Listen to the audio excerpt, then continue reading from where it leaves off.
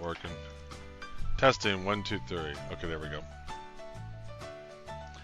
You know, you reboot your computer and you get audio problems. One day, computers are just going to work. One day. Let's turn this down. So, on the first Saturday in May, we do a different type of gaming. I know, I didn't want to reboot, and I rebooted. Welcome in, everybody.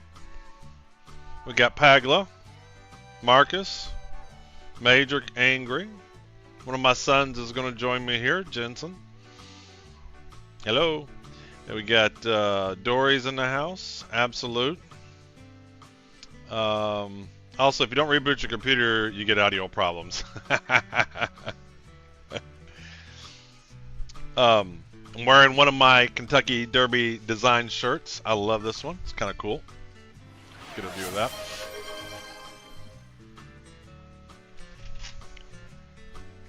Be wearing that today. That's on my shop. Let's see here, bring that up.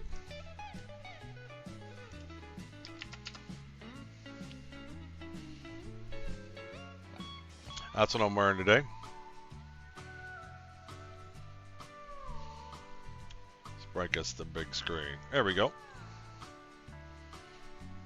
This is the more expensive version. I have another one. That's not as expensive. That one's made in the US. The only reason I'm wearing this one today is the only one I was going to have in time for the giveaway. And then I have another one that comes from China. Welcome in, Amon Ra. Welcome in, welcome in. This is the one I'm wearing. I need to fix my, you know what? No wonder. I don't have StreamerBot running. That's why none of the stuff was kicking off. I was going to start the giveaway and notice my StreamerBot's not running. Let's get StreamerBot going.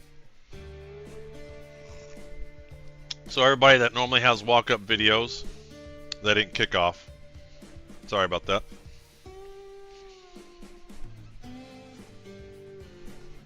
This was how you reboot and you don't have anything running that you normally have running. Looks like Expat just went live. There we go. StreamerBot's up. Just can't reboot. Alright, let's fix my what I'm wearing variable. Alright, that should be working now. That's right.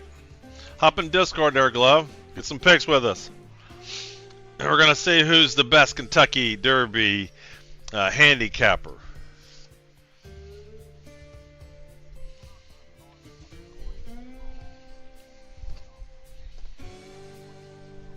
Yeah. Yeah. Alright, there. So that's my newly designed Kentucky Derby shirt. There we go. Now it's kicking in.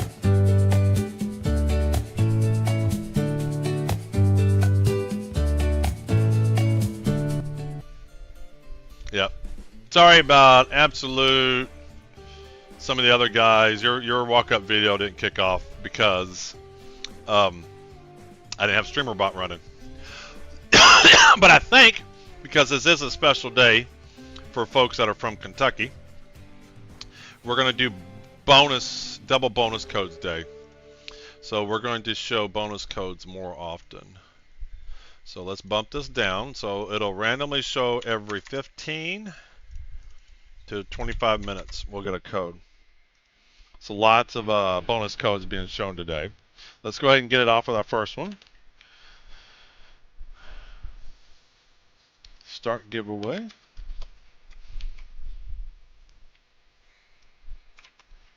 Get our first code off the board here. For those of you who don't know anything about horse race betting, today you're going to learn.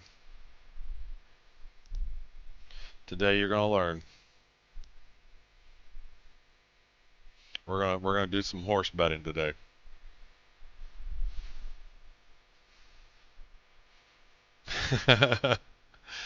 Well, you gotta. Yeah, that's because I didn't have StreamerBot. Actually, I think Absolute, if you say something now, it might work because it seemed to work for Glove OP. Interesting. Let's do a marbles. Let's get some codes away right off the bat. Oh goodness, get some audio feedback there, Holmes.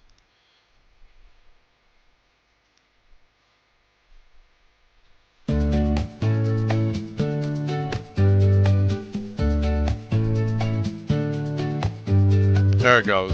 I suck at gambling. It's not gambling if you win. So there's gambling like, I don't know, going to the slot machines. It is gambling, but it's, well, there's knowledge that goes into it, right? It absolutely is gambling, but to me it's like when I play poker too. Is dependent upon what you know and how to pick horses, you know, you can lessen the percentage chance of losing. What's going on, Rocky? Yeah, you sound good. Alright, let's see here. So one of the things I do is I give away bonus codes throughout the stream. And what I normally do is I'll start off with a marbles game. And we give like the top 3 winner bonus codes, and it gives them entries into the giveaway. All right, we're gonna do top 3 again. And if you beat Attack Cat's record, then you get 2 bonus codes. Welcome in, Doc. Welcome in.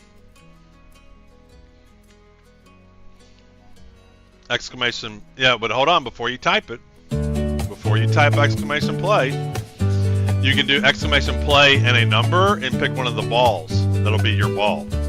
So if you do exclamation 10, you'll get this puppy dog looking ball.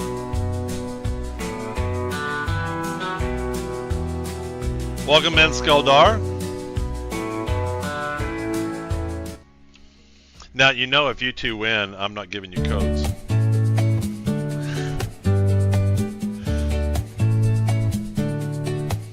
Who's that? 6? Welcome in, 6.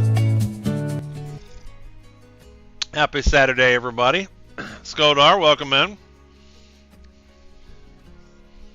Fellow streamer. I know he did some PAX Day, and just like everybody else, they're not playing much PAX Day, so he's on the greener pastures, I imagine. What games you playing these days, Skuldar? Oh, I gotta start this. There we go.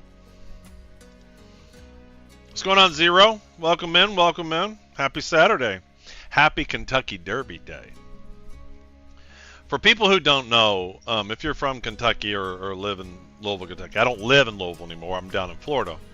The Derby is a big, big deal. It's a very big deal.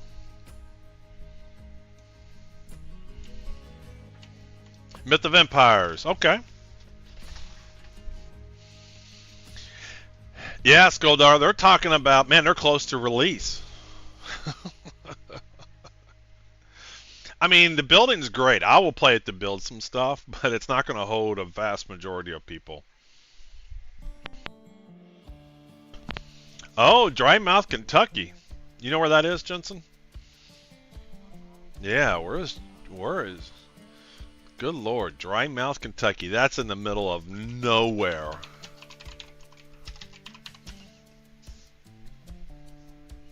I mean, that's the middle of nowhere.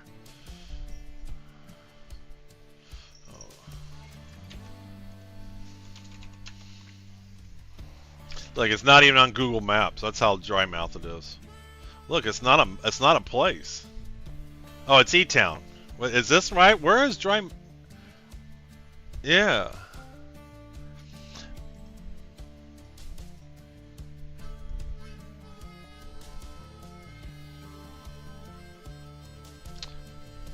You making up names there, Zero.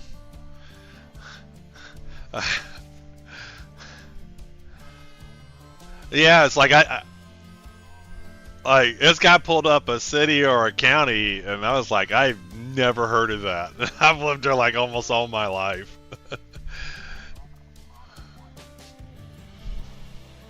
Bill is great indeed, yeah. He's like Petersburg or whatever in Family Guy, where he just came up with his own little place. All right, 20 seconds. Get in. We're gonna give 3 codes away. 3 codes are going to be on the board. Let's get the individual codes ready to hand out.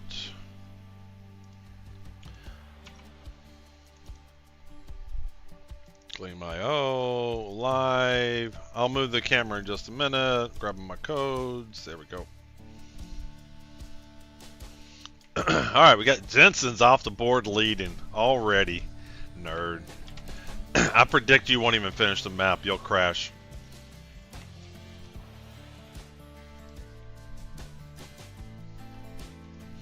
What's going in, Dr. Metropolis? Ecto, welcome in too. Oh, Dory's out ahead. Dory with the strong lead. Jensen trying to keep up. Skuldar right behind.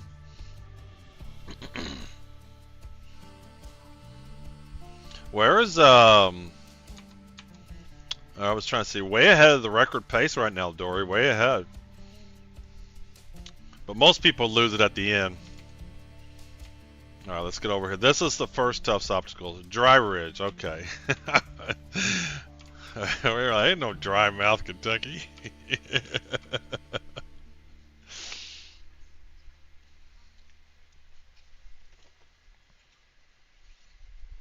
All right, Dory's still with the lead. Lots of people ahead of Attack Cat's pace. It looked like 3 people ahead. Yeah. Yeah, Florence, y'all. Yeah, there's a lot of counties in Kentucky that don't have alcohol. There's a lot of dry counties, which is just stupid, so backwater, but that's Kentucky. Rocky Raccoon.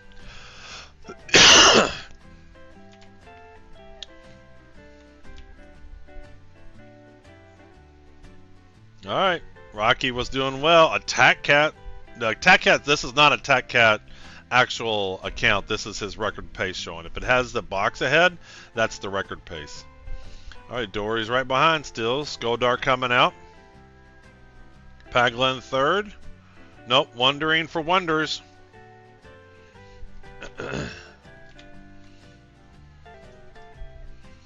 Yeah, Dory. Dory's still keeping the lead. Doesn't look like we're going to get a win. Skoldar coming in. Oh, somebody coming in hard. Jensen in second. Skoldar in second now. Rocket Raccoon third. Jensen's tripping up. All right, there goes Dory. Skoldar, Pagla. All right, we got two different paths here. Doesn't look like anybody's going to get a Tech Cax record this stream, though. Yeah, not beating the leaderboard. Yeah, you can all crash.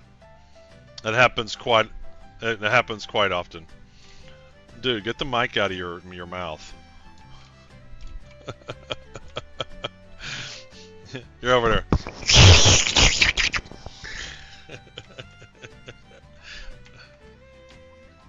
It's better now, but a minute when you were talking, it sounded like it was in your mouth. Oh, there goes Skoldar. See you later, alligator.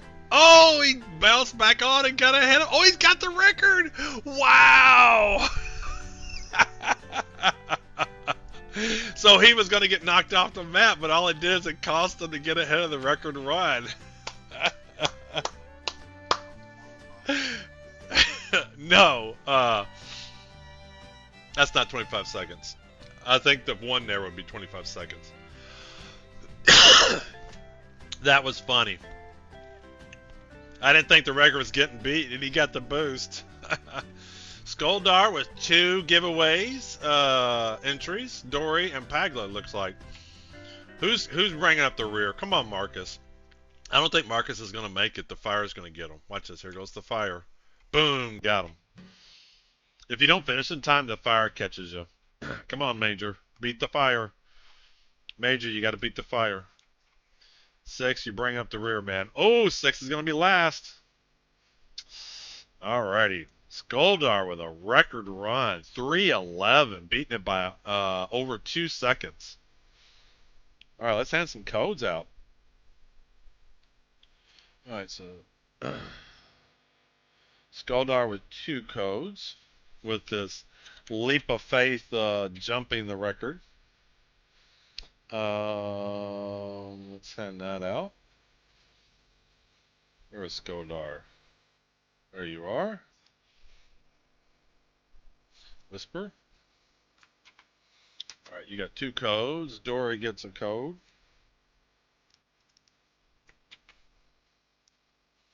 Where's Dory? There's Dory.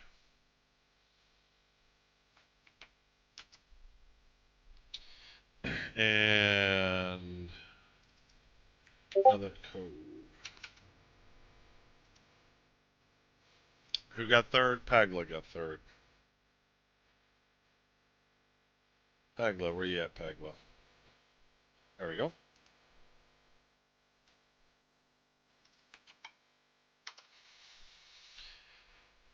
And what I also thought would be fun, we're gonna pick some horse racing, but I got some data to feed ChatGPT, so we're gonna see how he picks. I practiced yesterday with the Kentucky Oaks, and all ChatGPT does is he picks all the expert picks, so he doesn't really go out of his way to do anything crazy.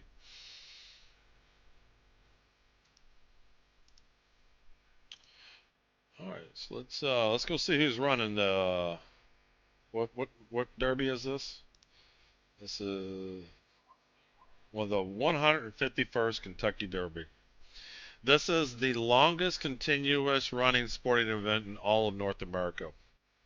They haven't missed for any reason whatsoever. Where's my browser? There you are. So if you do want to get in on some betting, you can sign up at twinspires.com and bet horses today. And my referral link is down below. Also, I'll put it here too. I need to put it here. Let me grab that. Oh shit, I lost my notes. Oh, I lost my notes. I don't know what my referral link is. I accidentally closed my notes out. Alright, let me grab my notes. I don't know where my notes are. Maybe under Open Observer 2025 notes. Alright, here we go. I should have made this command. So if you want to sign up to Twinspires, I'll get $10 and you'll get $10. Free $10. Even if you don't even bet a horse. Or what you could do is use the referral link, get your free $10, put it on the long shot for the Kentucky Derby, and then make a lot of money out of it. Yeah, it was just, yeah. One of the cool things about the Kentucky Derby is a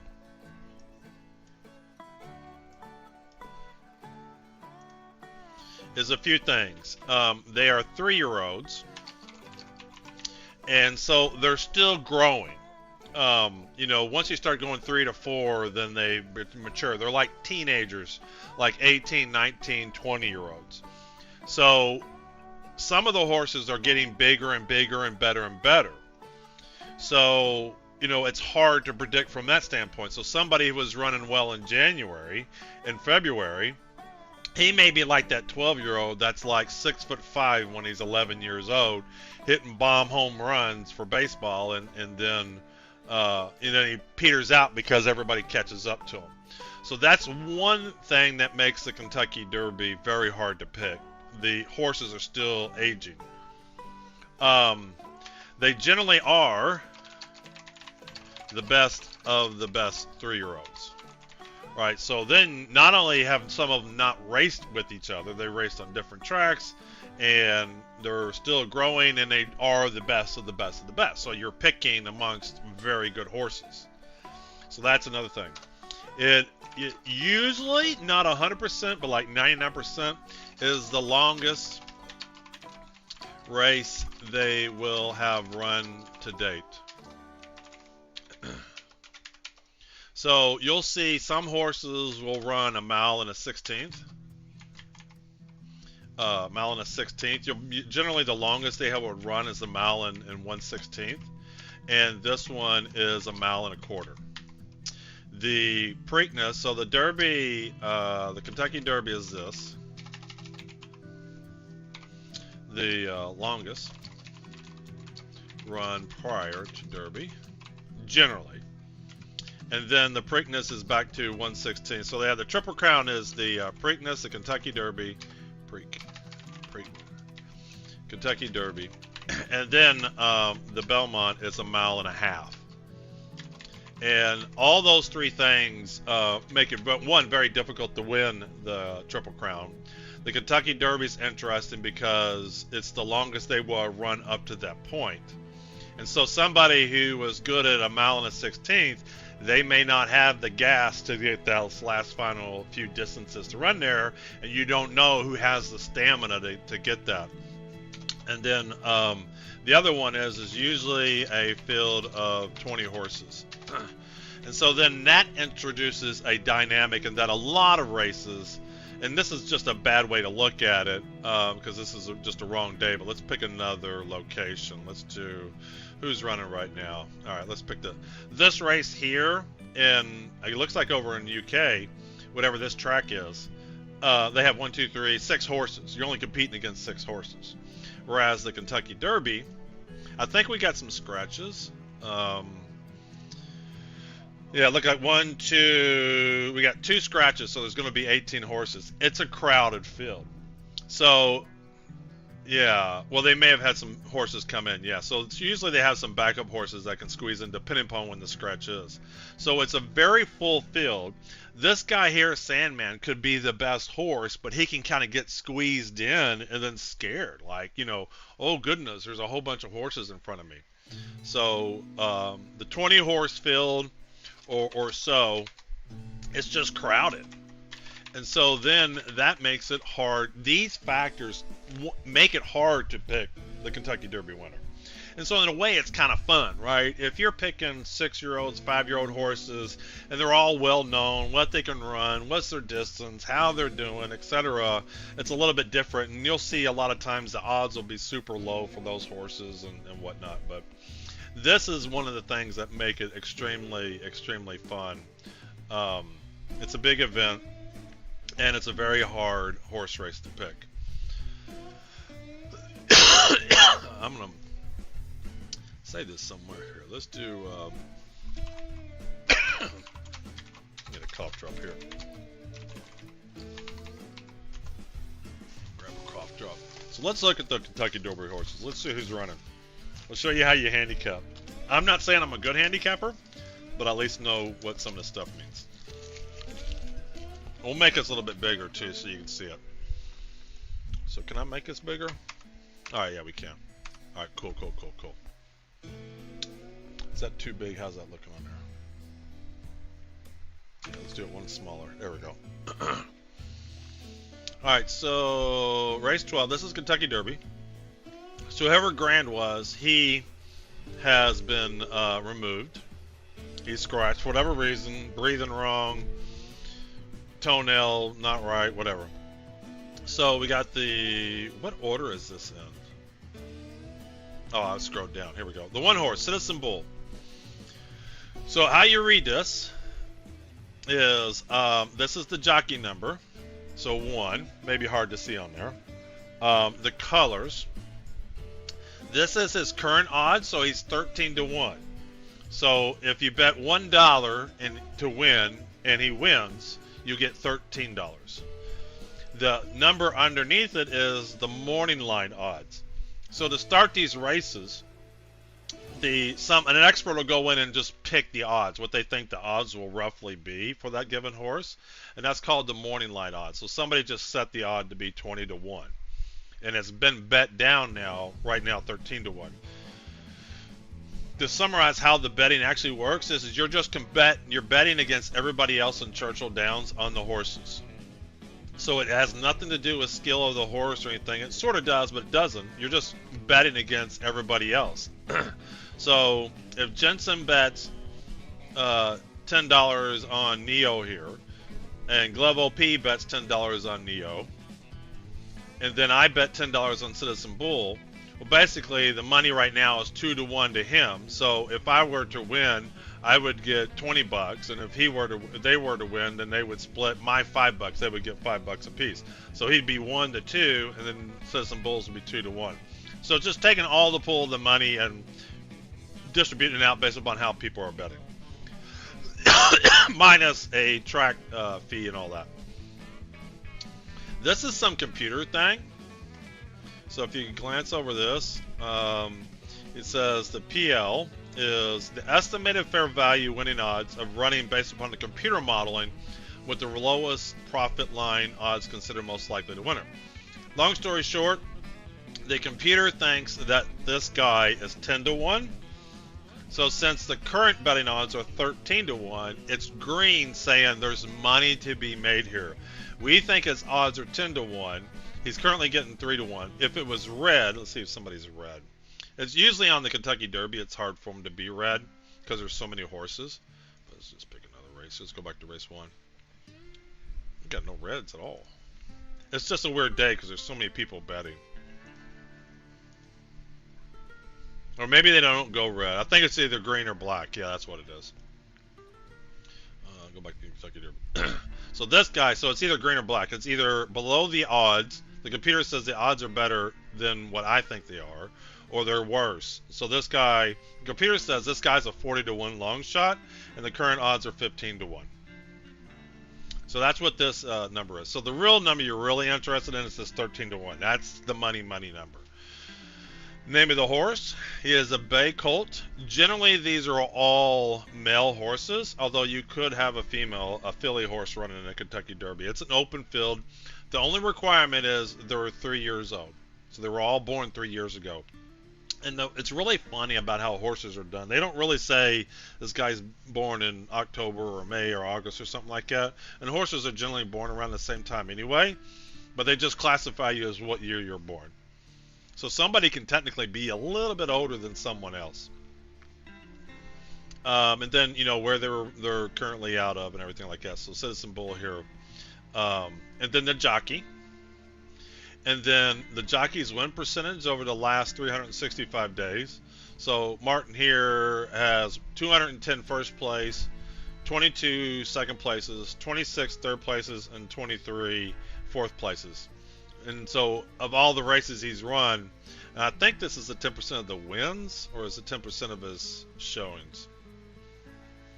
Win percentage, the jockey's it's win percentage. So this out of his 210, he's basically he's done 2,100 races or so around that. Then the horse that's actually being trained by Bob Baffert in the horse racing world is a big name. He's one of the best trainers out there. You can see his win percentage is 30%. That's really high. I think he might actually have the most Kentucky Derby winners. So his win percentage is 30%. This matters when picking horses. And then the sire and the dam. So the daddy was into mischief, and then the mama was no joke. Pedigree matters a lot with horses, right? And especially with something with the Kentucky Derby, what a lot of people look into is, since we haven't seen them run a mile and a quarter, do they have a history of their lineage of running long races and being able to keep the stamina up? People look at that, right? So if a horse has been fast for some, you know, mile races and stuff like that, and then his parents are all just fast horses for a mile, but they don't run well at a mile and a quarter, then they probably would be bet down a little bit. And in some cases, they actually, some of these trainers, Bob Baffert might have some, they'll purposely put one of their better horses in there, even though they know they probably aren't going to win the Kentucky Derby. But because they're super fast horses over short distances, I can't remember what Kentucky Derby this was, but this happened where I think it was D. Wayne Lucas put 3 horses in the Kentucky Derby, but one of the horses was a really fast horse over short distances. So what he wanted to have happen is he wanted that horse to take off, and a lot of the other horses follow that horse and keep pace with them, and then tire out. And so that's happened before. Yeah, go ahead. Y'all can chime in anytime you want.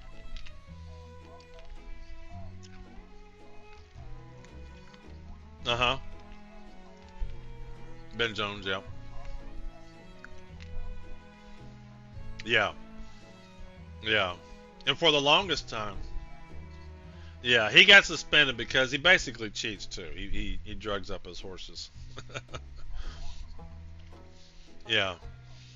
And then, well, yeah, you can see his win percentage is 30%. So 30%, 24, 26, 9. This guy, so someone's bringing a horse over from Japan. So this is always an interesting wild card.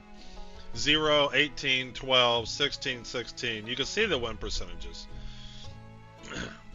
Just he's way high. So this guy, I'll probably throw some money on Citizen Bull because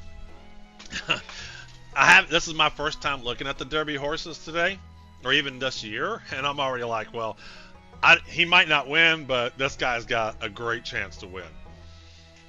And one of the things is he's on the rail, so he's going to be on the inside, and if he gets out too slow, then what happens is he can kind of get pinned and hard to navigate the traffic. Again, this is where the heavy field comes in. But if he can shoot out a little bit and get ahead of the crowd, he'll actually have the shortest distance of all the horses to run. Now, out of a mile and a quarter, it's not as big a deal, but it can factor in when it's, you know, coming down to a nose, how far someone's had to run to win the race. Because if you stay on the outside as you're going around the tracks, you actually run a little bit longer distance. So, you know, right off the bat, I'm liking Citizen Bull. Then you can click on the horse and get some more details, right? And then you can click on the jockey and get details on him. And you click on the trainer, get some details on him. We probably won't be getting into the jockey a little bit unless something looks kind of weird, like we don't know much about them. The jockeys are a lot more known factor. If you're into horse racing and you're gonna know the jockeys and the trainers a lot more. The horses come and go, right? Especially, you know, the 3-year-olds. It's a new crop every year, right? You haven't really seen them.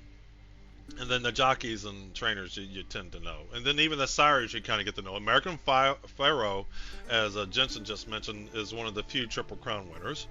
So he's got a very good horse that has proven to be a horse that can run the long distance. So this, and that you can see the morning line odds for this horse is 15. The computer thinks he's 50 to 1. Because of this name, everybody's betting on him, which is why his odds are currently 9 to 1. Because they just see American Pharaoh and they go, oh, I put money on him. But, you know, as my two sons, you know, on here, you know, just because the dad is very athletic doesn't mean the sons are athletic. You know what I'm saying?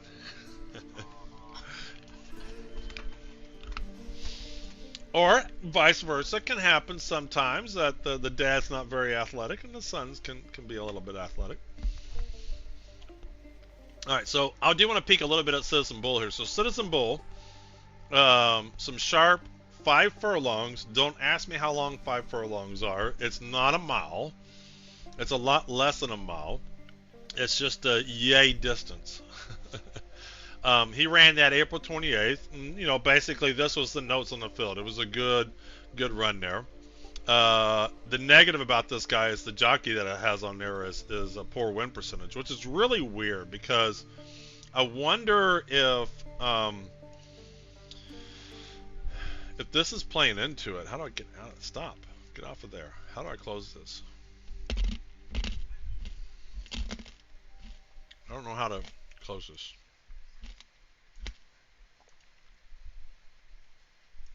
Oh, I clicked on names. There we go. That's the only negative I'm seeing with the Citizen Bull is the jockey. I don't know what's up with this guy, but what's really weird is Bob Baffert can always get good jockeys. So maybe this is something to do with the suspension that he had for cheating. And you know, a jockey, if he does a poor run, doesn't know when to hold the horse back or to have him shoot ahead, can make all the distance, make it all matter. And what's up with this guy? This is like a known guy. This must be broken. This is like a known jockey. So he has, for his lifetime, he has 6 races. He's won 4 of them. You're going to see a lot of, this is one reason why the Derby is hard to win. You're going to see a lot of horses that are like this, or they're just good winners. Well, that's why they're in the Kentucky Derby. So he's got 4 wins, no second places. So first, second, and third is win, place, and show.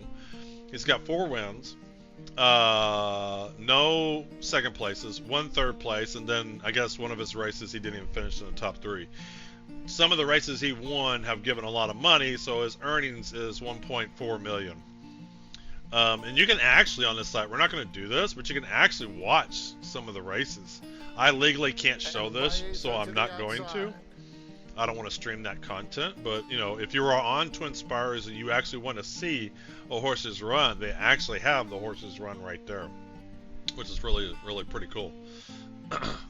So looks like the Santa Ida is a big time race. You can see it's a mile and an eighth, so not quite a mile and a sixth. It's a little bit longer than a mile and a 16th. So he's actually run a little bit longer than some of the other horses probably. And did he win? Hold on. Finish. He finished 4th. So I think this is probably why he isn't a huge favorite, because he was a winning. This was the stakes race. I don't know which race this was. What race was this? This is the park. It doesn't say the race. And he probably, the winner of this race is probably in the Kentucky Derby. But he just finished 4th. So that's his stats. Then let's just kind of go through them. So Neo here is Luis Saez, which doesn't look like we have stats on him. I don't know this trainer, but he's got a 24% win percentage. And out on Neolithic and Bode Birdie, I'm not real familiar with those guys. But as you can see, the computer kind of likes him a little bit based upon his current odds. Does he have any wins? Yeah, he's raced 7 times. He's got 2 wins, 2 second places, and 2 thirds. Now, it matters when it is. Like I said, these horses are growing up, right? So if he didn't win at all as a 4-year-old, and then all of a sudden as a 3-year-old he's starting to win, then that's something to consider. Is like, ooh, he's getting bigger, getting stronger, getting faster, and so forth. But seems to be a good horse that maybe based upon his races, he's good, but maybe not as good as some of the best, or he hasn't reached his potential yet. Final Gambit is jockeys Luan Machado, and Brad Cott's a very big name in the training field. And then he's out of Not This Time. Yeah, he just won the. Oh yeah, he did. So this guy was the trainer of the Kentucky Oaks. So the Kentucky Derby is for all 3-year-olds. You have to qualify for a certain number of earnings, and that's on the first Saturday of May. And then the day before, the Friday, is the Kentucky Oaks, and that is only for fillies. The fillies can run in the Kentucky Derby, but generally they stay and they run the Oaks. This trainer had the winner of the Kentucky Oaks yesterday. What was the name of it? Cheer something, or it was like Cheer something. But he had the winner of the Kentucky Oaks yesterday. So Final Gambit is 15 to 1 now. Computer thinks he's 4 to 1. Good Cheer thinks he's 40 to 1, and his morning line odds are 30 to 1. I want to set some alarms because I do want to bet on the races. So the first race is at 11 o'clock. So what we're going to do, so I want to go ahead and I want to pick a horse for, what time is it, 10:20? We'll jump over to race 1 at 10:38. And then we'll do some looking at that. The first race post time is at 1 o'clock, or 11 o'clock. So race 1 is a maiden special weight. Why don't we go ahead and just drop into this, and then we come back to the Derby horses. So this one is for 3-year-olds plus. So you have to be at least 3-year-olds, but you can be 4, you can be 5, and so in this case you're going to see ages. Like this guy's 4 years old, 3 years old. But here's the big deal here. This is a maiden race. What this means is none of the horses in this race haven't won a race. So the idea behind this is you don't need to run with the people that have won races. Let's get the people who haven't won yet and put them together. And I did want to do a little chat GPT. So what we're going to do is we're going to bring, actually I think I already have them up. Let's bring them up. There he is. So I got my chat GPT ready. I'm going to get my prompt. What I've done is, all right, we'll keep that. Let me get my prompt ready. Grab my prompt. Where are my prompts? There they are. Let's see here.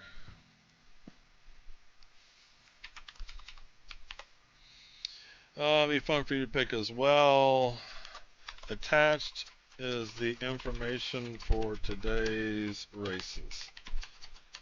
Can you give me your picks for race 1? Alright, so what I have here ready for you, for everybody, let's go see here. So documents. I'll show you what I'm going to feed ChatGPT. So what I have is, 2025. This is just the raw information. So basically the information we've been looking at. It's just in a PDF form. We'll zoom this in. So it's not on a website, just a PDF. So it has basically the same information, right? These are the expert picks, or based upon whatever. This is the horses, the owner, colors, all the detailed stuff that we're looking at in a very abbreviated, concise form. It actually conveys like a ton of information. You know, Malina 16, 3-year-olds and up, maiden. This is $120,000 purse, etc., and so forth. So all this is just the technical details, right? And it has the races. So this horse here, what races he's run, or whatever. So I'm gonna feed it this page. So let's drop this in.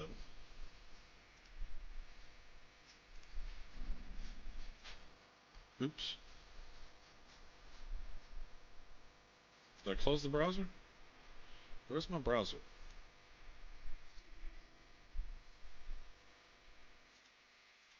I must have closed the browser. We'll have to open ChatGPT up again. Alright, I must have accidentally closed it. So I got my prompt ready. So I have a lot of my prompts that start out with stuff like I'm a streamer, I do this and that, blah blah blah, and I'm telling it basically I want to pick. I'm going to make my picks on stream for today's Kentucky Derby races. Then it'd be fun as you picked as well. All right. So then I'm going to feed it this document. And then this one is an interesting one. So this one's a handicap sheet. This one's a nice one. Like you take it to, Churchill Downs back in the day when we didn't have computers and phones. But it's a very concise summary of the horses. Next code. Some things to like with the first look close. Looks to rebound off a disappointing performance. Could be ready. Like a little bit of some notes and some speed information, etc. So forth and so on. Right? It's got details about it. So we're going to feed it this. So we're going to feed it both these two documents. And then I'm going to be doing this. This is race 1.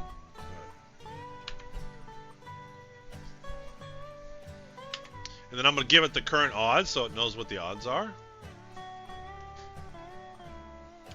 Print screen. Rectangle. So not everything's in there. So I'm going to paste that. Why is that not pasting?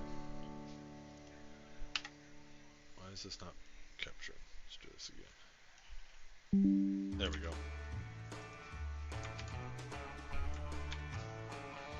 Why are you not pasting? This was working all day yesterday. I was just pasting these right in. Yeah, it's there. Edit. That's going to be a pain in the ass if I have to save it.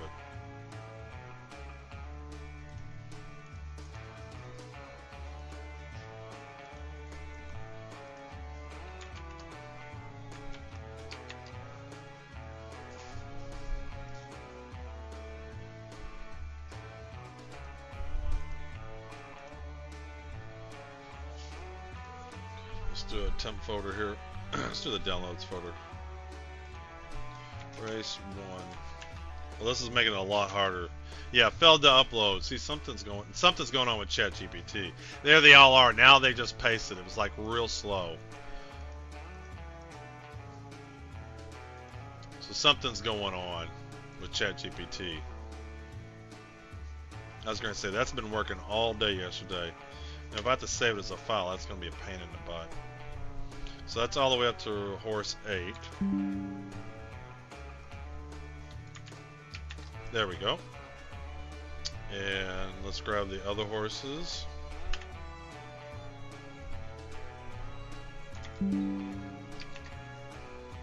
Alright. So I didn't give it one document. One of the documents I didn't like. It's probably too large.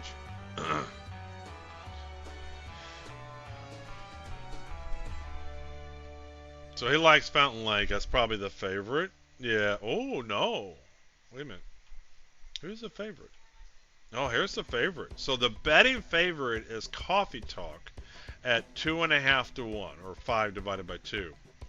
Whereas the expert's pick seems to be Fountain Lake for whatever reason. He'll say why. I wonder why he'll say. Expert's top picks, attractive odds, solid pedigree, with improbable as sire. So he's looking into some details here. Then Coffee Talk. So this is the favorite. Good odds, strong jockey trainer combo, excellent pedigree. And then third, he likes this one, expert's second pick, competitive odds, strong connections. And then high odds with a top jockey aboard, so this is always good. It's got its winning percentage in there. Intriguing pedigree with arrogant as sire. So, would you recommend any exacta or trifecta combinations? What a lot of people like to do, and I'll explain what these bets are, is this is a good way to just bet a little bit of money with potential of winning a decent amount of money, right? And I'll show you what these bets are. So that's who he likes, right? 3, 11, 8, 10. So 3, he took 10 out of the equation, says do an exacta box with those. So who did he took 10 out? Oh, he's taking 10 out of it. And then exacta straight. And then trifecta 3, 8, 11. What I like to do though is I like to get a long shot in there, because if I'm going to win, I want to get a long shot. So we're going to include this 10 guy in there. So he likes 11, 8, 10, sorry, 3, 11, 8, and 10. And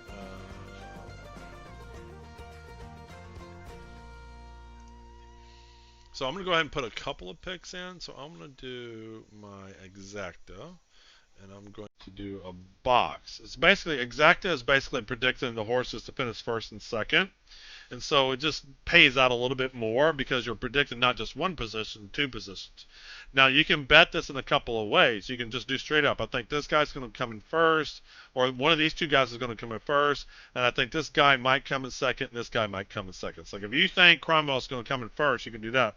So this is how many combinations? So $3. So $1. There's 3 combinations of this. This is him with him with him, and then him with him. So there's 3 combinations, right? So you can pick it this way, or you can do what's called a box, and all it does is you just pick the horses, and it does every single combination, right? So if you do 2 horses, that's 2 combinations. So there's the 2 horse coming in first, and the 3 horse coming in second, and then there's the 3 horse coming in first, and 2 horse coming in second. So for a $1 bet, that would be a $2 bet, because it's basically 2 combinations you're betting. I hate picking like this. I hate doing this kind of scenario because if Sturdy does come in first, one is probably going to pay out more, and that's if this guy was the favorite. And it just annoys the crap out of me. It's like these are the horses I like in this combination. Give me all combinations of the horses, regardless of how they finish. Obviously, it takes more combinations, so it costs more for the ticket. I just hate having to worry about it. So I personally almost always do a box. And so what did ChatGPT say? He was like in 3, 11, 8, 10. I think I'm going to do that. So 3, 8, 10, and 11. So yeah, we got Coffee Talk here. Chillax has got some pretty good odds. He's 4-1. Computer thinks he's 4.5 to 1, so it's actually being bet down from it. Junior Alvarado is a good jockey. Looks like the track is getting away from him though. Next gate, and this guy here. Why do we like him? Oh, he's the long. Wait a minute. The computer thinks he's 30-1. Or somebody knows something. There's something going on about this guy. And then Fountain Lake. Kicking gear clear. Yeah, so let's go ahead and do that. Let's do. I like to win some money, so we're gonna do a $60 bet exact on all those. The size of this horse, if the 2 favorites come in, this ticket will actually only make money if they come in. But if like this long shot comes in, this will pay out a decent amount. So I'm gonna do that. Who do y'all like in this race? Do you want to look? Do y'all have Twin Spires pulled up or anything? Y'all there? Did I lose you? Hello. Well, once I'll take a little bit. Who you like?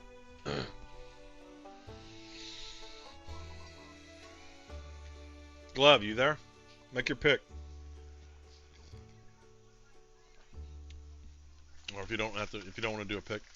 So then, those are the one types of bets I like to make, are some exactas and trifectas. I'm gonna do the same bet, but as a trifecta. There'll be less tickets, so it won't be as expensive. So what was it? 3,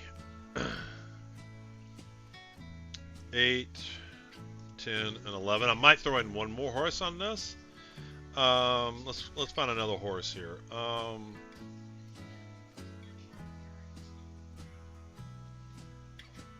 Bourbon Society, Coffee Talk, Chillax. What is up with this Chillax?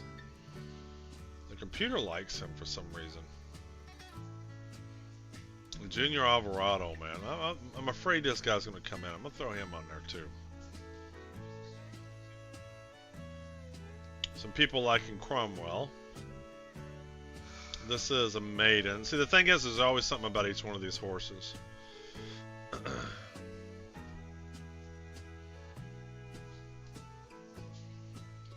We'll do a 50 cents trifecta box. Never bet on horses before, maybe today. Well, again, 0. If you follow my referral link, I'll put it in the YouTube.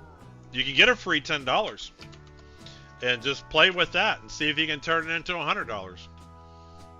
Let me put that in there. I should have that going.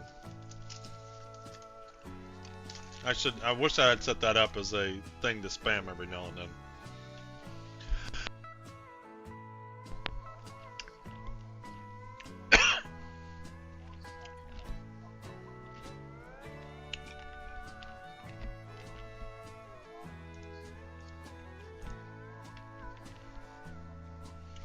I'll place your bet for you. What do you want, man? Oh, you all right.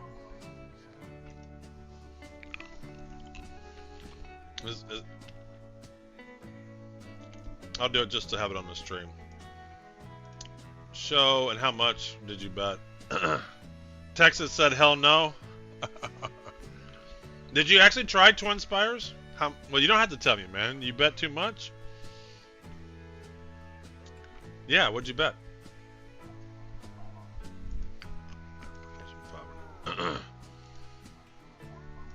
Yeah, no, I want to put your bet in there just so I can kind of see it and kind of keep track of it a little bit. Gloves. Right, who do you like? What do you mean you're doing the same thing? Well, but who'd you pick? That is so fucking lame.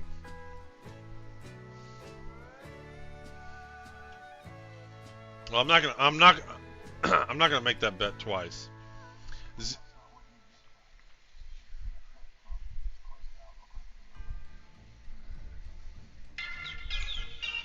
All right, 10 minutes. No, not 10 minutes. And then I usually like to take a horse that I think is going to do well. So going back to ChatGPT, there was some interesting things. One of the things I do like about ChatGPT is it kind of summarizes some information for you, though. And then you can even ask it some questions and stuff. Like yesterday for the Kentucky Oaks, it actually poured, and then the track turned into a muddy track. And I said, who of the horses have pedigrees or past experience of running on muddy tracks? So he likes Fountain Lake at 13-1. I think what I'm going to do, because it's actually dropping quite a bit, I'm going to do $10 across the board. So the way this works is I'm betting that a $10 ticket to win, a $10 ticket to place, and a $10 ticket to show, which is first, second, and third. So if he finishes in first, 3 of the tickets will pay out. If he becomes a second, 2 of the tickets will pay out. And if he becomes a third, 1 of the tickets will pay out. At $10, if his odds stay at 11-1, that would be a $110 payout. Just for the first place. The second and third would pay as well too. So since the computer's liking him, the expert's liking him, and his odds are high, I don't know why, but I'm going to do that. We'll come back to this. I can't show the actual race on here, so I'm going to just kind of after it runs, then we'll discuss who won and what the payouts were and stuff like that. Let's go back to the Derby. Where were we at? Oh, ads are going. So anyway, I'm gonna take a break for just a second. So, so since ads are showing, this is what I do. I show old movies.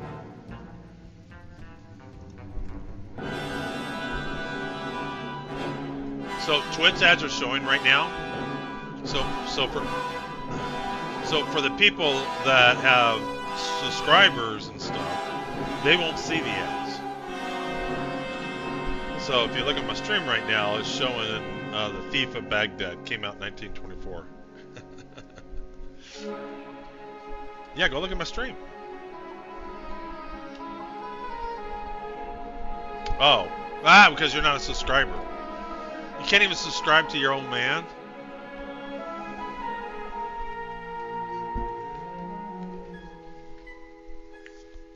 You don't have to. I think Jensen's a subscriber, or Glove LP's a subscriber. He uses his Prime. Do you have Prime? Yeah. No, just listen. Amazon Prime. Amazon owns Twitch. So if you have Amazon Prime, you have a Prime that you can give away to any streamer every month. You can do one sub every month.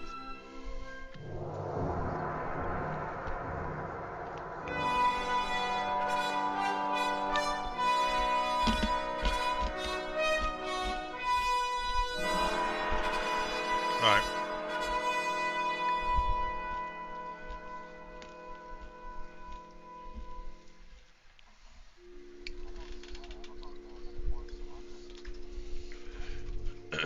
Are you? Okay.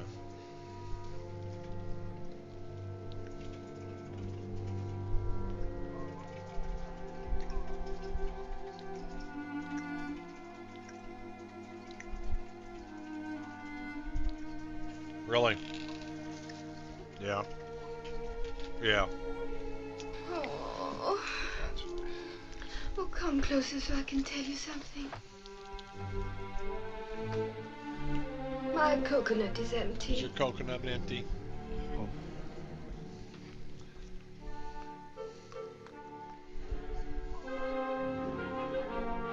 Yeah. Yeah, well, yeah. Yeah, all jockeys are real little.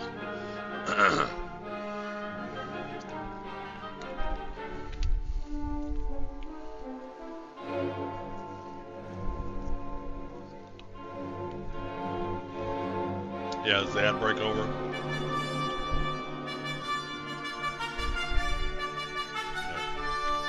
Alright, we're back from the Twitch ads. Welcome back. Alright, good. Alright, so we made our picks for the first race. We're going to go back to the Derby and start looking at those horses. So where we leave off at? We looked at Final Gambit. Yeah, we looked at him.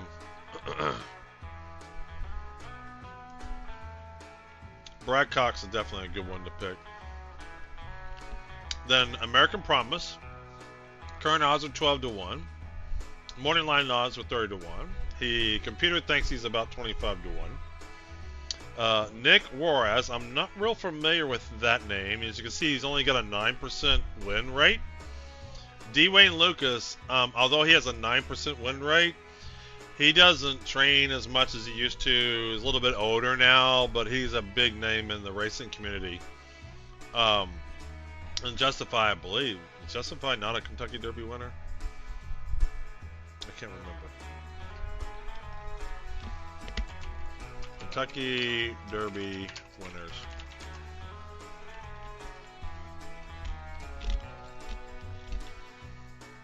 Yeah, Justify won the Kentucky Derby in 2018.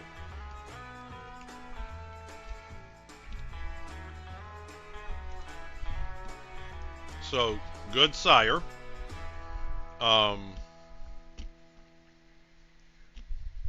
This is, again, this is the thing that sucks.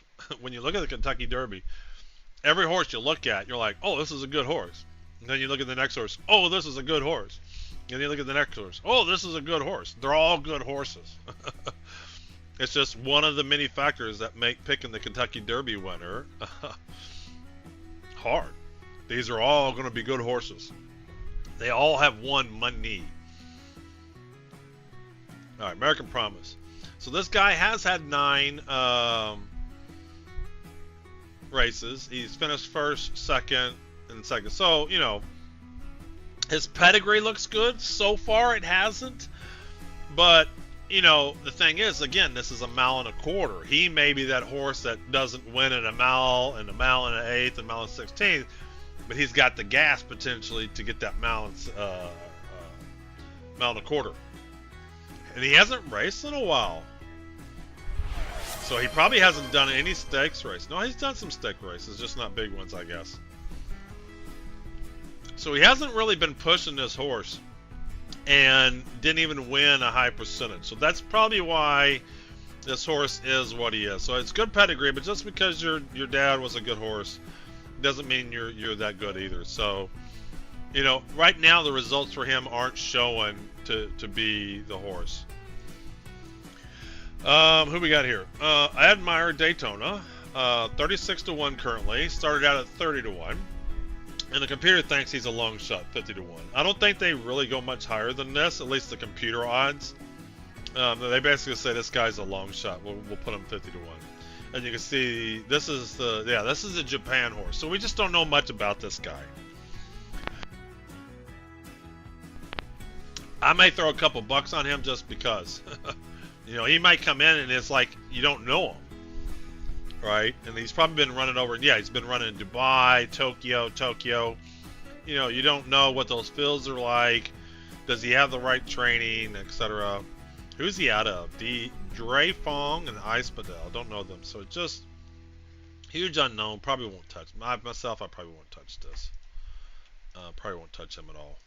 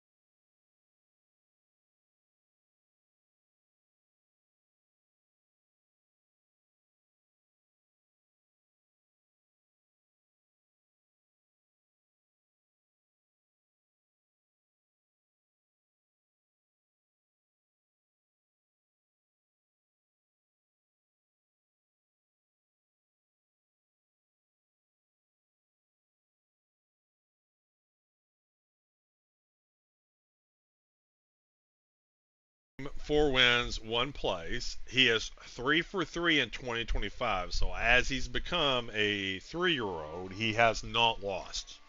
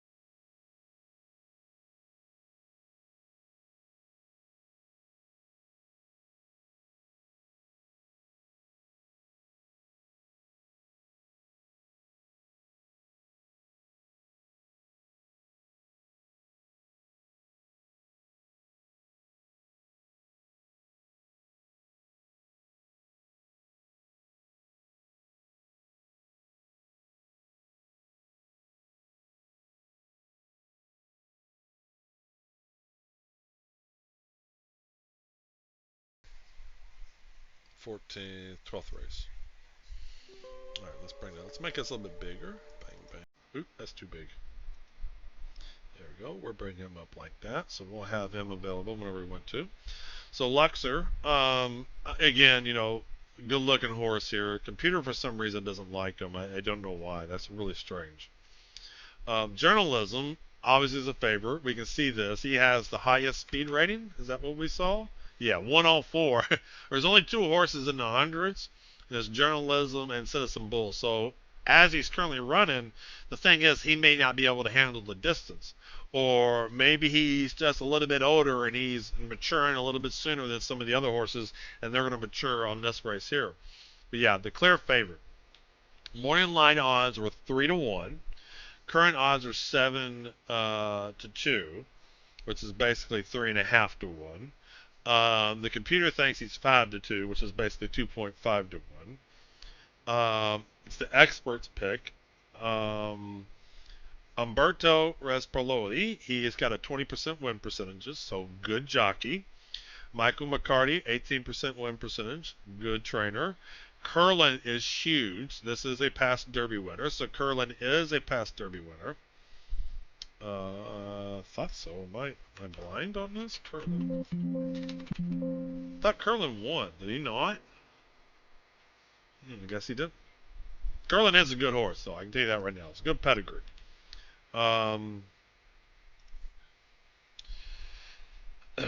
Ran a mile and an 18th. Came in first. Has 2 races this year, won both of them. So it's clear why he's a favorite. The thing is, the favorite doesn't necessarily always win the Kentucky Derby. I don't like betting the favorite because you don't win a lot of stuff. I think it's more likely somebody else's can do it because of all the reasons I said before. He's running against good horses too. The pace of the field could be a little bit different. They've never run this distance before. Some of the other horses may be maturing. So I tend to try to stay away from the absolute favorite. They do win from time to time. It happens. But I tend to stay away from the favorite. Even if he's going to win, I just stay away from him.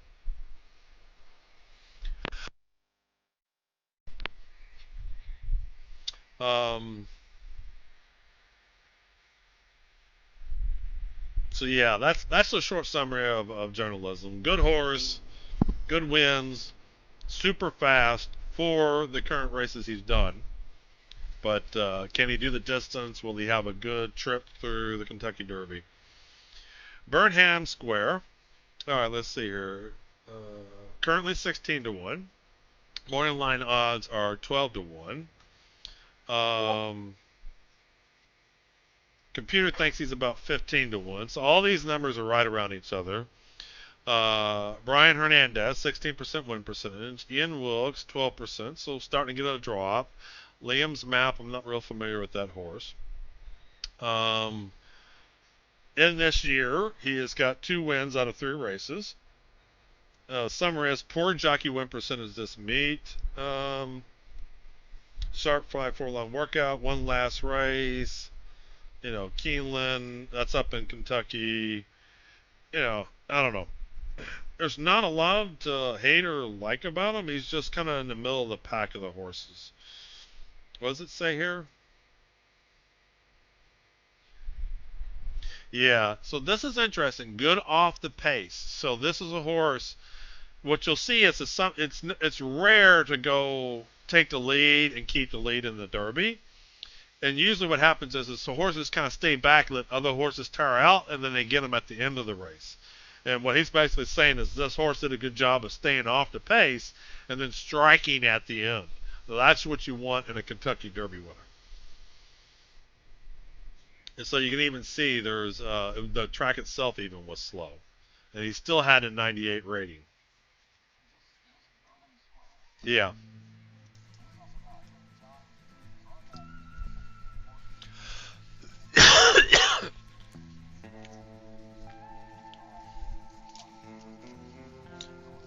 Yeah.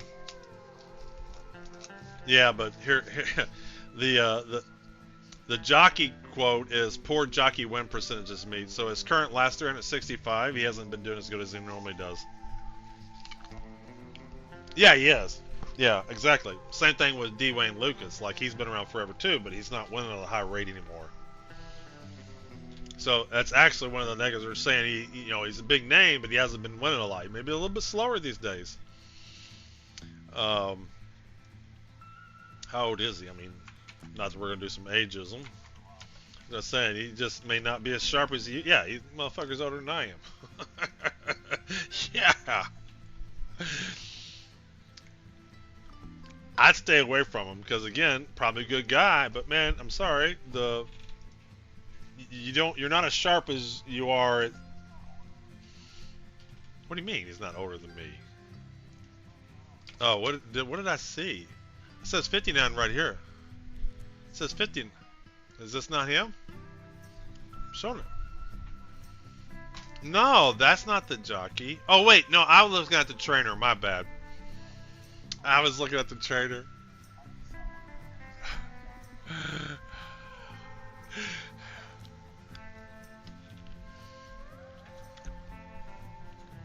Alright, never mind. That made it so easy. It's like, this motherfucker's got a dude riding older than I am. Yeah, I was gonna scratch that shit. Excuse me. Alright, we got 2 minutes in that first race here. Yeah, Brian Hernandez, I was thinking. I just saw this Ian Wilkes. I googled that name. Yeah, and he's the kind of horse that can sneak in. You know, he can sneak in because the last race wasn't a very difficult pace. You know, he may have more in his tank.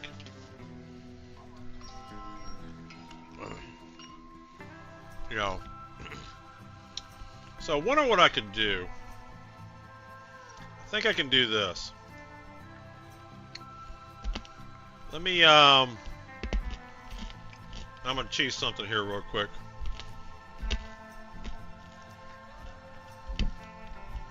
Let's grab one of my pictures.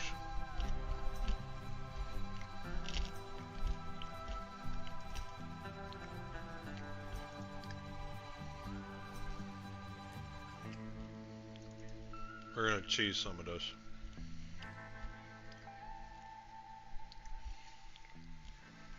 How am I gonna do this? Let's see here. Games. It is.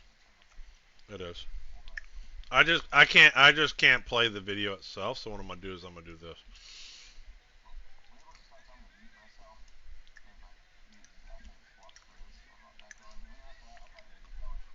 Yep, sounds good. Well, we gotta go through the horses here.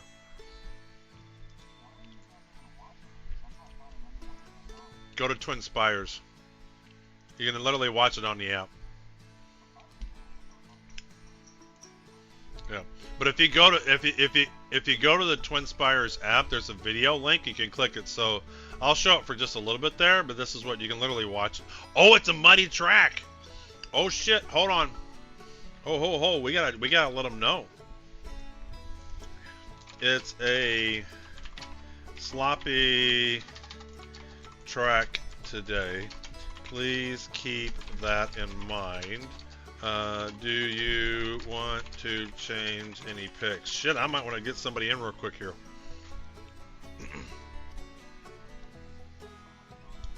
Well, that's what I'm saying. I want to see what he says. So Coffee Talk he likes a lot. Excellent wet track breeding. Saez is confident jockey under muddy conditions. Curlin's offsprings historically excel in off tracks. Yeah, so this is let me tell you what, there's on a Kentucky Derby day with a sloppy track, there is money to be made because you'll see so often the favorites don't come in.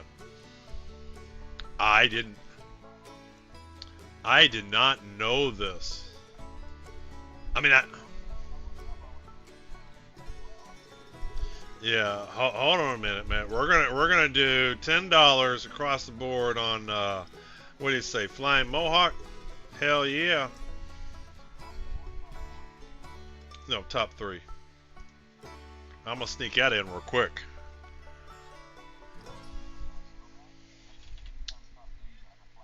A show bet, you get money if they come in third. Flying Mohawk, number 11. What did ChatGPT say? Yeah. Yeah, Coffee Talk. Yeah, I'm glad I pulled that video up. I was like, oh shit, it's a sloppy track. There's some money to be made today, boys. I love this.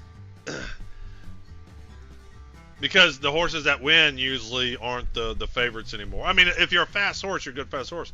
Not everybody runs the same on sloppy tracks.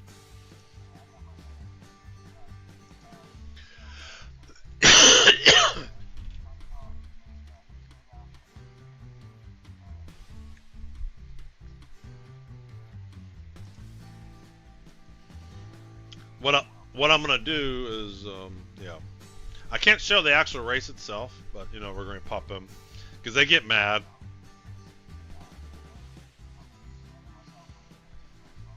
Yeah, and I actually want to watch it myself, so I'm pull up on my other monitor. And they're off. Can't say nothing. All right, come on, number 11. Daddy needs a new pair of shoes. So when you're watching any horse racing, you need to say stuff like that. But yeah, Jensen, you need to make your picks. Both of y'all need to make your picks before you go. All right. It's a long race too, I believe. So it'll take a couple minutes. Mile and an eighth, is that what it was? Mile and a quarter. So this is definitely be a couple minutes. So 2-minute race. Little horses are moving along. I can't tell you the positioning and stuff.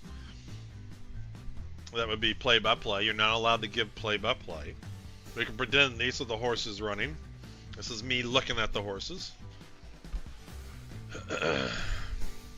My horse, or not the one horse we just talked about, though, he's not in the top 4, but these are long races. It's literally 2 minutes.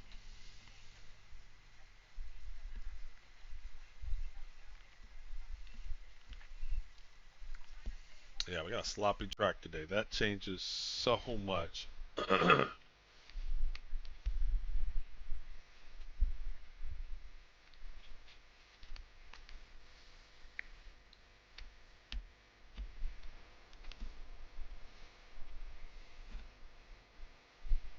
All right, we're coming down the stretch.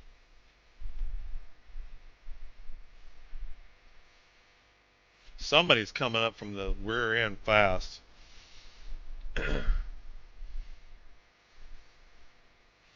Looks like 312 and something.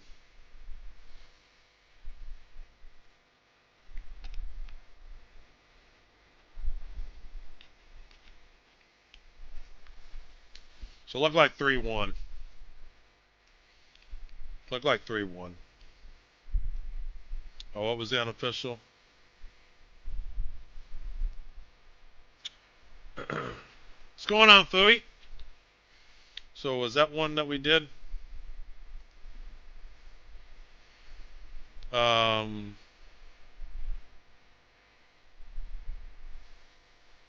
yeah, 3. 3 was one of the horses I did $10 across the board. So what was his odds? Yeah, we's already ahead. Huh? Here, bring your phone.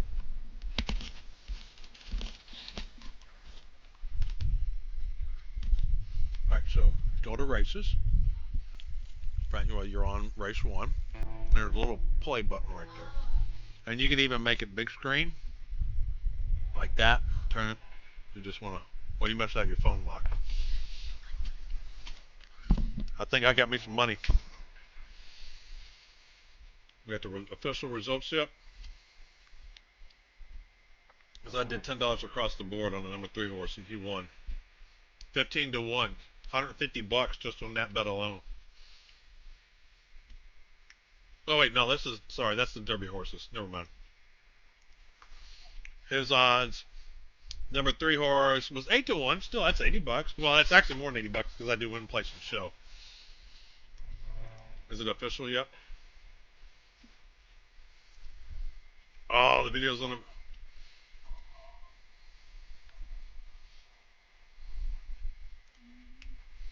What was the results? The results aren't ready yet.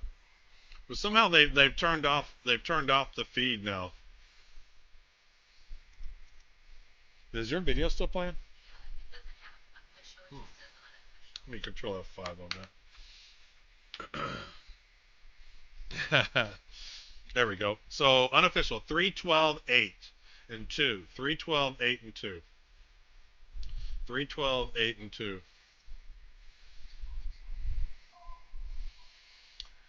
So I got winnings from that one. Oh,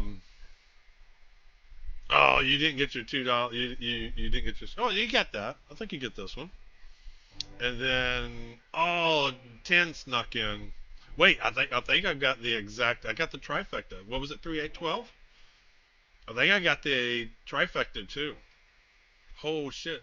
We're off to a good day. We're betting on house money now. Yes, sir.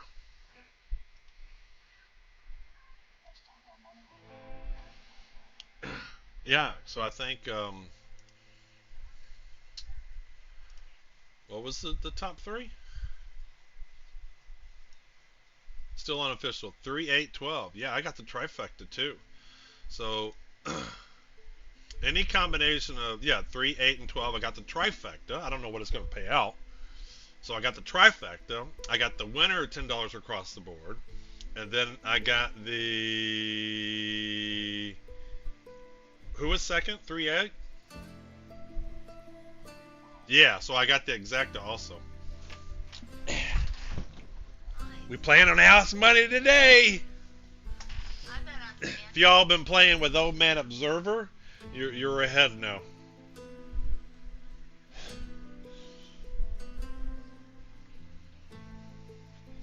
We're just waiting for the results to be final so we can see what our winnings be.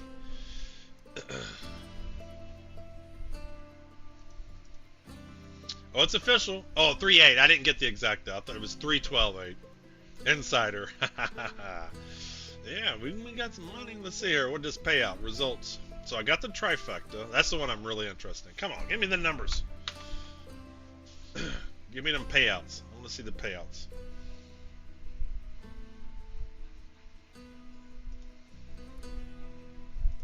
Those payouts. Yeah, so first place, 3 paid $19 for a $2 ticket, so 10 to 1 almost.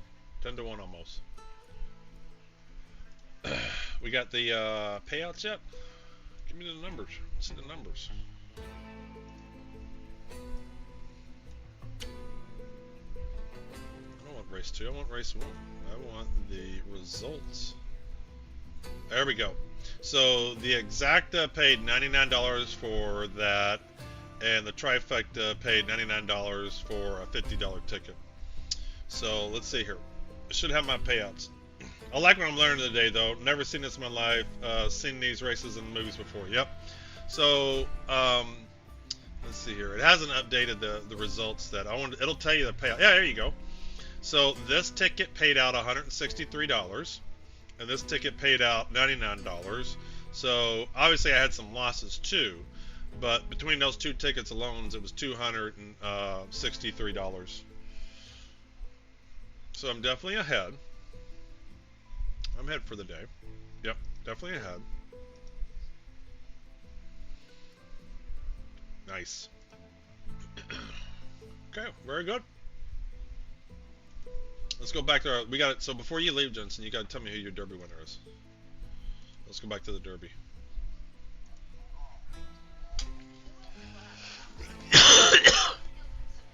All right. Let me. What time is race 2? Race 2 is in 21 minutes to post. So let me. Let's go ahead and get our second race in then. 21 minutes. Let me set a timer so I don't miss it. Let's do a timer for 19 minutes. Okay, so 21 minutes to post. So this means 21 minutes to post. That means when the horses go into the starting gate for the next race. And for the Kentucky Derby, the first few races are pretty close to each other. They're pretty tight, but then they start spacing them out. And then eventually they become almost an hour apart from each other. And then the Kentucky Derby, I think, launches off around, this is Eastern time. Yeah, 7 o'clock. Used to be 5 o'clock back in the day, and they kept pushing it and pushing it and pushing it and pushing it. I would tell you this: going to Louisville, Kentucky for the Kentucky Derby should be something to put on your bucket list. It's a cool experience. It's a very cool experience. Yeah, yeah, yeah. Jordan and I have done that. We did the Papa John 10 mile and some other ones, and we ran through all that. Yeah.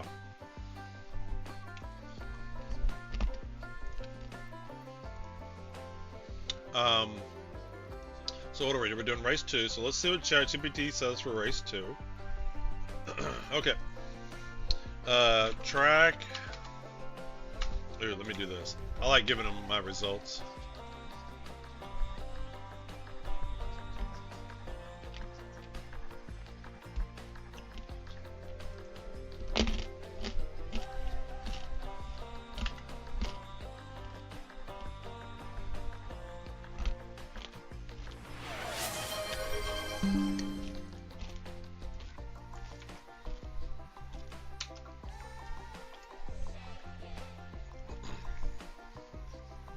That's right.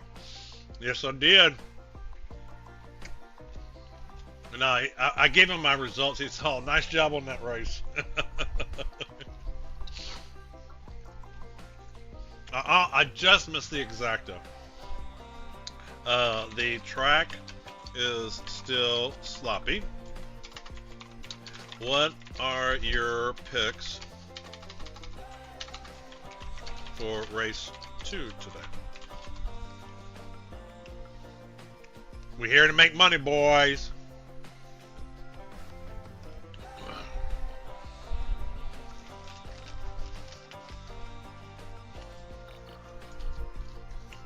Just you might not leave anywhere if you keep making money with ChatGPT.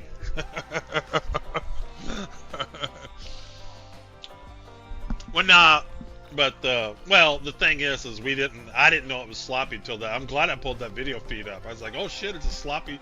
The really weird thing is I'm in Florida, right?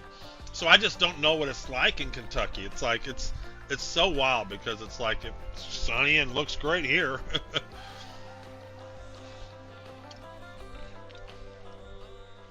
Yeah. Yeah. Like, don't bring crazy. Scratch previously due to being unsound, but often horses returning after careful management show improved form, especially on off track. Likely to offer value and prepared cautiously for return. Interesting. Desert. Yeah. Well, that's what I'm saying. You know, it's like you put $10 across the board on them, and they come even in second. It pays out. Desert Raspberry, typically consistent and bred to handle sloppy conditions effectively. And then Barbratina, competitive recent performances and should handle sloppy surfaces. Exotic bedding recommendations. Don't bring crazy, Desert Philosophy and Barbratina. Trifecta, alright. Long shot play, don't bring crazy. So I'm going to bring him over here just so I can see him. Bring my twin spires back up. Let's set Churchill Downs. So he's like, I want to look at him. Don't bring crazy. 12-1. And Desert Raspity. 24-1. Holy shit. See, what I do is I'll mix a trifecta with these longer horses in with some of the favorites, and then if those long shots come in, you're talking big payout. And then Barb.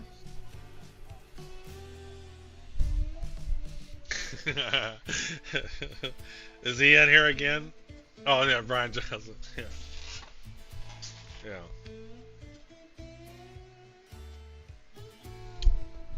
Although, hold on, I want to say something.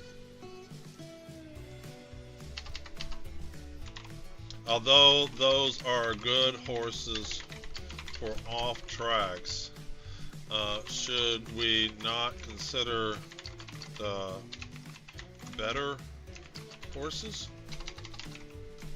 as well?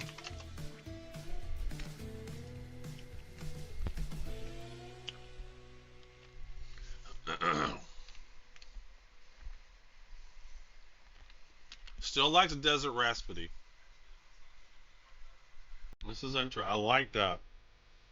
He brought up Bar Bratina a little bit. Drop down, don't bring crazy.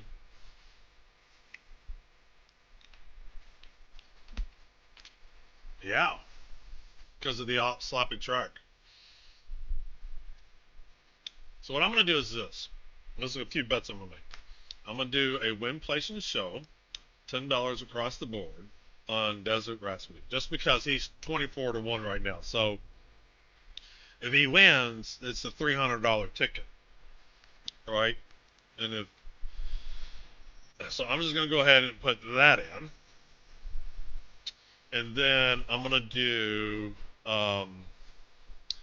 might do a so an exacta is the first two positions, a trifecta is the first three positions, a superfecta is the first four positions. So I think I'm going to do a superfecta box of all these off horses: Desert Raspidi, Bar Bratina, Don't Bring Crazy. I'm going to throw in the favorites.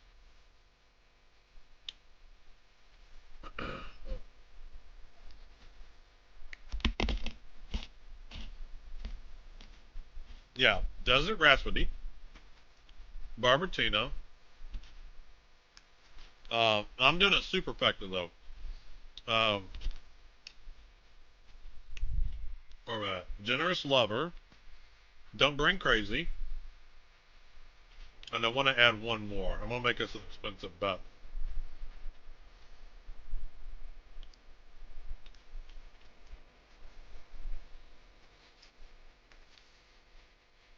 He likes...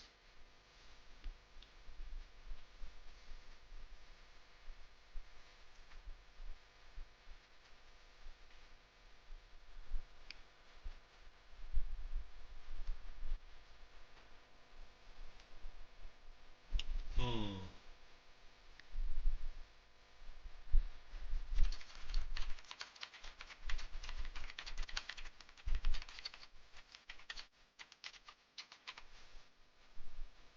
Sorry. Correct in ChatGPT. You mentioned another horse, Candy Lady, but they're not running this race that I can see.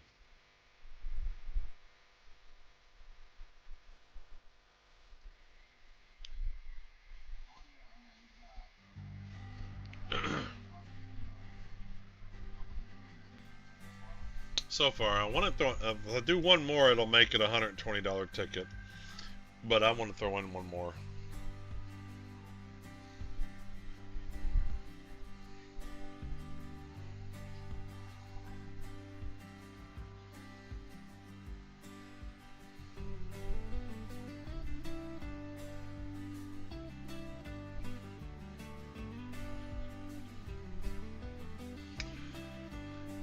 I do want to throw somebody else in here. So let's look at percentages. Who are the good jockeys I haven't picked yet? I could do Brian Hernandez, the old guy. This guy here has got a 23% win percent. Yeah, I got to throw this guy in. Normandy Queen.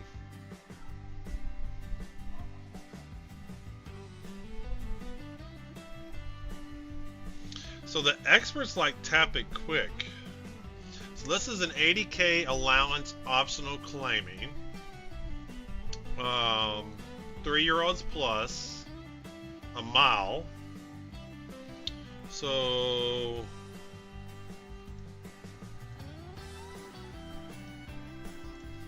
isn't Tap It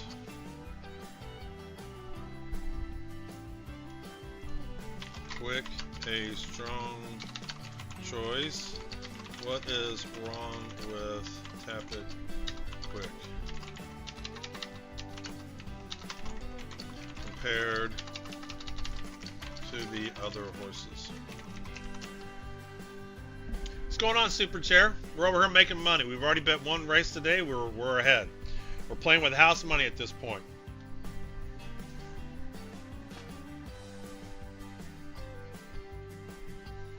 What's going on, JT?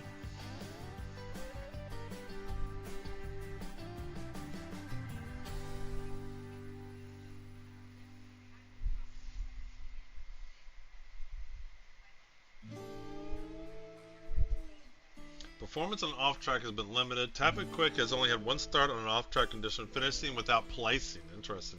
Off-track rate is 74, below Tap It's typical standards for fast tracks. So that's just it. I might stay away from Tap It.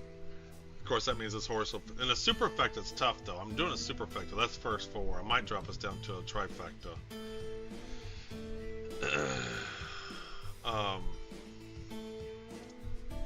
The trainer Delister has been relatively cold, and jockey Brian Hernandez has not success in recent starts from the last three. Given the wet conditions today, I favored horses with proven strong reg. Well, there you go.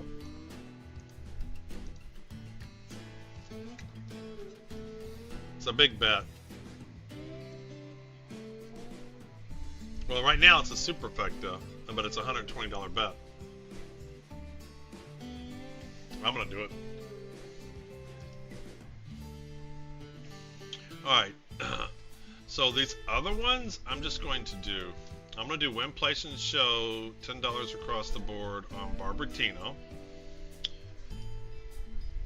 And then I'm gonna do $10 across the board on, who did I already do? I've already done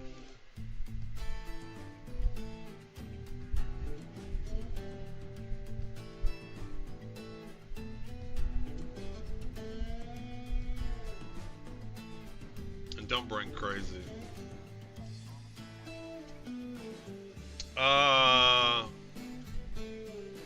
He didn't bring it up. I think he was just looking more on sloppy horses. And to me, I don't necessarily. I mean, it's a good. I mean, I threw him into my superfecta.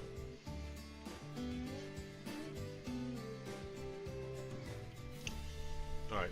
So what I did is, again, Normandy Queen could win, Generous Lover could win. But I did $10 across the board against the three horses that have history with sloppy tracks and pedigree for it. So even if they don't win, they come in second, third because their odds are high. This should be a good payout. And then I did the superfecta with the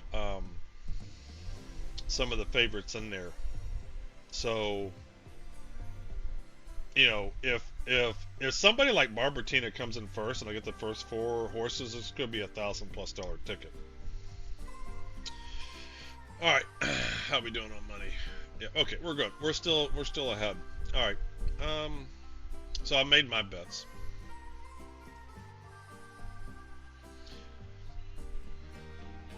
Let's see here. Yes, this is real money. Twinspires.com. You can use my referral link to get a free $10 too. So what I'm gonna do, guys, I think I'm gonna post my bets into Discord. Anybody can see them.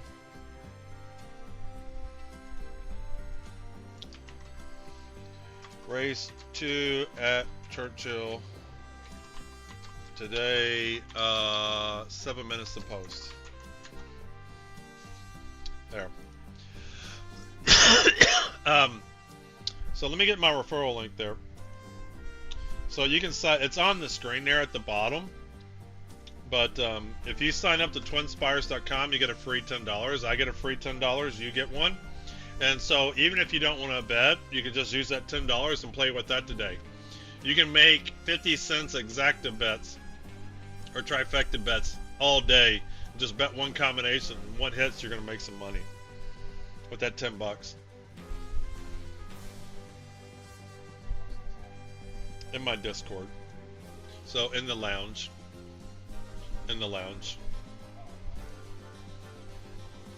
So the way you read this is in race 2, I bet the 6 horse $10 across the board, win, place, and show. That's what across the board means, win, place, and show. We did, who liked this? This is race 2, I bet the 11 horse $10 across the board. I did a superfecta, which is the first 4 boxes. So if the first 4 horses are any combination of these 5 horses, this is a big payout. It's a big boy bet right here.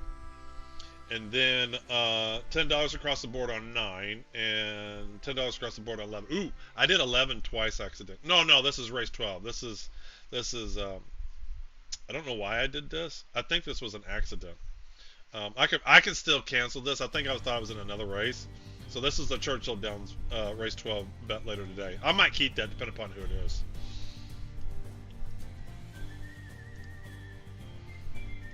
All right, so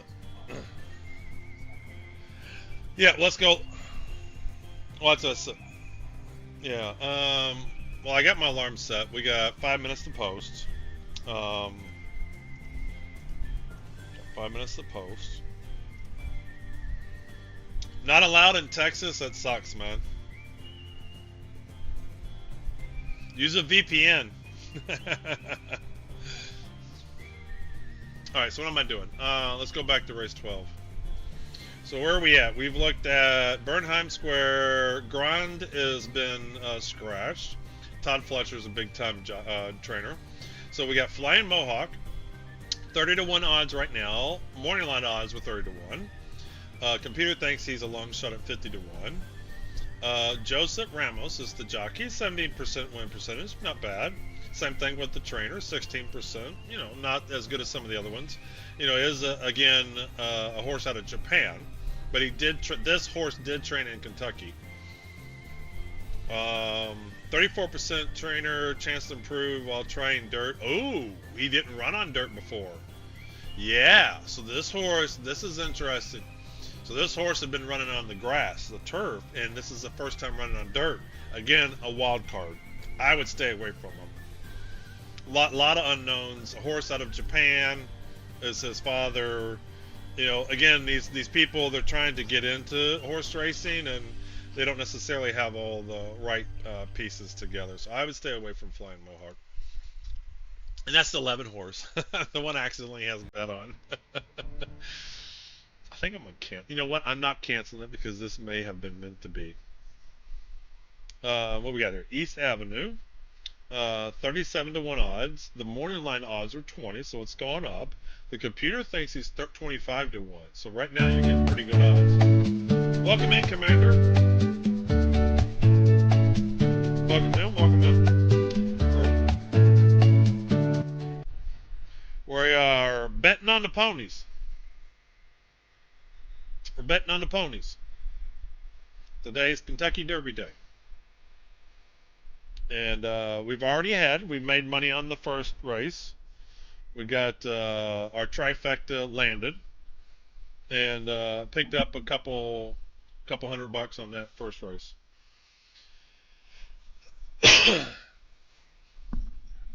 Alright, let's see here. Where am I at? I don't know what you mean, poker or blackjack.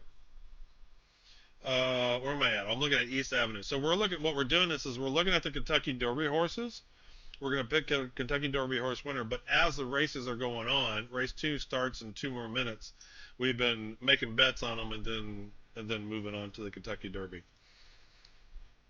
All right, so where was that? Race 12. Yeah, jump scare you. They're a little loud. Where am I at? All right, here we go.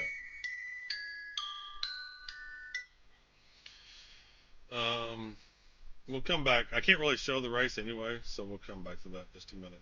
Where am I at? East Avenue. Manuel Franco, 19% win percentage. That's pretty good for jockey. Brendan Wall, 16%. Megalodon Dior is the sire. Dance Music's the dam. And this year, he's got 2 races, only came in second once. Ran second in last race. Peed Flags ranked poorly versus others, so kind of a slow horse. Again, another one I'll stay away from. The caveat being these horses are still growing, and maybe, you know, he'll run better. He's getting bigger and faster. Who knows? All right, let's go race 2. Yeah, I'm pulling it up. Yeah, they got a little bit. You can see how sloppy the track is here. So yeah, I don't really want to show the thing the whole time, but I will explain some stuff. So if you are watching a video feed, they show the odds down at the bottom. So this is the 1 horse is 13-1 odds. If you were pairing him with the 6 horse, an exacta, so the 6 horse in first, the 1 horse in second, This is the pool size. $445 have been bet on that combination. So this is the amount bet. I think percentage-wise is maybe in thousands. I don't think it's in dollars. But basically, the bigger the number, the more that's been bet. So a lot of people like the 1 in 8, for example, of these combinations. Hey, you never know, Zero. You hit a big one, you hit a big one. The Derby has always big monies because the more horses there are, things like the trifecta, the exacta, the superfecta, they pay out a ton. The less horses that are in the field, then there's just not that many combinations, and so they pay out, but not as much. There's a lot of big money to be won in the Kentucky Derby. Definitely big money to be won. All right, so what do we got here? We are... Yep, so you can see they're actually going in the post there. And then they'll go off.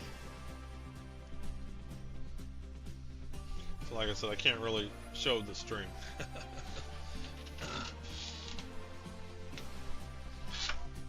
Yeah, they're not in just yet. So what I'm going to do is I'm going to move this up and over. You should. I tell you what, the Kentucky Derby is a bucket list item. I think it's something everybody should do once in their lifetime, is go to the Kentucky Derby.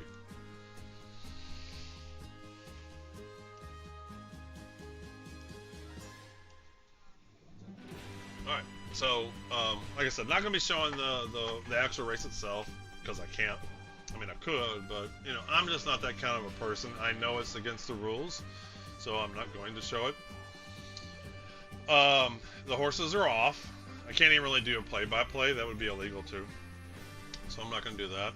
This is a, what's the distance? It's a mile race. So that other one was a mile and a quarter, so that takes about 2 minutes. This is going to take, you know, under 2 minutes, a minute and a half or so, minute 40 or so, I think. Will be about the times, if I remember right.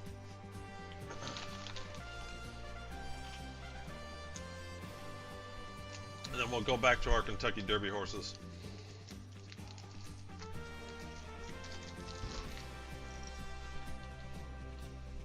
I don't even remember what my bets were. I'm gonna pull up my bets so I can see them. 6, 7, 9, 10, and 11. Well, right now, 7, 1, and 4 are in the lead. None of my horses. But, you know, miles a long way. You never know. So basically 6 through 11 minus, except for 8. So we got 7, we got 10, we got 7 and 10. There's 8. 8 needs to like break a leg and fall down. There we go. 8, 10, 7. Come on, get one of my horses in. Tappett's making a run. 8, 10, 5. Damn, I should have picked Tappet. He's coming in third. Motherfucker. He's ruined my trifecta superfecta. I should have kept Tappet in there. I knew I should have kept Tappet in here.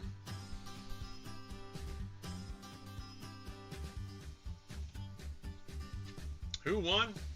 10, 11, who was it? What were the numbers? Give me an unofficial there.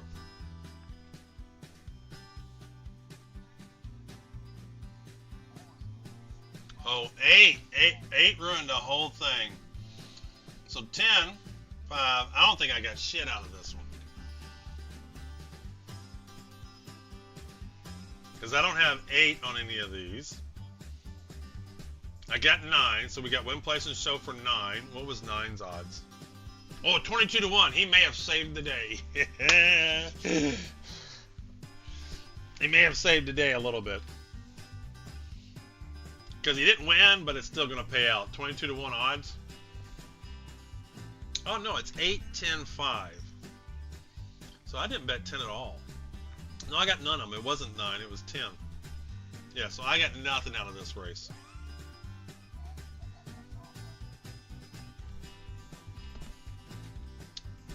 Who was 8?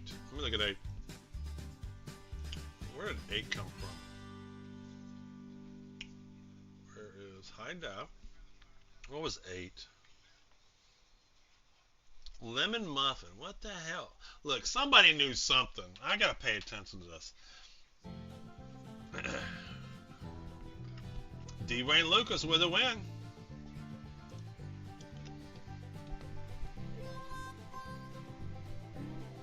Only one win in 18 career starts. Beaten by Weaker in last race. He may have just liked the off track. He may have just liked the off tracks.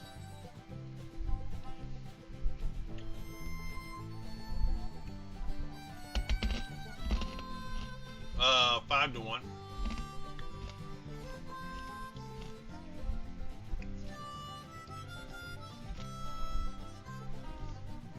Alright, let's go back to the Kentucky Door horses. We almost got through them all. Oh. Yeah, hold on. Let me set my alarm. Race 3. 12:05.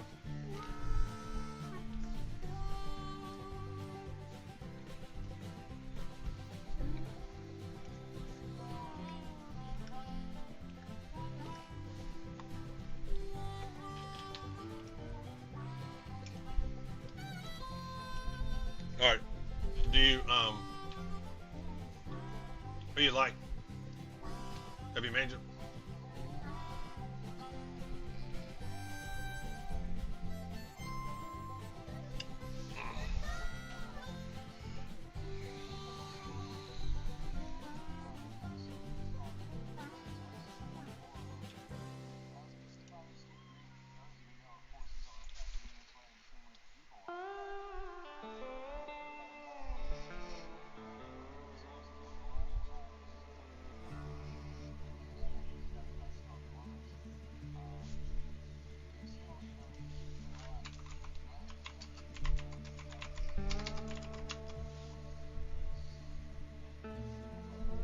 Tokyo is 131 feet above sea level. What are you talking about high elevations? Where are you reading this shit?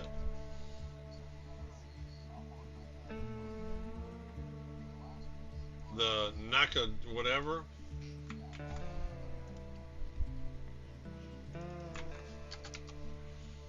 Okay. Alright.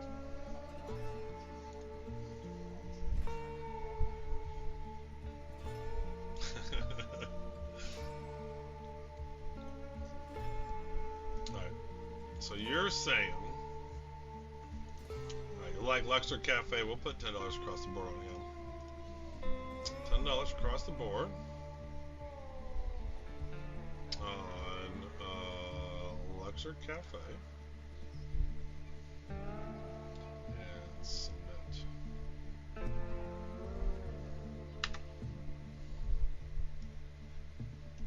You're in my Discord. You're on my Discord, right?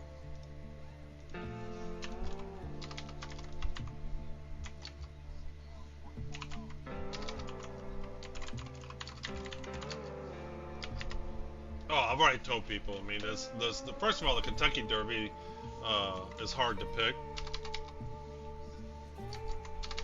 for the reasons I've stated. Oh, we got a break going on too. But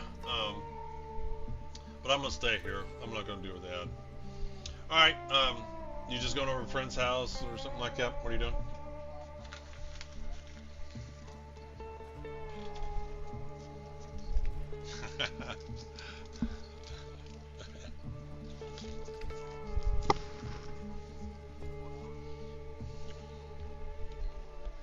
All right.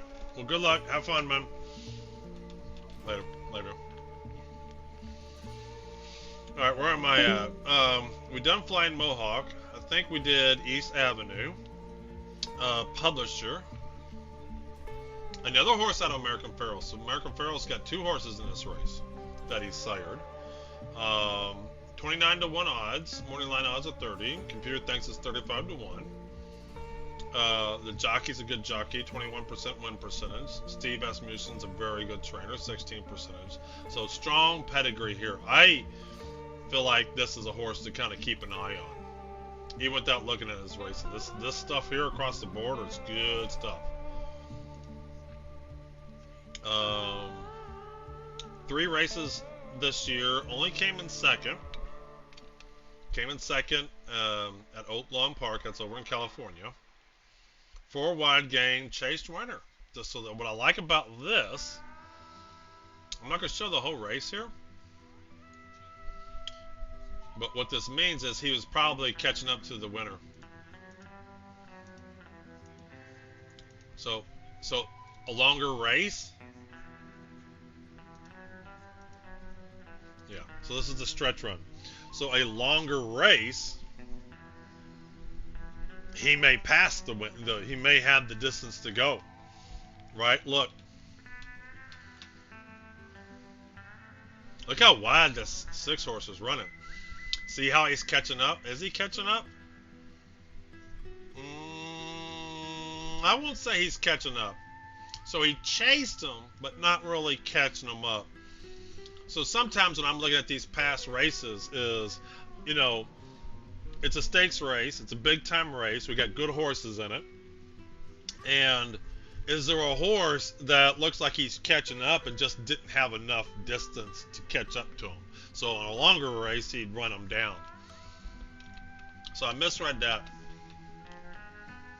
But he's definitely bred to go the distance. American Pharoah's a Triple Crown winner. Triple Horse Racing Triple Crown winners.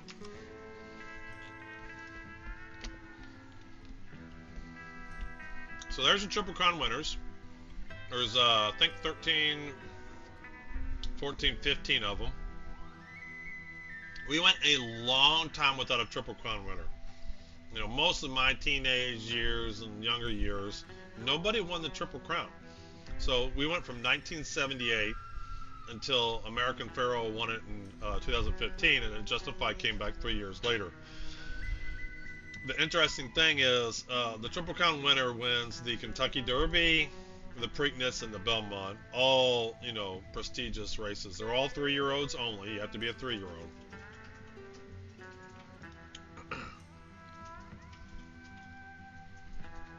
And winning the Belmont means this horse was bred to go the distance, because that's 1.5 miles. All right, where's my Twin Spires? So definitely a horse that, like, he could sneak in, and at 30-1 odds, he might be worth throwing some money down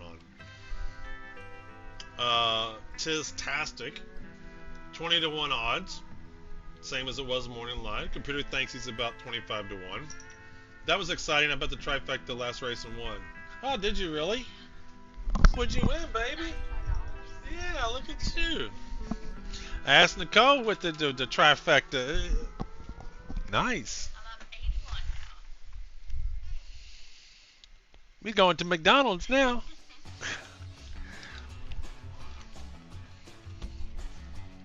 Hold on, we gotta. I need a celebration one. Hold on.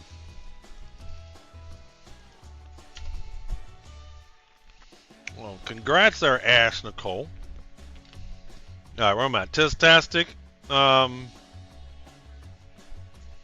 Yeah, 25-1. Computer thinks it's about 25. So, you know, middle of the field. 14% win percentage for the jockey. Steve Asmussen's got 2. So you can be a trainer and have multiple horses. And tis the law. Don't really know much about this. Race 3 times, won once. 70% trainer, graded stakes. One last race. The Louisiana Derby. It's a very good race. Best dirt speed is close to the average winning speed. Okay. This is an interesting horse.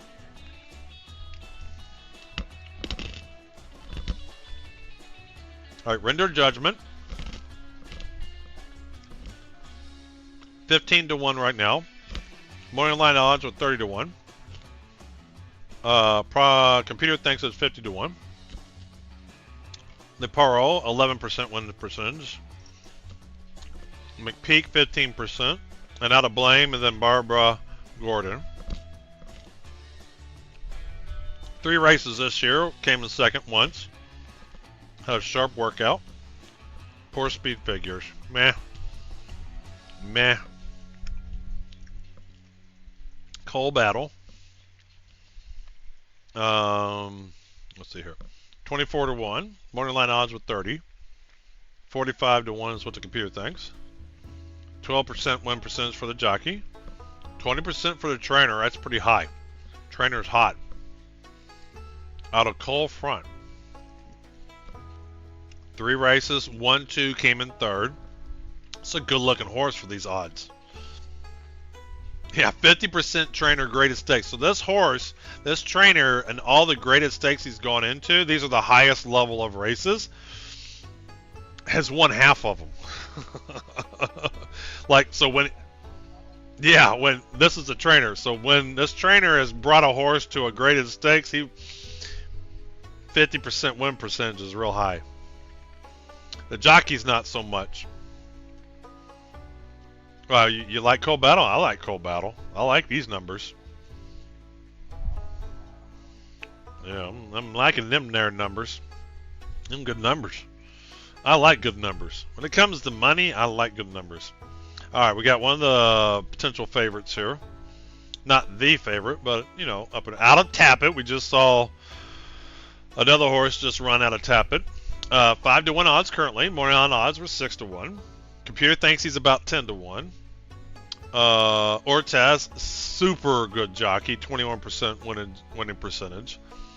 Casey with a 16% trainer percentage. Got 3 races this year, first, second, and third.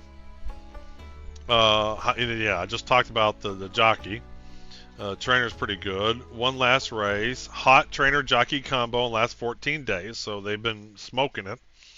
And won the last race, Arkansas Derby. That is a big time race, and he won it. Let's take a glance. Let's see how this finished. Let's see how he finished.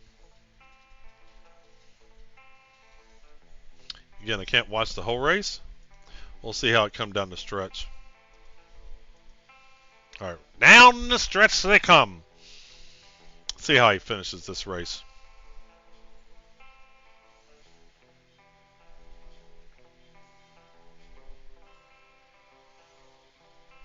Go. Moving around he is.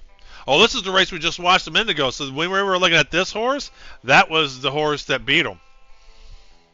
This is literally the exact same race we looked at not too long ago. Wow. So when we were looking at that other horse, the Sandman's who he lost to. So there you go. Good horse. Out of Tappet. Tappet is a Kentucky Derby winner, I believe. Yeah. Nope. Oh, I definitely recognize the name. It was a big time horse, just didn't win the Derby. Just because you didn't win the Derby doesn't mean you're not a big time horse. All right, Sovereignty, 9 to 1. The morning line odds were 5 to 1, so it's gone down. People aren't liking them, or gone up. 25 to 1 the computer. Excuse me, computer thinks. Junior Alvarado. Good jockey, 16% win percentage. Mott, 15% trainer percentage. And to Mischief. One of the experts like him. The trainer's doing well in graded stakes. Came second in last race. Let's take a glance. Let's see how he did. Gaining. See, here we go. This is a word I like. This might be why they like him. Let me see how. He may have been running them down. Let's see how he finishes this race. So Neo's in the Derby. There's number 10, Sovereignty.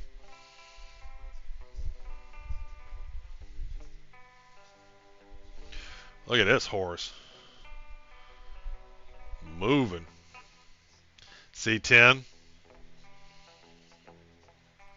Longer race. More grass in the field. He might run him down. Yeah, so I can see why they like him. What race was that? That Gulfstream. What was this? This is, oh, the Florida Derby.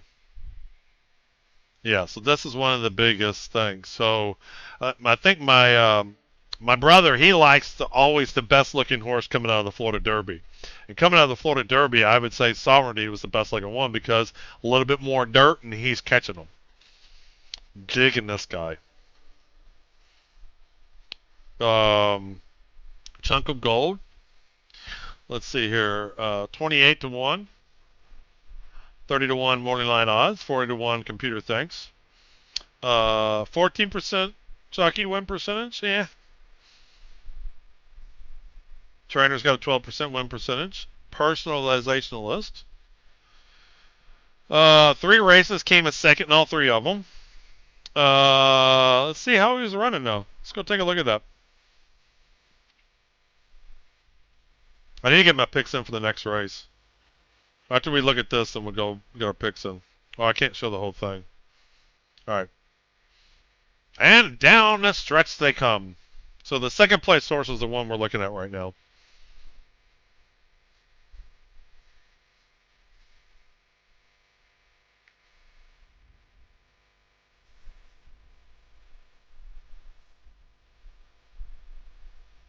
They passed him.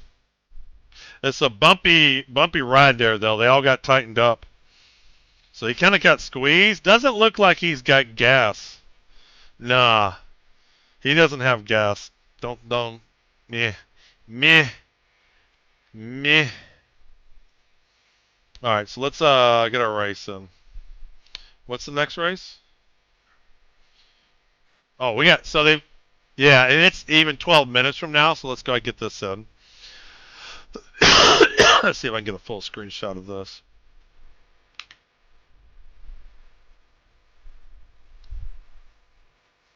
Alright. Let's see what old ChatGPT be thinking. Alright.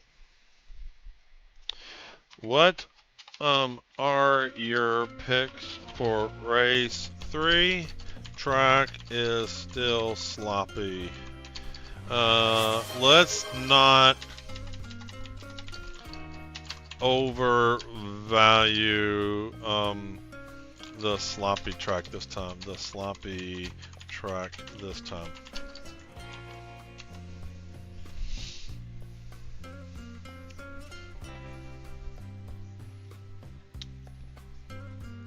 Alright, he likes goal-oriented, the favorite. If there's a big-time favorite, big-time favorite, I usually put a lot of money when placing a show on them.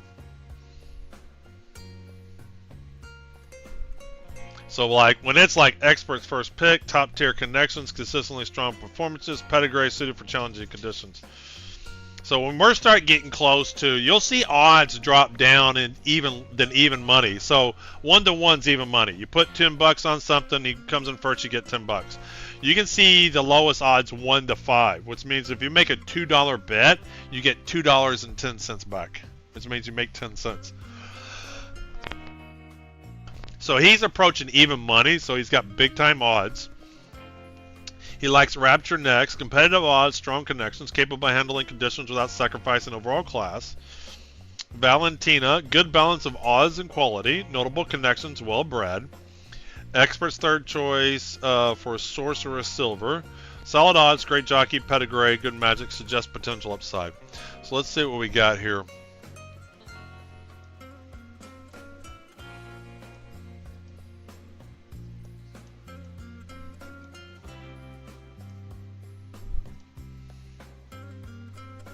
Alright, so who's in here? Let's go ahead and, yeah, the jockey's hot. Bob, I mean, this is like, I'm going to do a big time bet on him. I'm going to do 25 across the board. Do a $75 bet. It won't pay a ton, but since I bet a lot, it'll be a decent amount. Just when you get a strong favorite against this such of a large field. Now, what I want to do is get a trifecta, I think, in there. Let's get a trifecta going. Let's do a box, and let's throw in, you got to throw this guy. When you get such a strong favorite, you got to throw him in your trifecta, because even if he doesn't win, good chance he's going to sneak into third or something like that, right? Let's get in all the ones the computer likes. Hold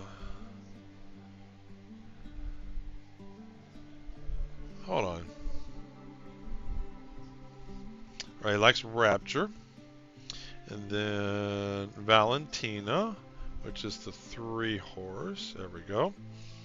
And Sorceress Silver. Alright. And let's throw in,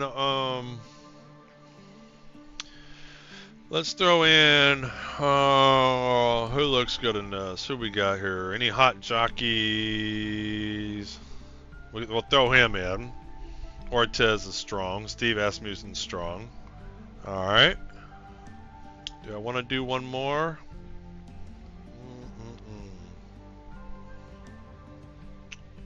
So we got 3, 5, 6, 8, 11. That's pretty good. Alright, we'll do that. So we got 2 bets. I'll post those in. Print screen. These are my race 3s. Who you like, Glove OP, this race?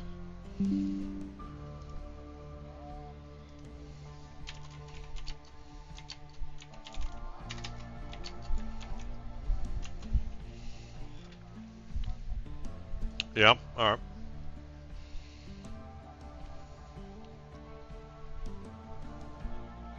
Well, we got 8 minutes to post. Yeah. Oh, you're fine. That's alright. Let me set a timer here. 8 minutes to post. So let's set a timer for 7 minutes. Alright. We'll come back to that. We'll go back to the Derby horses. So we're down to the last few. So what I'm going to do is, now that I've gone through them, I'm going to go through them again, and I'm going to take horses off, and we're going to put them on and off lists. Is what we'll do next. Now, after we kind of gone through them. So we looked at Chunk of Gold, and then Owen Mighty. All right, 38 to 1. Morning line odds were 30 to 1. Computer thinks he's about 45 to 1.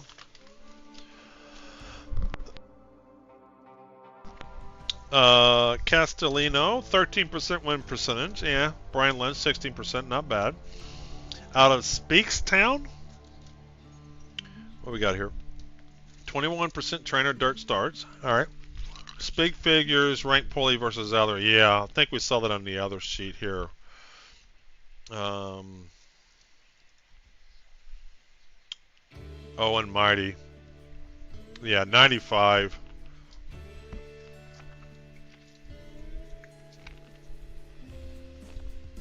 Didn't fare well when jumping to the grade 1 level. Yeah. So that's his last race. Yeah, he's got 4 races, got a win and a place. Came in 6th when he went up in stakes. And it's a little bit longer distance. Not really liking him. And then Baez. 19 to 1. Morning line was 12 to 1.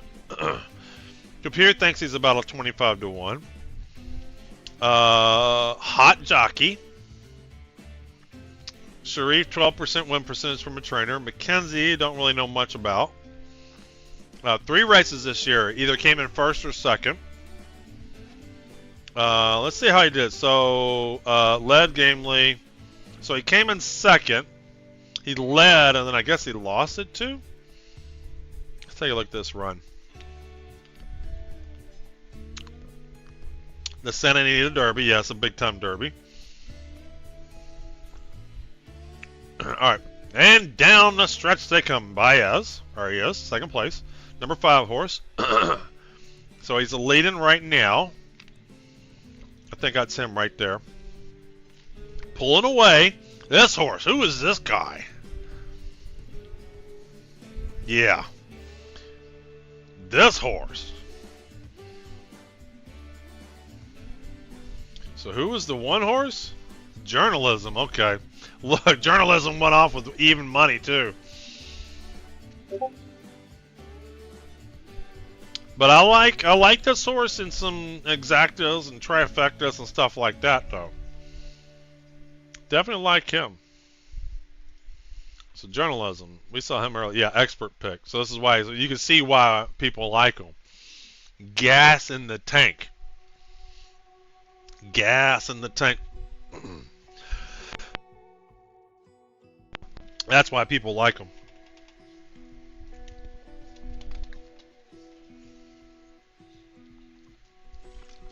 Alright, let's start our spreadsheet. And we're going to move horses. Can I just copy all this?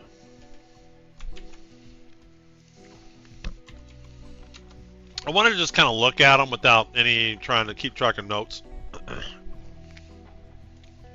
Well, that's not going to work.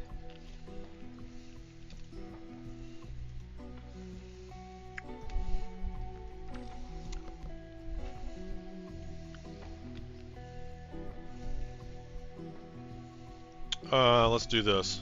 I know we can do this.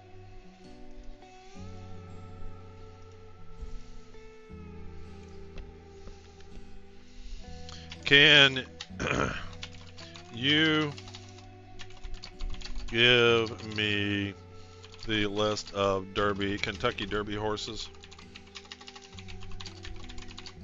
Race 12 that I can cut and paste, please.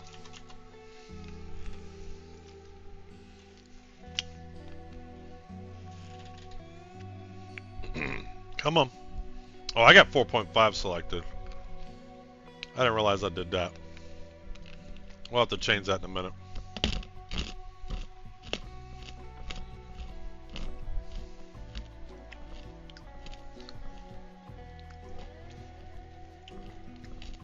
Why you give me the numbers, man? There's not even the right numbers. Are they?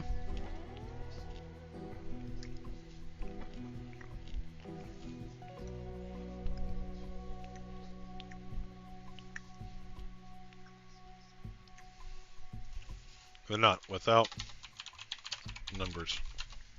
Why are you giving me the numbers, man? I said I want it copy and pasted.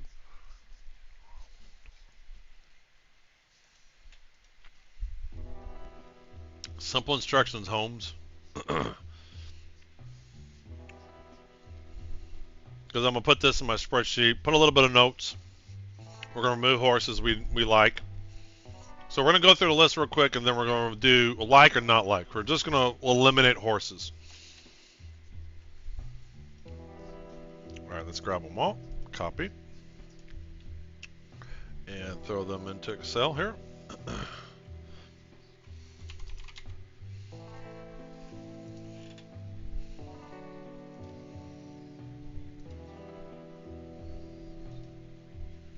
All right, there we go.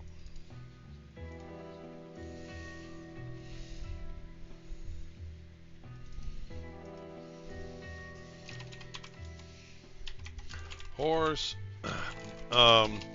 keep notes, real simple.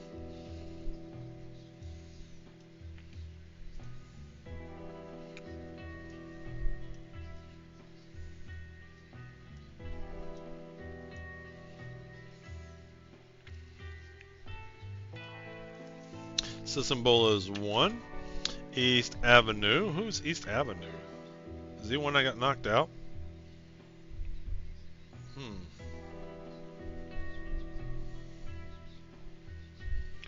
I don't even see Neoquist. Oh, we got the next. We'll get this cleaned up. We got the next race going here. Let me save this.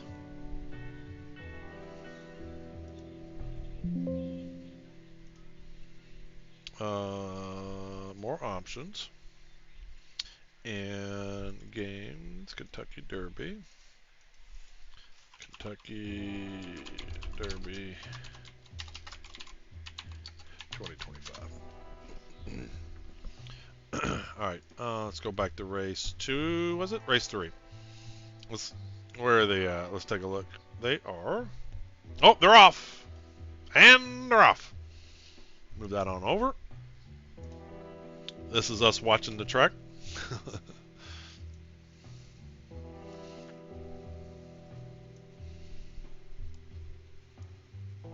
And who do I like again? Let's see here. I did 3, 5, 6, 8, and 11. So 5 and 8 are in the first and second position so far. That's not bad. 2 horse needs to fall down and quit catching up to people. And we also took the 5 horse is the one we did the big time bet. He's still ahead. 5 horse still ahead. 8 horse is coming on strong.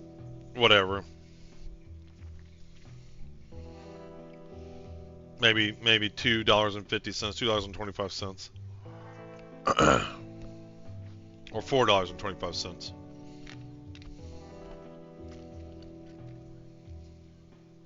I'm not gonna pay much, but it'll pay.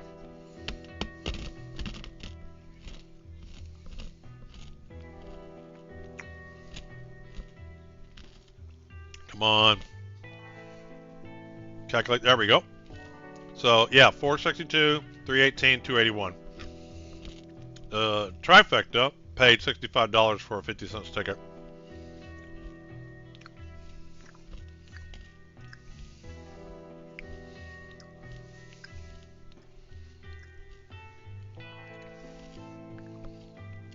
It hasn't shown me my payout yet. Because it still says it's active.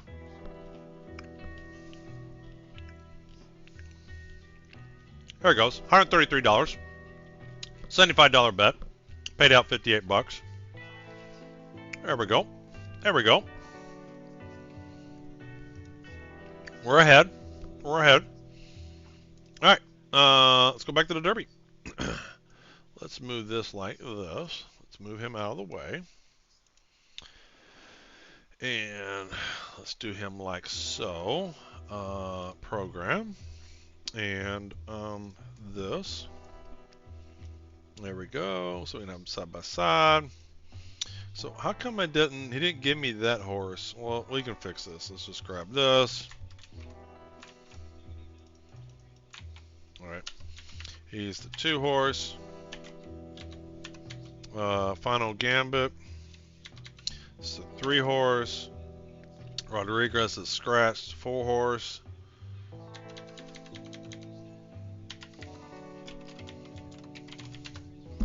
American Promise is the 5 horse.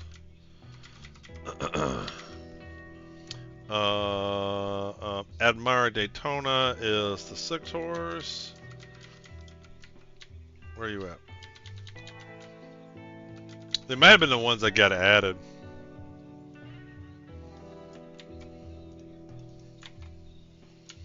And 6 horse.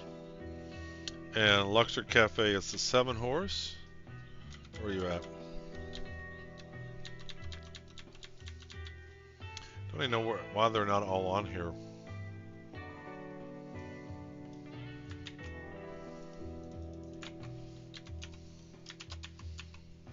Luxor Cafe.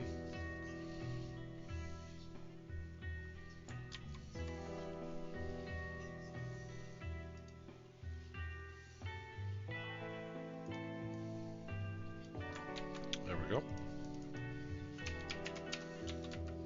It's the 7 horse. Journalism is the 8 horse. And Burnham Square is the 9 horse. Alright, we got our music replaying. Let's shuffle that.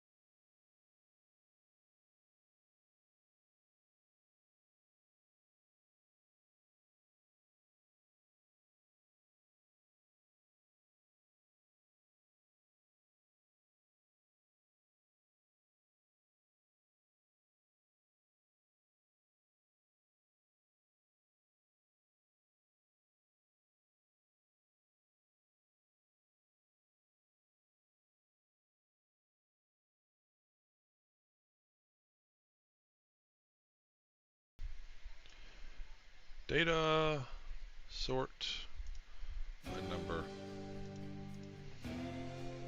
Baez was on that list, was he not?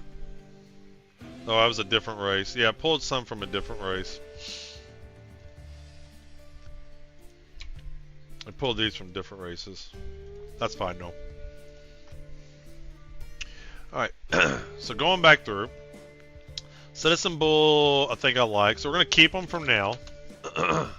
Bob Baffert, horse. We're just not going to ignore that. Neo, good trainer again. Another good trainer. What's his deal? Let's do this. Let's put this on this side. There. And we'll put this on this side. And we'll make us a little bit bigger. There we go.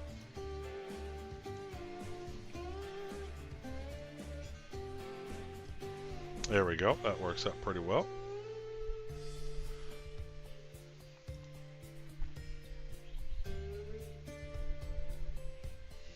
Actually, we can do this and just do that.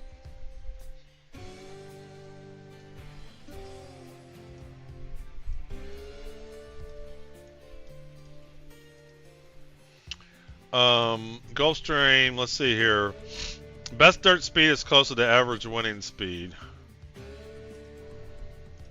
So what does that mean? Best dirt speed. Where did that one document go? Here he is. I want to put this in this window so I don't lose it. I can't do that. Who are we looking at here? We are looking at Neo. Yeah, we're looking at Neo. Yeah, we're looking at Neo. Neo is, yeah, kind of meh on the speed. We'll do a no. Take him off the list. No, we're gonna keep him on the list because of the trainer. So we're gonna do one round of getting people we just don't want on the list. Oh, when's the next race? So I don't forget about that one. Race 4. We got 18 minutes to post. Let's start a new ChatGPT session and pick this one, and then we'll move on to the other one. So let's go ahead and do that. Let's just get a new session started with him. So we'll come over here and start a new session. We're going to do 4.0. Alright, let's get his prompts. Let's get our prompt.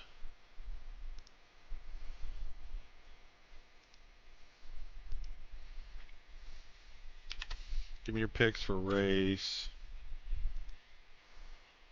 4.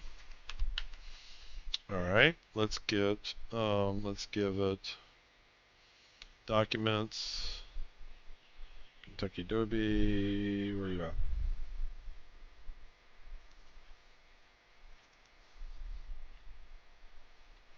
Come up. Kentucky Derby. Oops, not what I meant to do. 2025.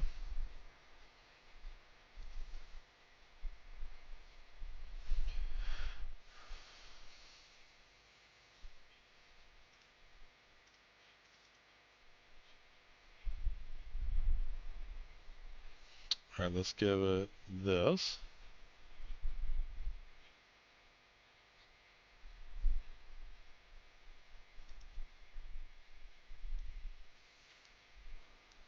Let's feed it this document. Make sure that uploads.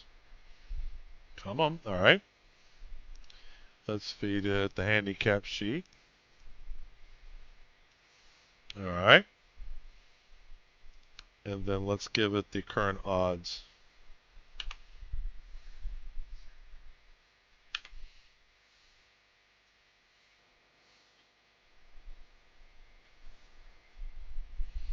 So we got till the 12 horse there.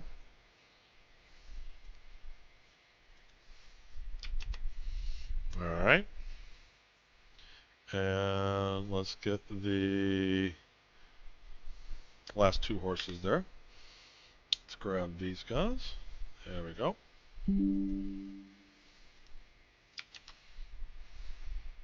This time I'm not going to tell it's sloppy, because I don't think the slop is playing as much. It's a good track, and it's just not that off-putting right now.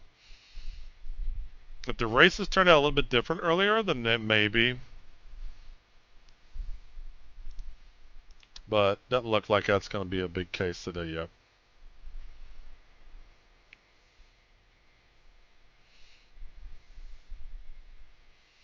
It's funny, so it's like, you know, tells you what the race is.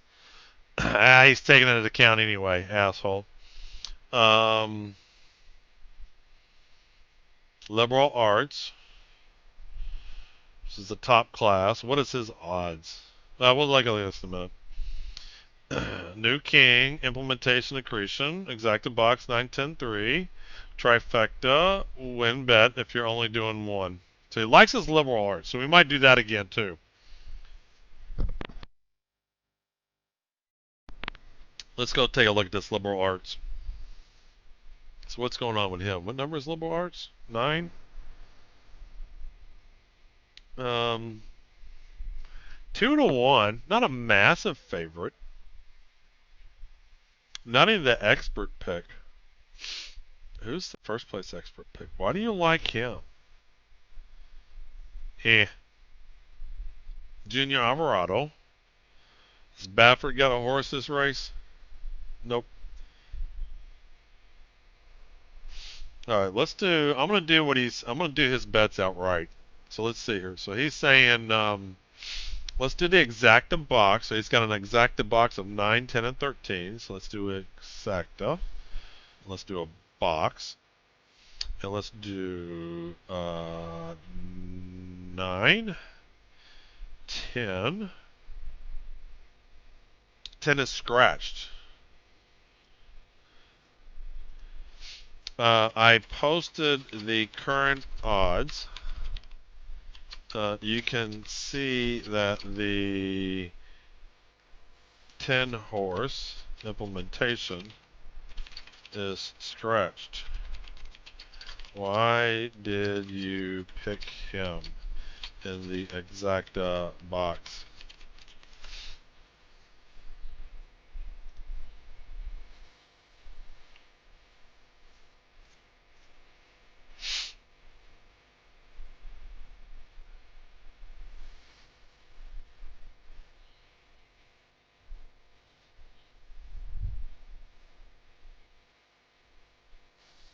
Alright, there we go. Alright, so let's take a look at that. So I'm going to do these straight off. I'm kind of liking these, so let's just do these. 9, 13, and 3. So he wants 9, 13. Alright, hot jockey. And 3. Alright, now who is he not picking? Gosh, I almost want to leave him in. I might include him on a trifecta. Osborne here. 6-year-old horse. See, these are all known quantities. Here's the deal. So these are 4-year-olds or older. So these people know these horses. There's no like secret. And again, just like competitive sports, anything can happen, right? Somebody has an off day, whatever. But it's definitely a much more known quantity, which makes me... He's already won today. I don't like leaving him out. What's going on, Jeremy? We're betting the ponies today. We're betting the ponies. We're picking our Kentucky Derby horses, and in between reviewing that, we're betting on current races. We're ahead. We've bet on 3 races, and we won money on 2 of them. So we are ahead today.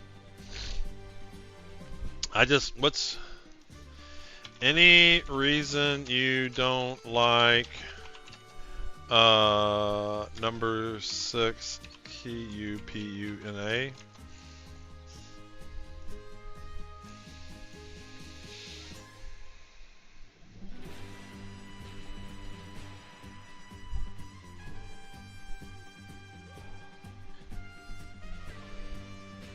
dark horse.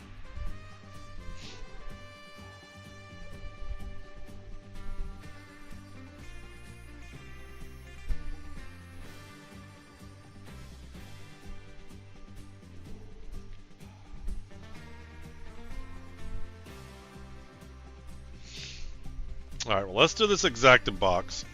We'll do $5 on this. We won't do a lot. Let's submit that one. Then I want to do a trifecta. Let's do 9, 6, 13. Let's do trifecta. Let's do box. Let's do 9, 6, and 13. And let's throw in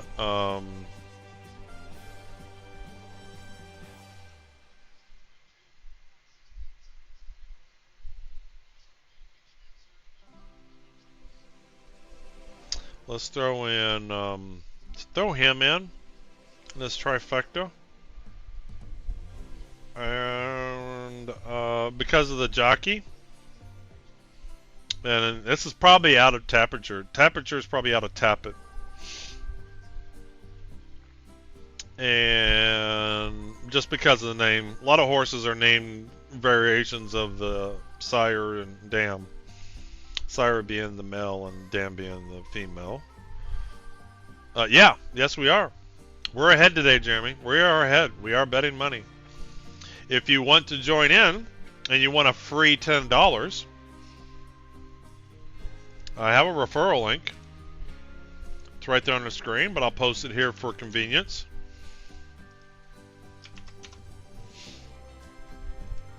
You can sign up to twinspires.com and get a free $10. Use house money. Use house money. I only do it once a year. I do it during the Derby season, right? I don't get onto it and do it all the time. But during the Kentucky Derby, this is what I like to do. You know, it's fun. But if you want a free $10, then there you go. But we are ahead today. We are using some AI to augment it. We're seeing what the AI says, but then we're looking at the horses and kind of making our own decision. I want to get a trifecta box. I want to make sure I don't miss anybody. We got him. Junior Alvarado could be a good one. What does this bump this up to if I add him? $30. I might add him. So I think I'm going to do that for my trifecta. And then I think, since this seems to be a big time bet, another one of those everybody's really, really liking them, I think I'm going to do another 25 across the board on him. On this guy.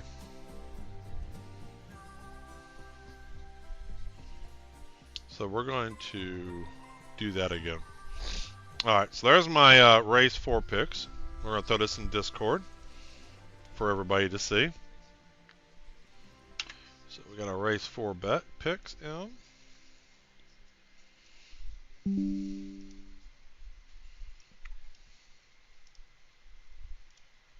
Alright. Made money on 2 out of 3 races today so far. Race 4 picks are in.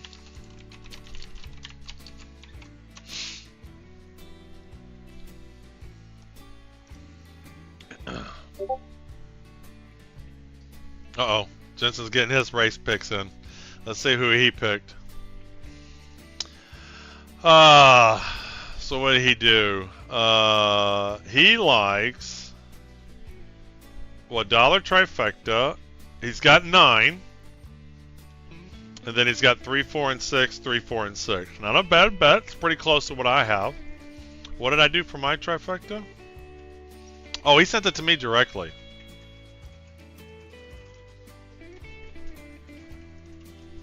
Yeah. And then he's got a $3 win place and show on the 12 horse.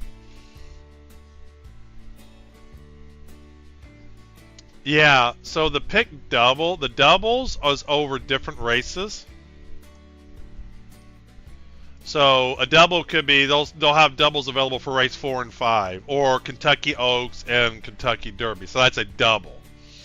And then same thing with the pick 5. This is they'll have 5 races, the 2, 3, 4, and a 6 race or whatever. Whereas exact and trifectas are in that race.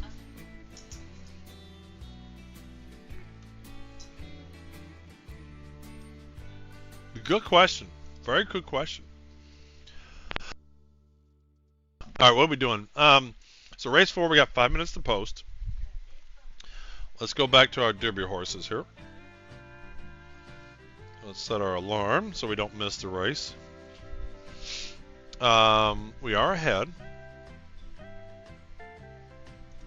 See if we can stay ahead. I don't always win money. I don't. If I was always winning money, then this is all I'd be doing.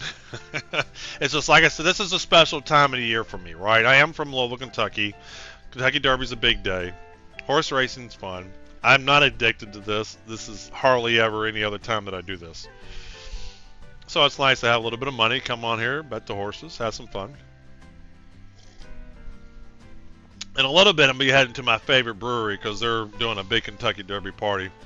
After I kind of do my picks and stuff, then we'll head on out, get some pizza, some wings or something. I'm sure they'll have food there too. Oh yeah, I was grabbing the Derby horses. So race 12, and we were looking at them, and I was going through yes. So Final Gambit. Did we like him or not? One last race. Ooh.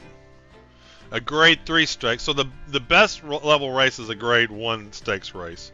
Like it's the size of the purse. More money, better horses show up to win it. So it's a grade 3 stakes. It's still a stakes race, a good race.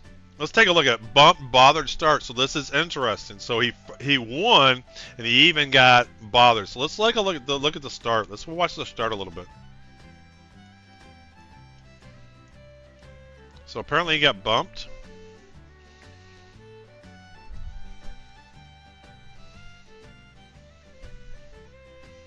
Was that him? Yeah, it's crowded right there. Did you see that?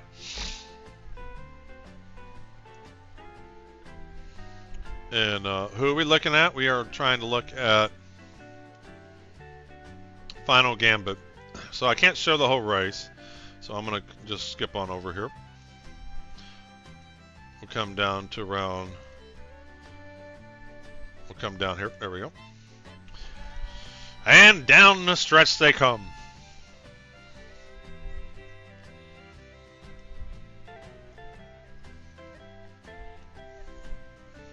I don't even see him. Is this the right race? Final Gambit. There he is. Boom. Out of nowhere. Look at him. Pretty horse. It's a white. Look at it. Great chestnut. Moving. Mowing. But it was a grade 3. Alright, so let's really look at that beginning then. So what number was he? 10 horse? Is this him right here? I missed it. 4 horse. Hold on. Which one was he? He is. Final Gambit was. He comes out of nowhere. Right here, just. And he ran longer. Because he's on the outside, he had to run more. The 4 horse. So he was on the outside, he had to run a lot more. So not only did he mow everybody down, he ran longer. So the 4 horse. So let's go see. I want to keep my eye on the 4 horse. So he did get bumped. This is what his start was like.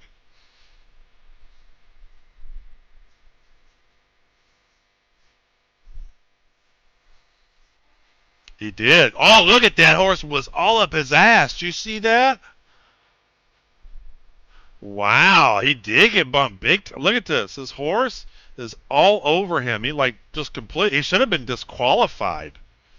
He might have been disqualified. Look at that. So he gets knocked around, hangs out the back, comes on the outside, so runs longer. Look at this. So he goes all the way back, makes his way on the outside, runs longer, and still smokes everybody. Good for him.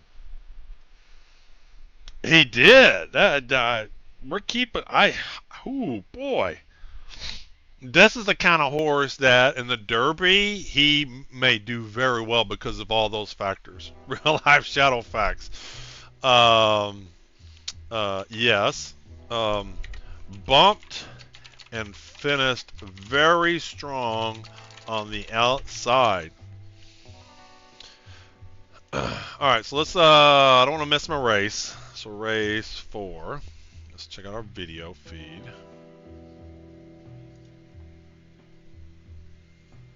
Alright, why is my video feed not showing up? Oh, I already had it up, that's why. I think it pulled up that one.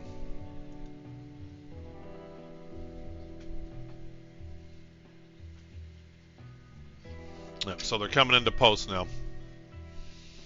So who do we got in this race? We got, so show me my picks. Oh, we got the ad too. Alright, well, we'll come back. So for the people, the subs, y'all can kind of see the race. Can't show the race though. But we can show a little bit of this. If I saw the ad, I would have snoozed it. I missed the ad. I would have snoozed it, but it is what it is. Can I pop the video out?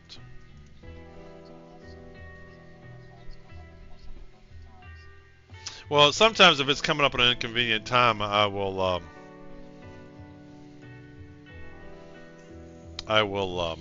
snooze them if I can.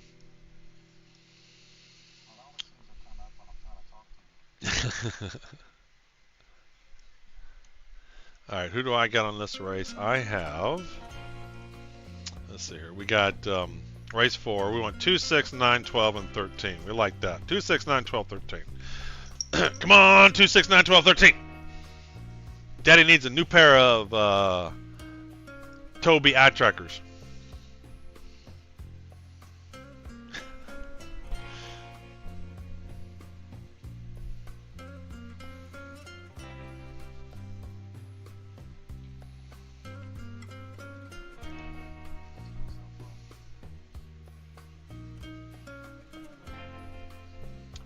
Norky, I don't know. I think legally that's a bookie, and you probably have to be in certain places like Vegas or whatever. It's basically, it's a bookie, right?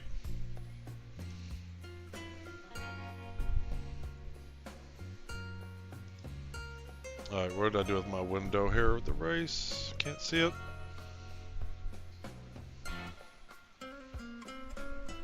We got 2, 6, 9, 12, 13. 9, 12, and 9. Alright, alright. 6, come on up in there. Alright, we got 12, 9, 6. 12, 9, 6. Alright. I think we got the trifecta, babies. We got the trifecta there, boys. I think we got the trifecta.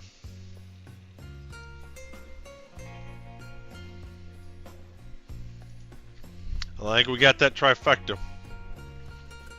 I think it was 9, 12, 6, maybe. Boy, the computer liked that 9. That 9 did it.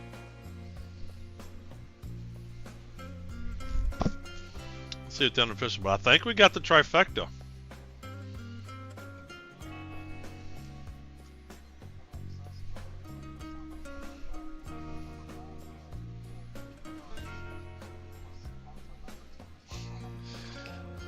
Yeah. No. Yeah, 9, 12, 6. We got the trifecta. I don't know how much it's going to pay because 9 was the favorite, right? What was the odds for 12? Yeah, I mean, they weren't crazy horses. It's not going to pay a ton, but it's going to win. We are 3 for 4 on races today, folks. I mean, nothing big. I like to make big money. I like to get in those. All it takes is you bet those trifectas and superfectas, and you try to like sneak in some long shots in there. And you know the favorites win. You don't win a lot of money. Sometimes even when you win, you lose money. But then you get that one where the long shot sneaks into that ranking, and that ticket pays out a ton. We're 3 for 4 today on the races. So we also got the $25. So not only did we get the superfecta, so this ticket paid out. So that's going to pay big money. This ticket paid out. This is going to pay. I didn't have 12 on the box, though. I had 13 on the box. So this is the only one I didn't pay. And I didn't spend a lot on this one. So we definitely made money on this. This alone paid for the rest of the ticket. And so whatever this trifecta paid is going to be icing on the cake. So we made money. We made money. We're 3 out of 4. Never done any betting before. I think when I was younger, I asked my family to bet a horse for me once for the Australian Cups or something. Yeah. And stay here. You'll learn some stuff. Especially if you were here early in the stream, you would have learned quite a bit. But we'll go through it. We're still going through the Kentucky Derby horses. We're going to pick our Kentucky Derby horse we like. It's tough to do for the reasons I said. I'll rewind some of the stuff I said before. So unofficial here, unofficial. So 2 of my tickets paid out, and they're going to pay decent money. Trifecta, maybe a couple $100. Let's see, what was the odds of what were the odds of 12? I just want to see how long shot. Yeah, he'd been bet down. Experts liked him. The experts did like him. 6 horse. Yeah, all the expert picks. So the top 3, yeah. The trifecta's not going to pay much because it's the 3 expert picks that came in. It's not going to pay a lot because everybody else and their grandmother is going to bet those combinations too. What you do is you have those and then you throw in like, you know, a different horse and hope one of them sneaks in and bumps that up. Like Osborne, if Osborne had snuck in there somehow, then that trifecta would have paid a lot.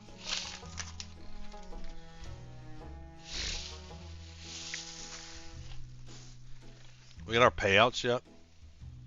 Give me my money. I want to see my money. I made money. I want to know how much money I made. And welcome in, Norky. I meant to say that. Hope you're having a good Saturday. We're betting the ponies. We got our Kentucky Derby shirt on. If you do want to bet and play along, you can sign up at twinspires.com using my referral code and get an extra $10. You can bet just the $10. There's the sign-up code. 246 Sunday for you. Well, you're already up. Might as well. I mean, at this point, what's the difference between 246 and 346? All right, here we go. We got payouts. Yeah, that trifecta, 50 cents ticket, only paid 25. So all my combinations cost $30. So I actually lost $50 on that trifecta.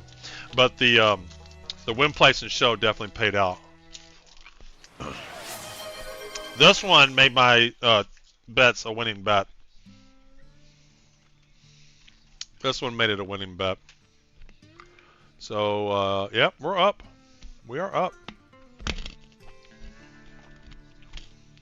Oh, come on. Show me my bets.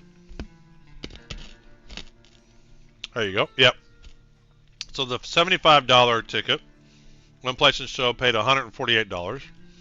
Even though my exacta hit, because it was all the expert picks, it only paid $25. So I actually lost $5 on that. But overall, on those 3, I made money.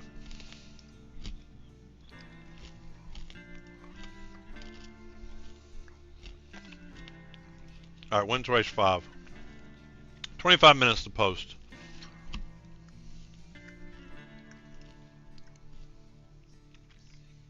Let's do...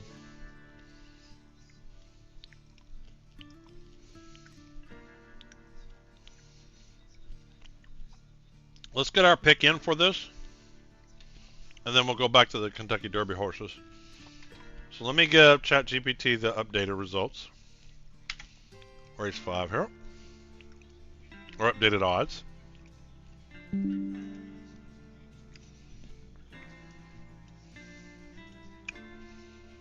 Actually, let me give it the results of the previous race.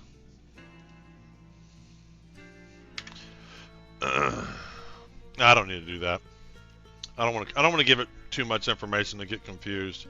So race 5 and program.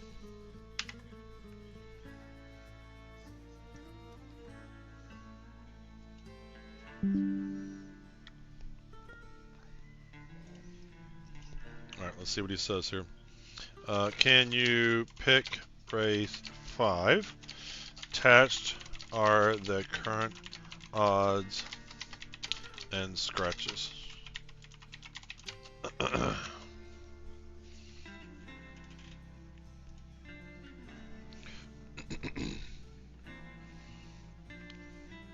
Alright, so we got a mile turf, so this one's on the grass, so this would be the first race on the grass. Grade 2 strikes, $750,000 in the pool money.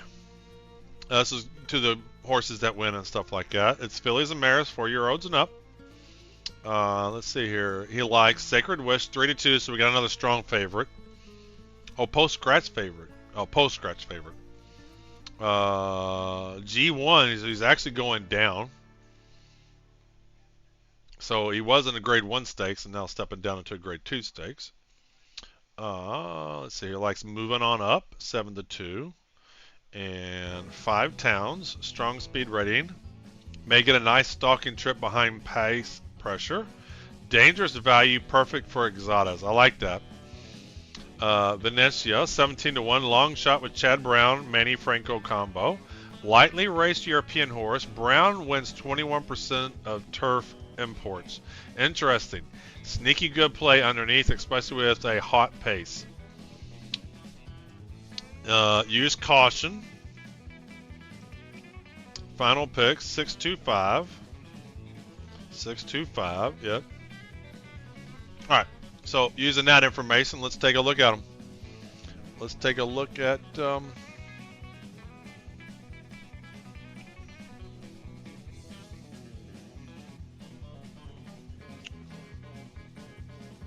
alright, so let's, what we got? 1, 2, 3, 4, 5, 6, 7, 8 horses. So he's really liking this 2 horse. Is Bob Baffert in any of these? Nope.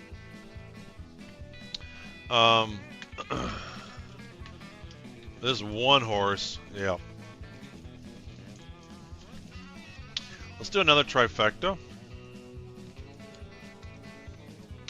Let's throw a box. Let's grab these 2.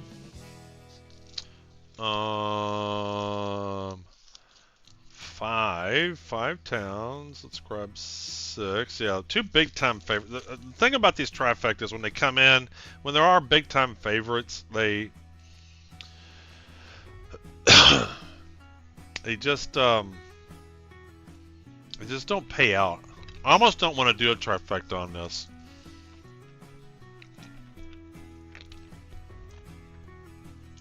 I mean, I need a long shot to come in, and I need to bet too many combinations. Like, there's not enough horses in this race. I don't want to do this.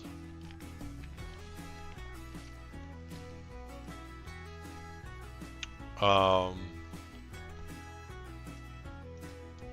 doing exacta though. So who does he like? 6-2. He doesn't even like the favorite. What makes this horse so good?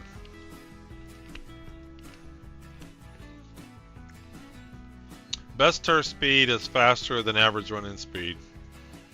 Poor greatest stakes trainer. Wins 8% of 60 starts. Let's take a look at this horse. He finished 4th on this.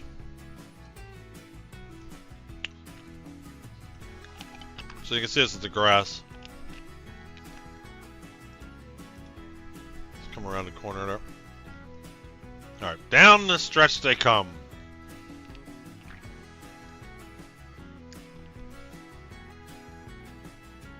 This is at Keeneland. This is up here in Kentucky too. Yeah, it's not, they're all really far apart from each other. We got 3 clear winners, and this guy's right there. He's actually running them down. Europe races are code, and it's code there. It might do better than others guessing. Yeah, why does he...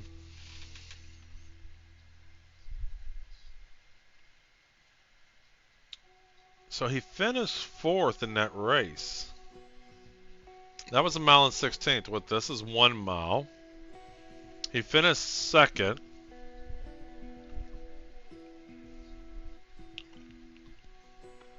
Why is this horse so favored?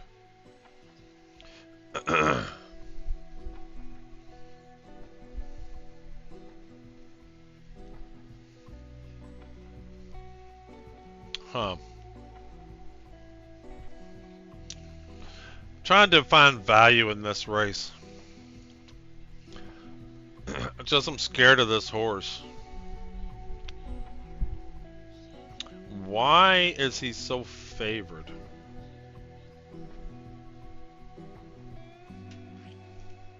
Who does well, what's the deal with this 6 horse?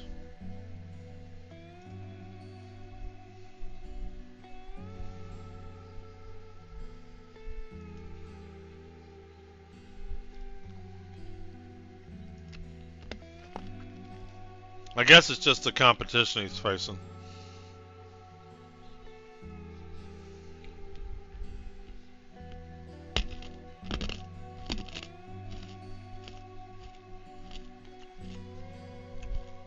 Alright, let's do this. Let's do the 6 horse. And let's do 2-5. And let's do 1-2-5.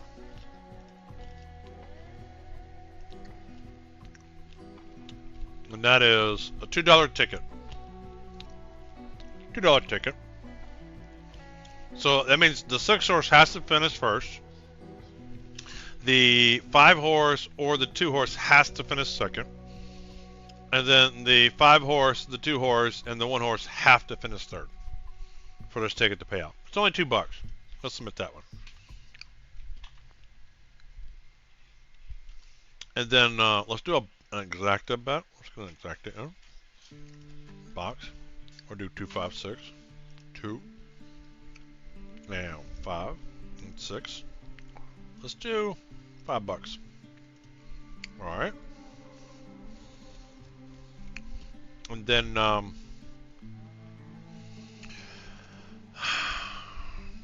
we're gonna do our big time favorite again. These tickets have been paying out for us.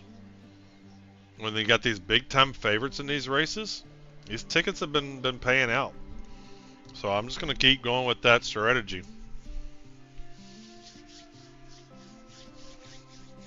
Alright, so we got 16 minutes to post. We made our bets there, so let's post that in Discord.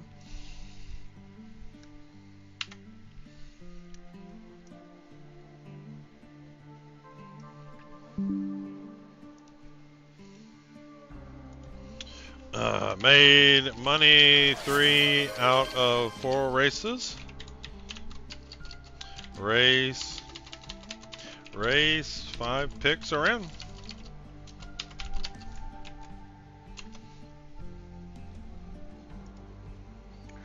Alright, let's go back to our Derby horses.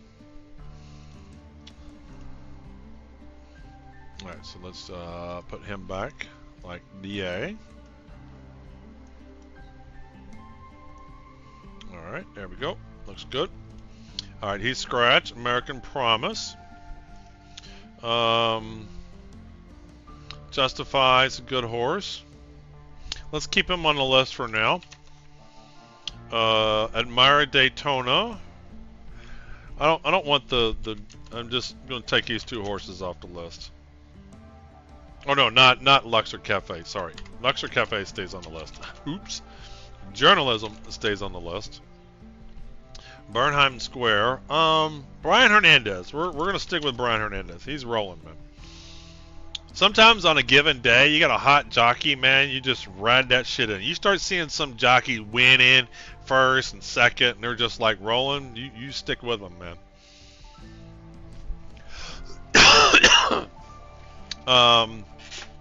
Scratch, Flying Mohawk. Did we like anything about him?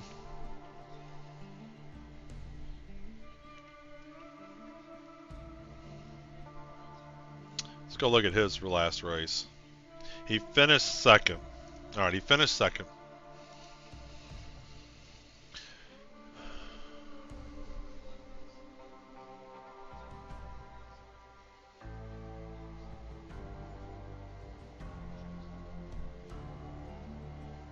Oh yeah, a lot of bumping going on there. Is that same race? He was in the same... Have I already looked at this one? So he must have finished second to, what's his name? He must have finished second to Final Gambit. We are looking, who are we looking at? We're looking at Flying Mohawk. So he must have finished second.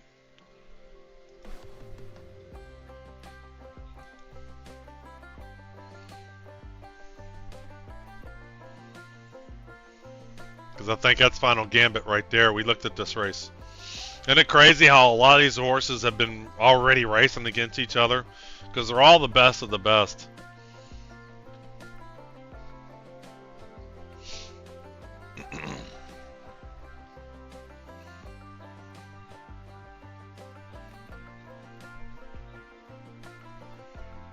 Alright, here we come. So this is where Final Gambit hauls ass. But where's Flying, whatever his name was? Sorry, I keep forgetting the names. Who are we trying to look at? Flying Mohawk. Where is he? Is this not his race? I don't think it's right up the right race. Because I don't see Flying Mohawk at all. Oh, there he is. Number 5 horse.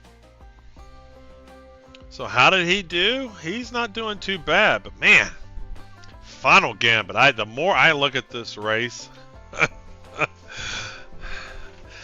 I'm throwing some money on Final Gambit. What is his odds right now? Man, 15 to 1. Woo boy. Ugh. Keep seeing that race. I'm gonna take Flying Mohawk off the list.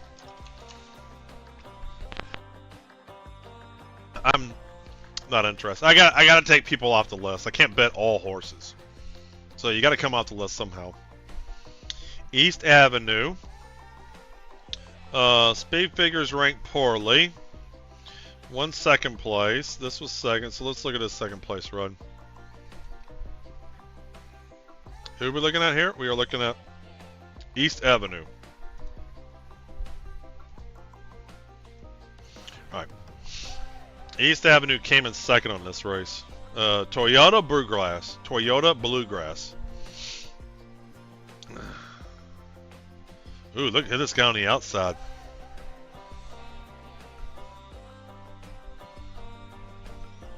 I'm not too sure which horse he is. See who comes in second. We'll look back at it. Neck and neck, but they're running him down. He's running him down.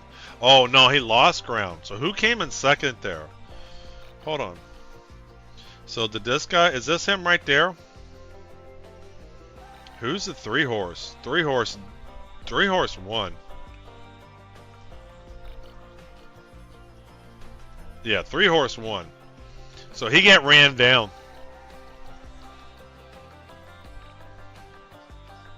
So yeah, he got ran down. Do you also take the total race time into account? Yeah, and there's different ways of doing that. The reason I'm looking at the video is I'm looking at how they finished, and I'll explain why. So this thing here, so on this little sheet here,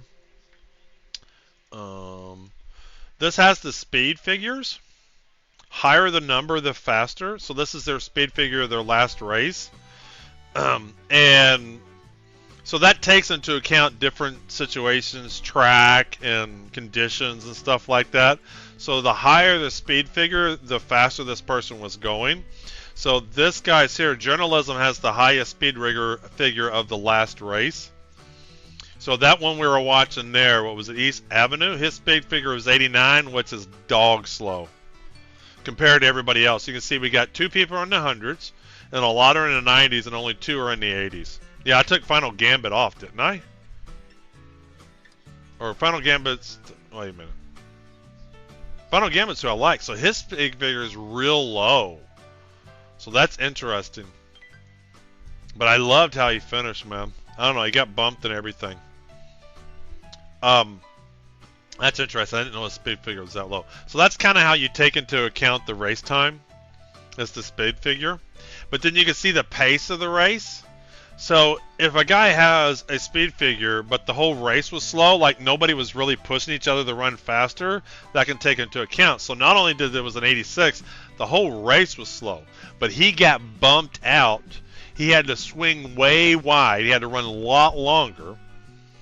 And so it's just an interesting race. And the reason why I like that is I think it made him look worse than he is when the horse looks strong. So I'm looking at the races to see how they finished and what actually happened. Let me tell you about the Kentucky Derby. So I said this at the beginning of the stream. Let me get my cough drop here so I can talk.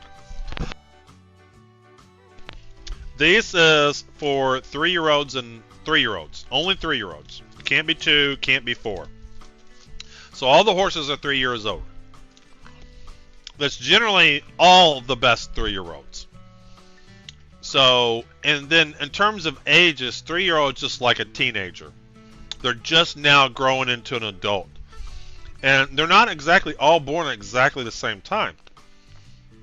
And some horses mature faster than others. So you may have a horse back in January and March and whatever that matured a little bit quicker and then won some races. There's some other horses that are still kind of growing and they mature just a little bit later. So this is one thing that makes the Kentucky Derby difficult to pick, is these horses are still kind of aging and getting better and getting stronger. They aren't all exactly born on the same day. They're generally the best of the 3-year-olds. It's also the longest. Most of them will have run to date. The most, actually I should say this, the longest most of them will run would have been 1 mile and 1/8. So 1 mile and 1/8.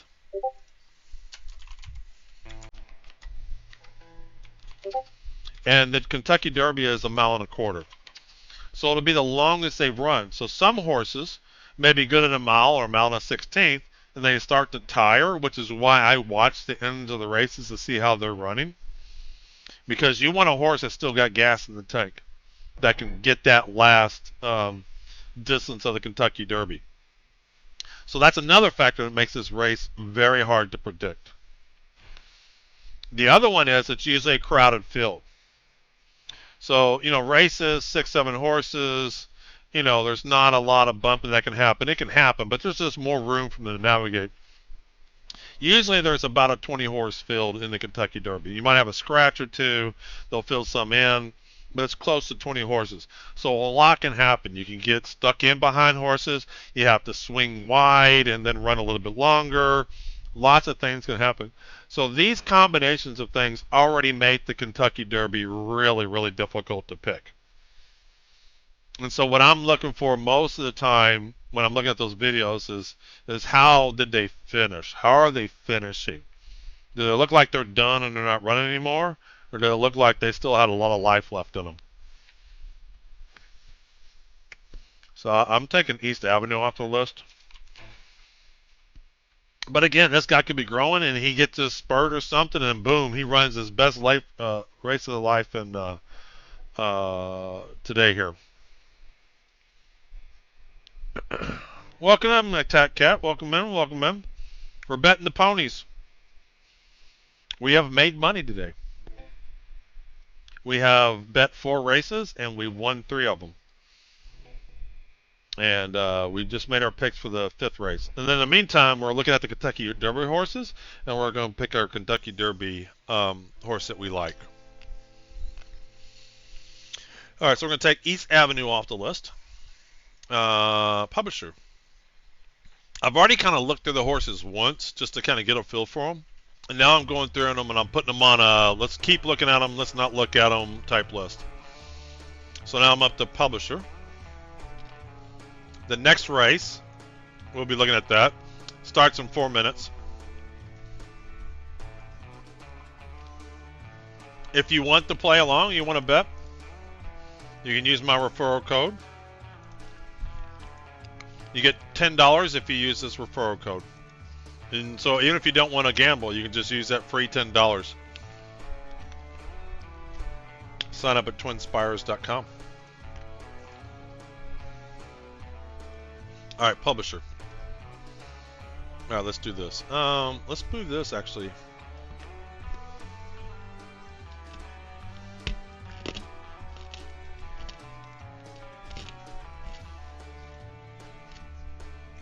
There we go. All right, we're at Publisher. Out of American Pharaoh. Raced 3 times, came in second. Came in second, so let's see how he did here. So he came in second here. Who are we doing? Publisher.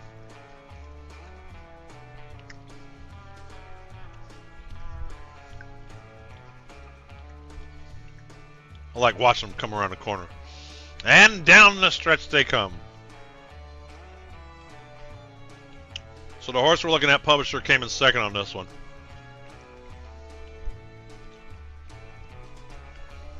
Look how wide out he went. I've seen this race. He like wandered.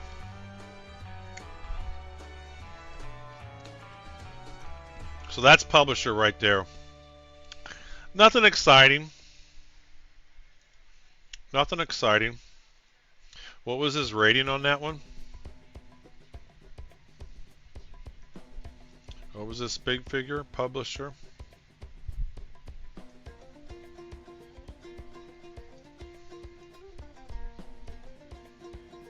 $91. Yeah, just a meh.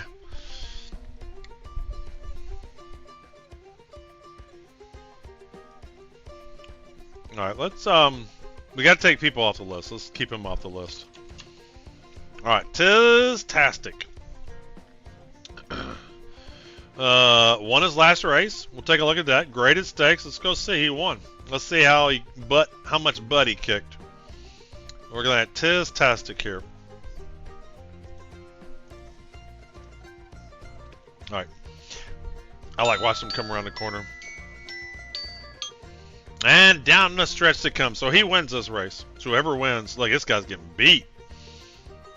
Yeah, he was trying to get his horse to run and he just didn't have nothing. So that's Tis-tastic probably. Look like he's just galloping. Wow, he's like up tall. Good looking horse. What was this big figure? What was this big figure?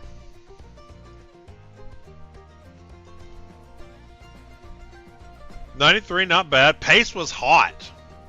So he ran them down. We'll keep him on the list for now. We'll put a maybe bomb. Alright, so our race should be going. Race 5, we got a minute to post.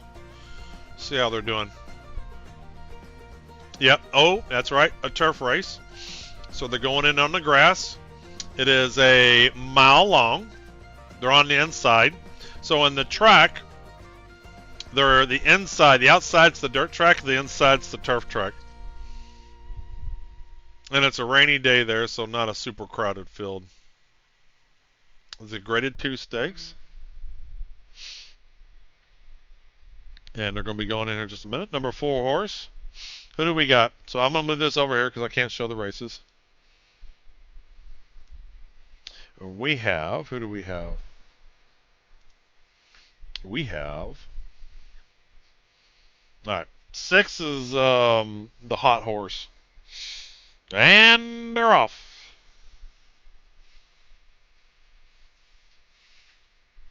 So they're racing. We want 6 to win. If 6 doesn't win, we're not going to make money on this race.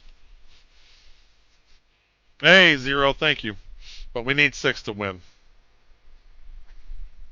One of the horses is tax implications. Pin up Betty, moving on up.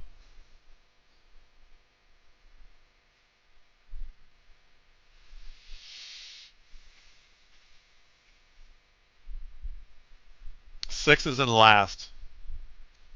But that might be a good thing because we've seen like that one race with the 4 horse was all the way in the back and then boom, he took it over. So a mile's a long way. On the turf too. On the wet turf at that. Although it's rated as good because Churchill Downs has just top-notch field. All right, they are approaching the 3/4 mark, I believe, here in a minute. Yep, 3/4 mark. They're around down the stretch. Where's my 6 horse? Ooh, 6 is moving. He's making his move. No, he's not. He didn't make his move. 6 horse didn't do shit. Wow. So much for the experts. 9 horse is rolling. I think the 6 horse had a bag of nuts in his ass. Well, we didn't do good on that one at all.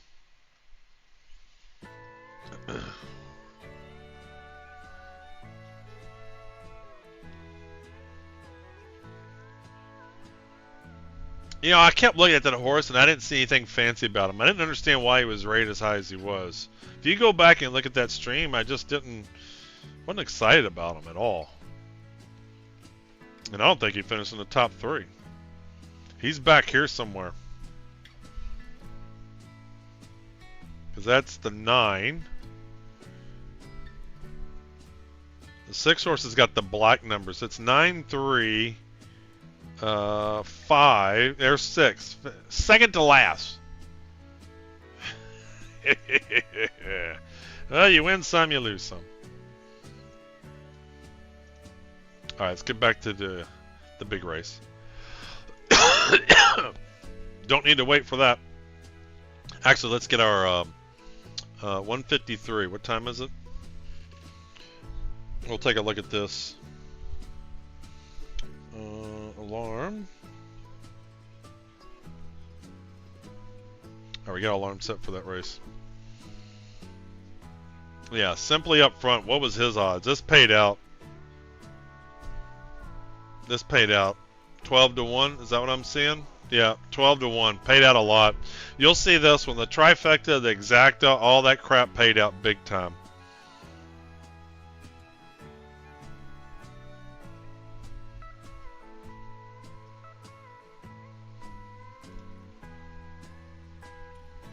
Yeah, 2, 5, 6. Not even my exacta came in because that 9 horse came in. That's all right.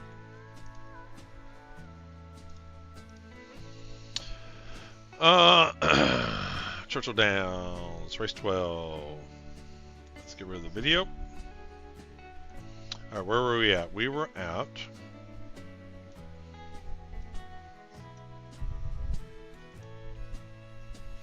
render judgments. Where we're at. We're almost through them. And then we'll make some picks for this. Okay, he's getting bet up. People are knocking his odds down. Poor speed figures. What was his speed figure? Render judgment. 91. What did he say? It's finished behind some of the samey faces here. So his last race, he came in 4th. Or came in 5th. Let's take a look at it. See how it ran. He could have been last and finished 5th. You know, like he could have been running it down. All right, let's see. Let's see who he is.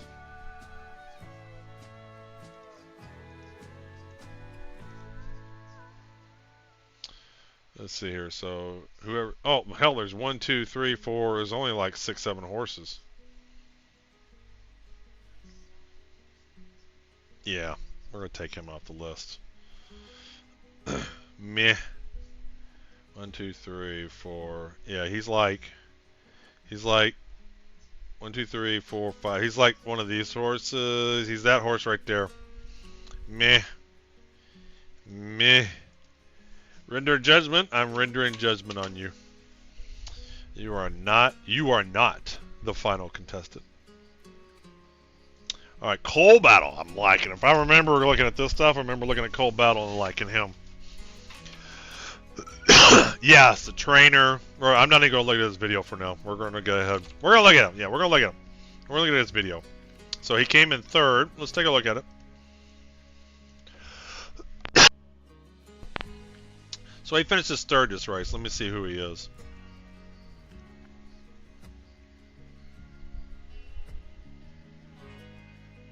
Yeah, this is one of the races I've seen. This is, God, I can't remember who this is.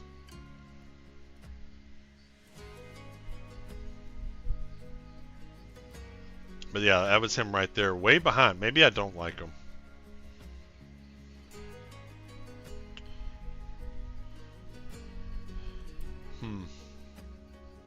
Three wide, no match. What? I guess the only reason I like him is the trainer. Yeah, we'll keep him on the list because of the trainer. They might know what they're doing to prepare him. You know, maybe say don't run too hard. Let's just do well. Because it's not like he's undefeated. I don't know. We'll keep him on the list. Only because of trainer. Alright, Sandman.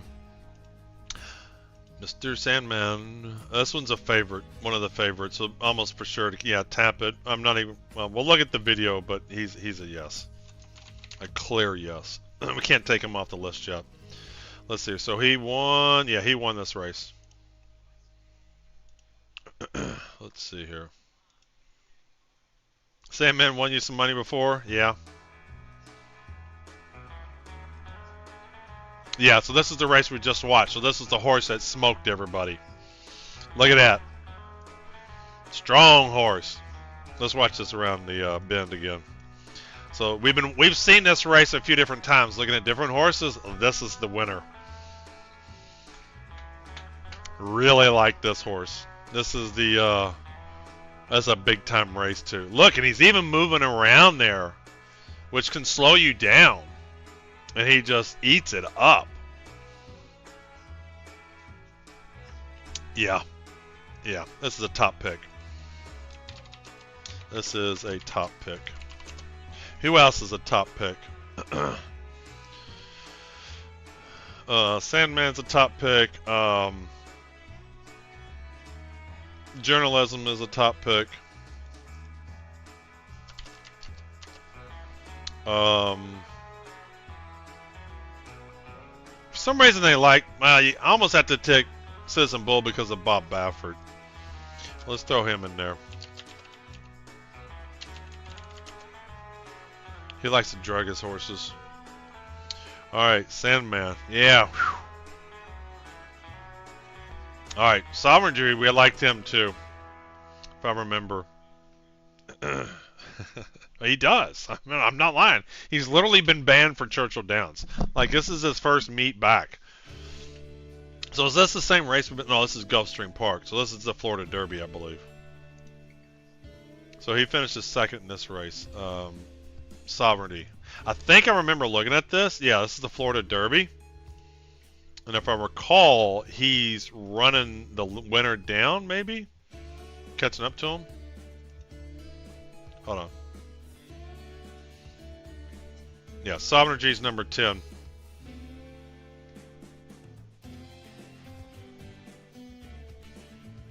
Yeah, he's running them down. Yep, running them down. Running him down. He just needed some more dirt. He's going to get more dirt today. Yep, strong pick. Strong pick. Sovereignty's a strong pick.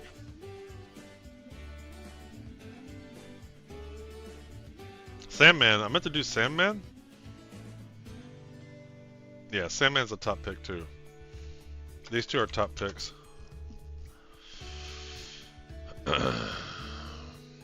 Sovereignty's a top pick. I'm not gonna say he's a top pick. All right, chunk of gold. Chunk of gold. What about this guy? 3 second place finishes this year. So Fairgrounds. He comes in second on this race. Let's take a look.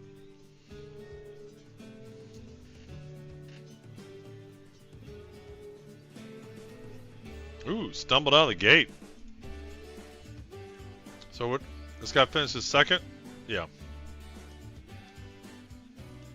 All right, down the stretch they come.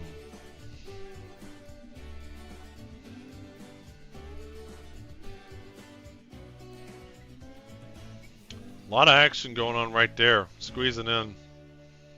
So this guy, whoever this is, so he must be this one here. He's fading. He's fading. This guy's running him down. The only reason that guy didn't finish second, there wasn't enough dirt. Yeah, let's take chunk of gold off the list. Meh.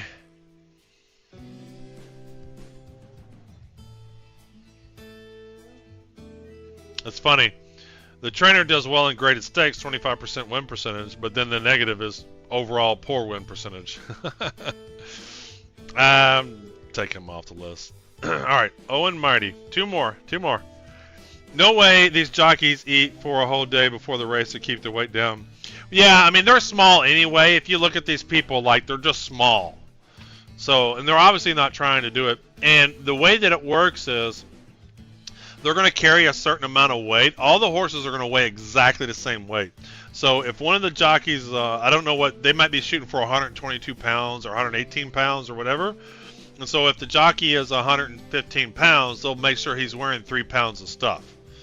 So they'll literally put something on him. If they weigh him right before, and then they'll make sure, because he's got the jockey equipment on, the helmet, all that weighs, and then they'll add a little bit of weight to make sure they all weigh exactly the same. And so all the races, all the jockeys will be wearing, and in fact, you'll even see this on some of the programs. If somebody's carrying a different weight, it'll be noted. I don't know if it'd be noted on this, but it'll be noted if they're carrying more weight than everybody else, or even less weight. Alright, Owen Mighty. Raced 4 times this year, a win and a second. He came in 6th on his last race up there in Keeneland. Let's take a look. Probably not looking good here. I mean, if you're in 6th, you didn't do great. I almost want to take him off the list. So 1, 2, 3, 4. It's, yeah, lost in a crowd of horses. I'm just Owen Mighty. We're going to get off the list. Oops. We'll take him off the list. And I must have got Baez off. So number 21. Even though he's 21, there aren't 21 horses in the race because we got scratches. All right, and let's take a look at his status here. So 3 races, a win, and 2 second places. So very strong. Came in second in his last race. Let's take a look at this. It says led in game race. Let's take a look here. So this guy comes in second. Let's see who he is. So the Santa Anita Derby, big time Derby. Not a lot of horses in here. Let's see what number he is. So he comes in second. I want to see which one he is. So he's the 5 horse. So he's the 5 horse. So let's take a look at him around the corner here. Damn it, too much. I want to see him come around the corner. And down the stretch they come. I like saying that.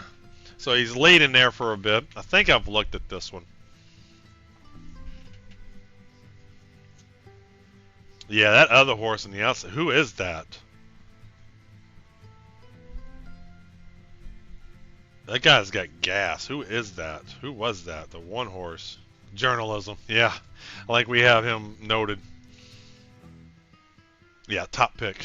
There's a reason that guy's a top pick. And that's the reason that guy's a top pick. But, you know, 5 horses, nice sunny day, California, conditions are perfect. You know, the guy's able to do what he needs to do. All right. So we've whittled it down. Journalism stamina. Do I want to take this guy off the list? No, I'm going to keep him because the jockey is a good jockey. So let's keep him on the list. Alright, so this is our first round. Alright. We'll call this first round. Alright, let's do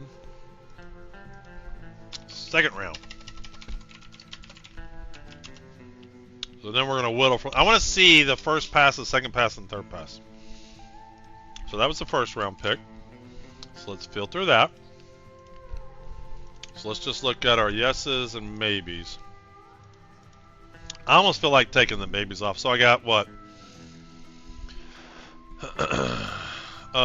Yes equals some.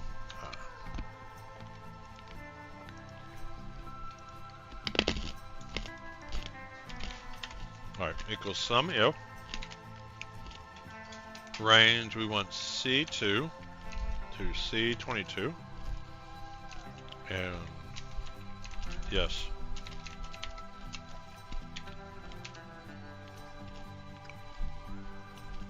I want count if, not sum if.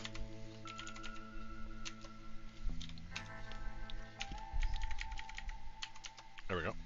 So we got it down to 11 horses. Not good. Not good. Alright, so let's do this. Let's filter down to here. Let's just go ahead and keep our yeses. Let's take the maybe off, because we already got 11. So let's keep our top picks in. I like this guy. So I think if I look at my final list here, I think I can get it to like 5, right? Because I got my top picks. Really, this cold battle, I'm taking them off the list. I'm not always throwing a Bob Baffert horse. And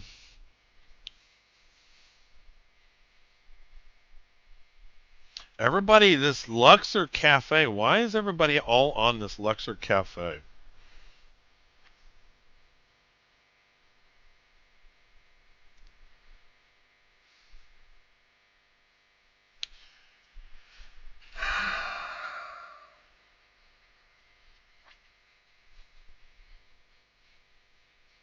Yeah. Well, the reason, I know why they are. It's out of American Pharoah, which is a Triple Crown winner. That's why.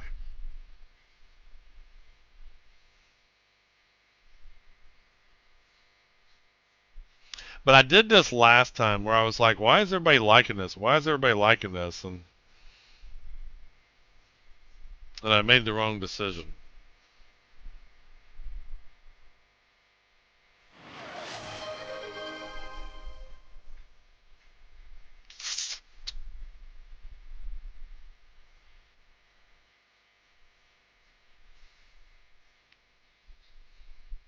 I don't think I'm down. Maybe a little bit, maybe a few bucks. Like around 1100 in there or so.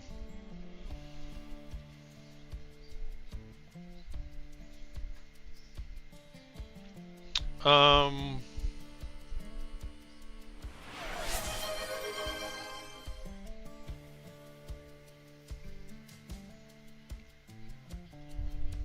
100%, the only reason why this horse is being bet on is because of the name American Pharoah. We don't even have the race to look at. We got like no information.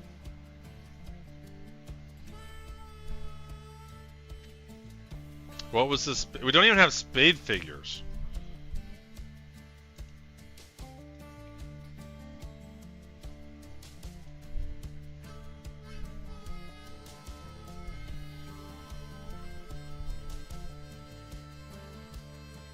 I already have that.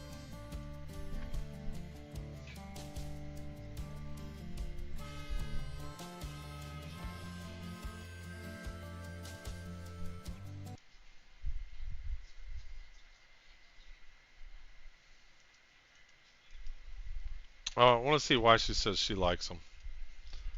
All right, unmute. So this is the expert's second pick. I want to see why she likes this horse. Race number 12 on the card is the one we have all been waiting for. It is the 151st Grade 1 Kentucky Derby, going a mile and a quarter here at Churchill Downs. I'm going to go with the number 8, Journalism, on top. 4 for 5 in the career, showing no signs of slowing down, has brought his class here to Louisville. It's been evident in his training and his schooling. Really can't poke many holes in this horse. He drew really favorably, I believe, in post number 8. All speed to his inside from a couple. Should be able to comfortably get that mid-pack type of stalking position that he wants. The ability this horse has to stop and start, I think, is extremely key in a race like the Derby, and I do believe really separates him from the rest of the field. When the speed burns up on the front, he's going to be able to get a jump on the late closers, and off track to me really isn't much of a question mark either. He's trained over it, and it was never a concern really to begin with for Michael McCarthy. Umberto Rispoli just needs to keep his finger off the panic button, and this, in my opinion, is one of the most likely favorites in recent Derby memory. The 7 Lexer Cafe, one of the horses in the field that's probably going to most prefer a wet track the most. Number of his races and most wins in Japan have come over an off surface, so he's going to be really well suited for it, probably even more so had the track been fast. Like Journalism isn't a bona fide closer, so he's going to be able to get ahead of those coming from way off the pace. International experience of Noriki Hori and João Moreira can shine really well in a race like this, one of Japan's best chances to date. The 18 Sovereignty, best of those coming from off of the pace from a pretty far ways back. I really think this is a tricky horse in general, so the reunion with Junior Alvarado in this race is huge, potentially could be a difference maker. Should relish the mile and a quarter, also has a large feather in his cap as a graded stakes winner. Just because you ran on races, I mean, just because you ran on off tracks doesn't mean anything, especially when you're not running against anybody. I got no speed figures. Got no speed figures. Just got no information.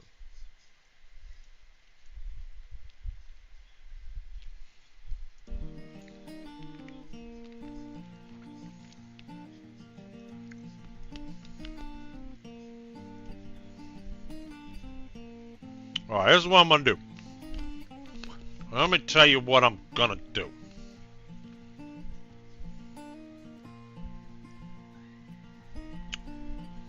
Journalism is the real deal. Journalism's the real deal. The quarter pole, and Citizen Bull's been into high gear. Journalism, Anita Derby, and here's Baeza. Baeza forges past Citizen Bull, and Journalism is kicking into high gear. Journalism and Baeza in a Santa Derby showdown. It is Journalism just in front of Baeza. Write this down. Journalism is the best in the West as he wins. Strong looking horse.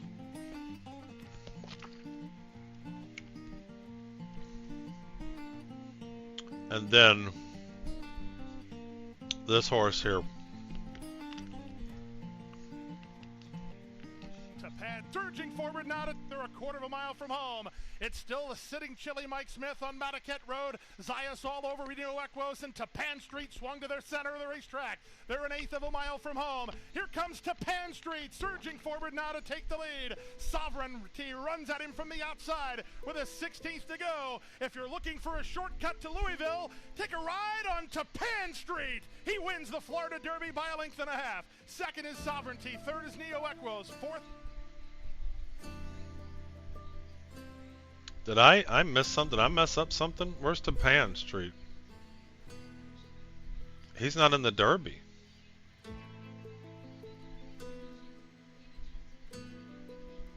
That horse who won didn't make it to the Derby.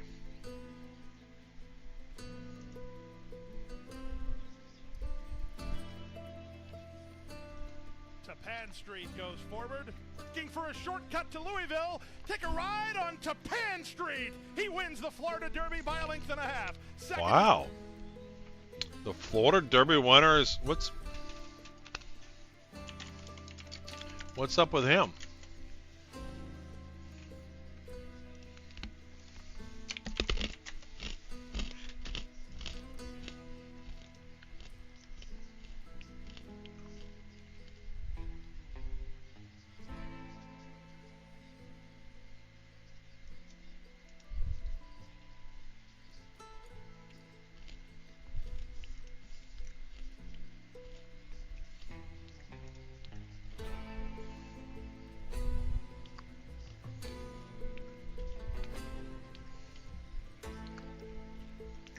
That is wild. Why is he not in the Derby? I'm not missing him, right? Citizen Bull, Final Gambit, Rodriguez. Huh. Something must have happened along the way. Well, there you go.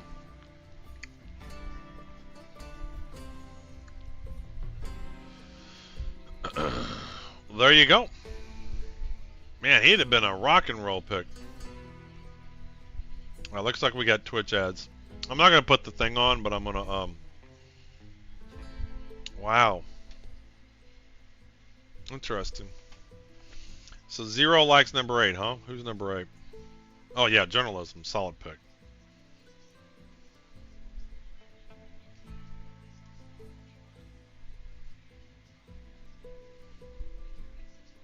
No, that was all the way. This last race was April 5th.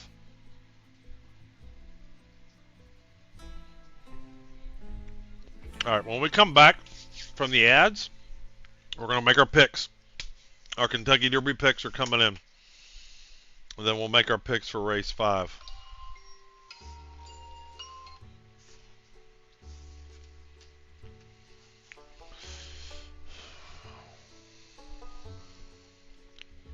We're going to make our picks. After we come back from the Twitch break, the Twitch ad, we're going to make our picks. What happened? Why is Tappan Street not in the... Yeah, exactly. Why is he not?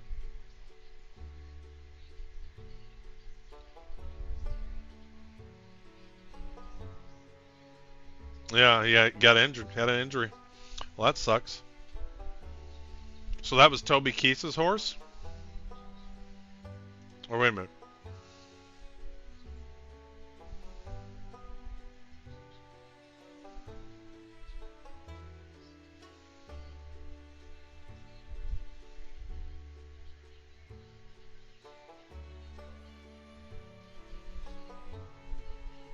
He named Rendered Judgment. That's one of his horses. And so Rendered Judgment was able to go in because Tappan Street got hurt. Well, that's sad. Tappan Street looked like a good horse.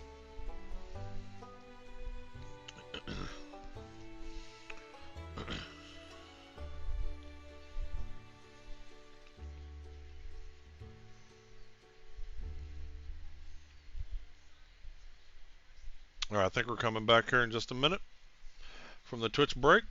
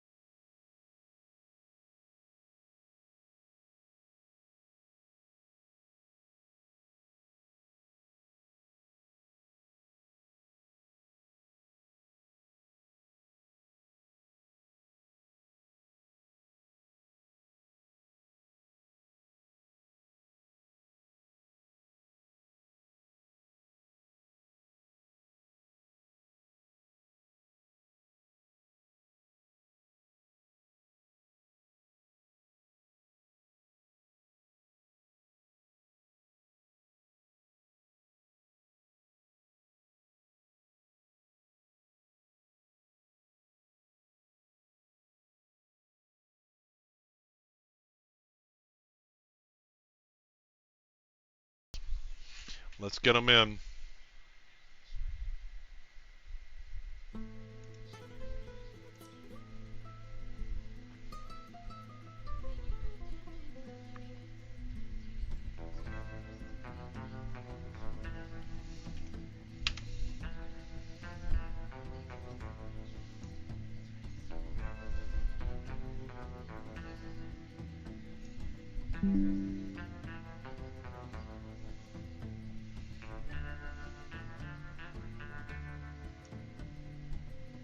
Trying to get the full window there. There we go. I'll get a picture of it.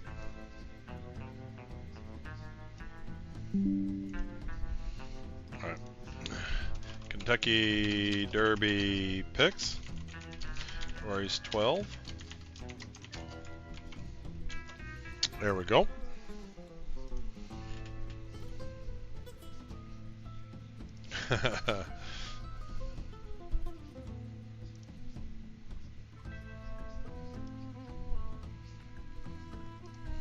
All right, let's get our race 5 bets in now, and then probably winding down after that. I'm gonna head out. I don't know, watch the races with some other folks. So we got, what we got here? Race 6. There we go. So this is the daily double. So if you can pick the winner of these 2 races, you can get some money too. I don't like doing that kind of stuff, but you know. Let's see here. So let's grab the current odds.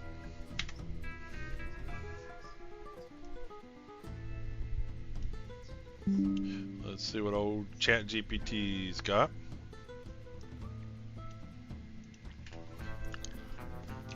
Here are the current odds for race 6.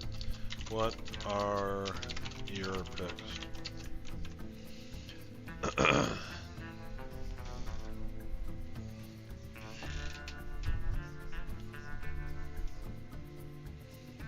Race 6 is shaping to be a tactical and class heavy affair. Yeah, they're a grade 2 Pat Day mile. Pat Day is a jockey, longtime Louisville jockey, fan favorite.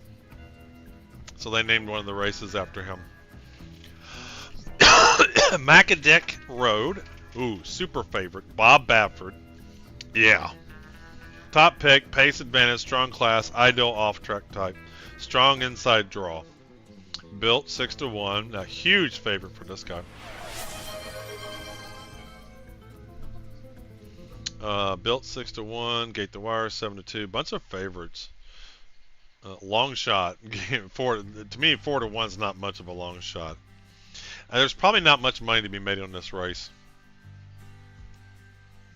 You got 2 big-time favorites. I don't know if I want to do much in this race. I think I just want to do 25 across the board on Bob Baffert's horse. Sorry, what? Yeah, but I'm talking the favorite.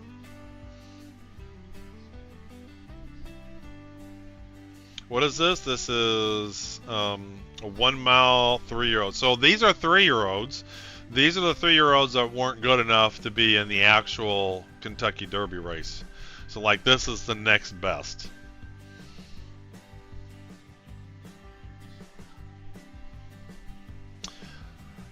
I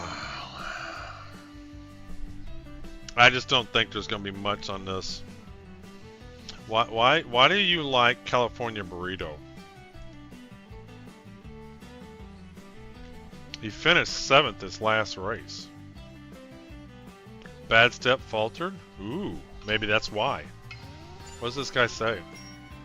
Race 6 is the grade 2 Pat Day mile. Obviously 1 mile the distance. A very nice race for 3-year-olds. The 1 Madaket Road, the 2-1 morning line favorite. Should bring plenty of speed to the table along the inside. Good foundation in his corner.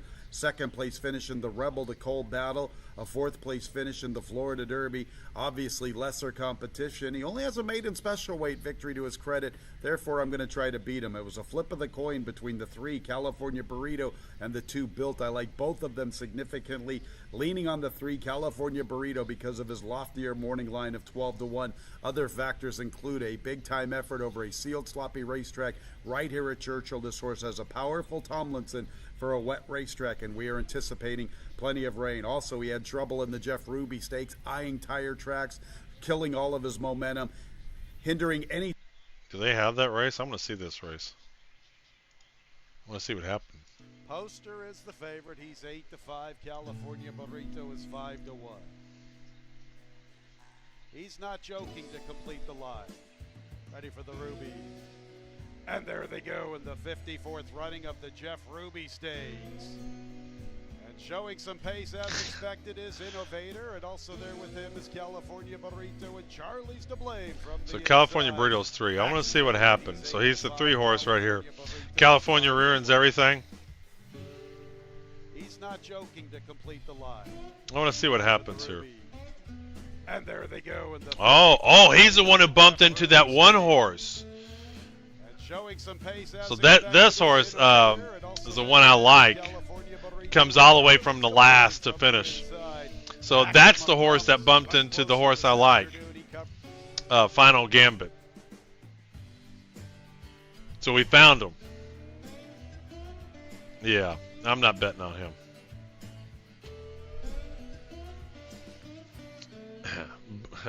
What did it say? Bad step, faltered. Yeah, I'm just not big on this race. I'm just gonna do 25 across the board on him. I don't see other things I want to do.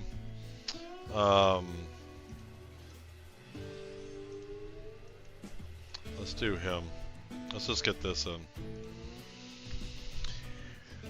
And maybe we can do a cheap trifecta with some long shots in here. Let's grab him. Let's grab some of the favorites.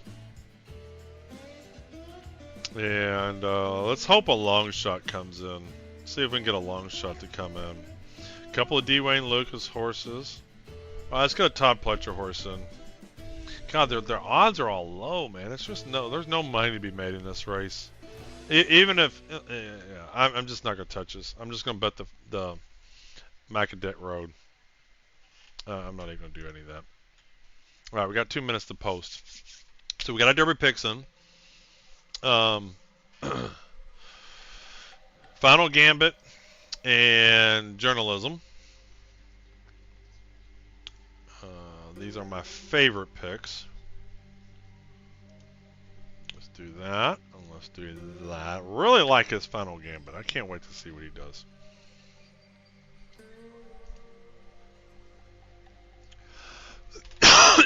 And then let's see what they're doing at the track. See what it looks like.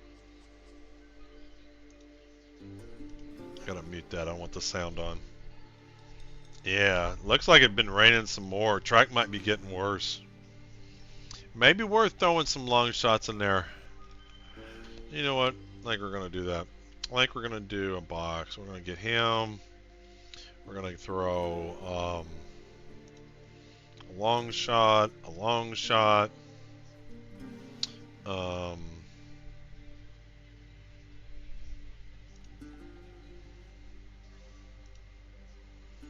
Let's just get one in. Let's throw in Bill. Don't like California Burrito.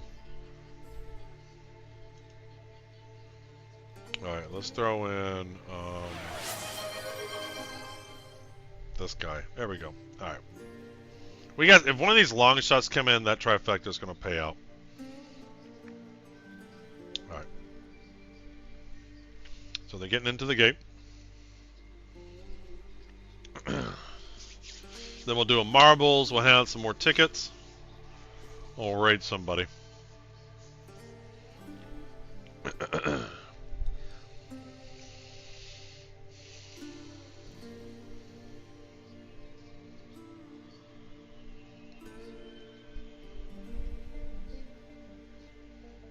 And they're off. So I can't show this. What were my picks, though? Oh, I didn't even post my picks. Shoot.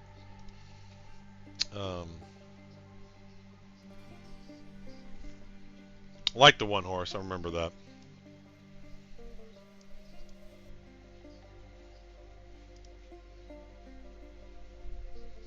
Let me grab my picks real quick.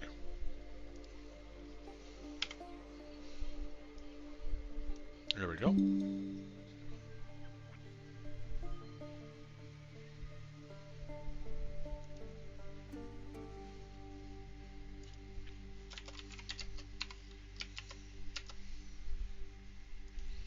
Alright, so we're looking for 1, 2, 5, 8, 9.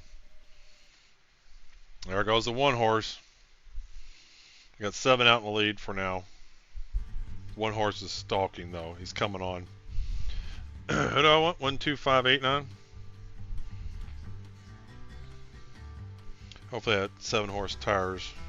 One's right there off the pace. Right behind them. Now they just got him down the stretch. Man, the track's getting muddier and muddier. It must be raining hard. I think the Kentucky Derby is going to be such a wild card. This 7 horse is running away with it. Or is he getting tired? No, he's running away. 7's going to win.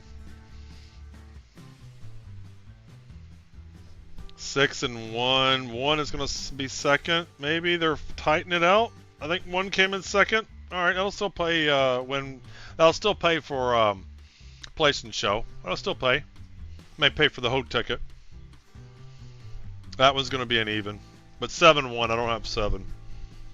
Who was 7?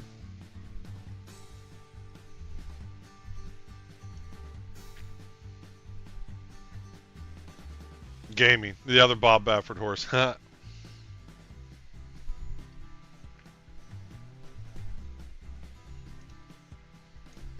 Should have included him. Okay, let's do a marbles.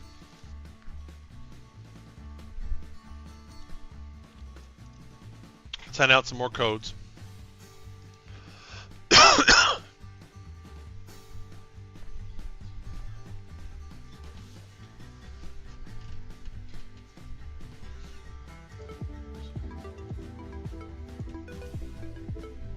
Let's see here. There we go. We got Skoldar set the record on the last one. He had a leap.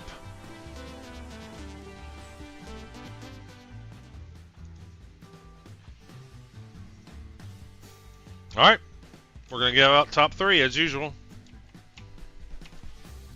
Time for everybody to wake up. Hey, thanks, Zero. He is. Oh, Bob Baffert, he absolutely drugs his horses.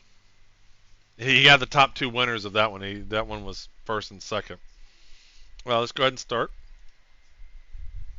Oh, Glove, you need to pick your Kentucky Derby winner. Who did you pick? Anybody up? Are you even there? Or did you leave? I think you might have left. All right, you got to pick.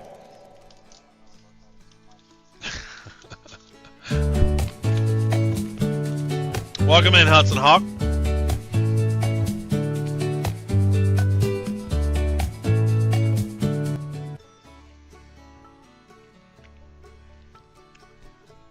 Two minutes.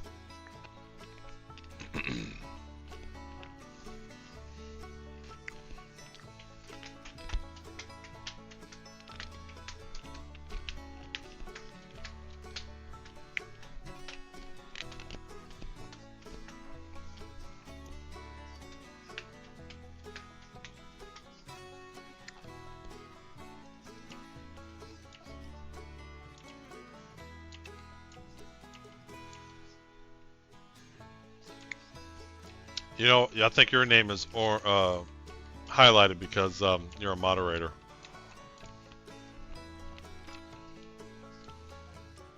I'm pretty sure it's like that because you're a moderator. Oh, look at this. Look at Marcus with this. How apropos. Marcus is going to win. On the day of the horses, he's got his horse out. Then with his hamburger, as always. Absolutely, the disco ball. I'm rooting for Marcus. He's got the pony.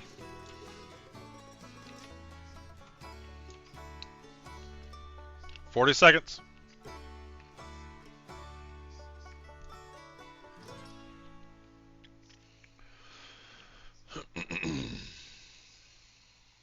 "30 seconds.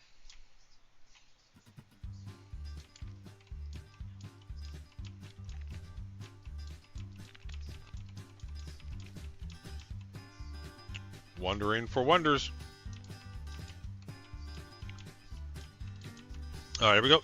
10 seconds. Let's get her done.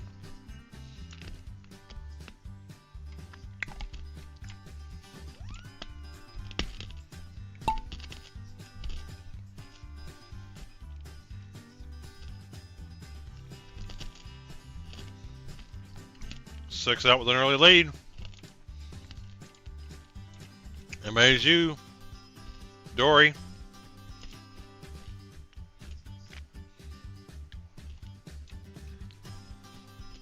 Attack Cat. Can he make it? Yes. Liquid.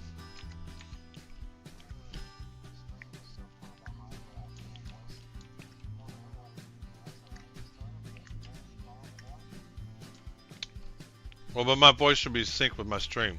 Oh, you're in Discord. Yeah. I was gonna say, the stream and my voice all come together.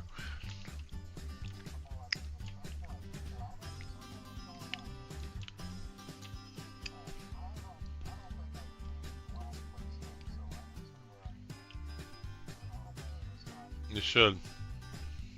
Well, now you gotta understand, guys, even if you're ahead of Skoldar's pace, he's got his jump at the end where he leaps.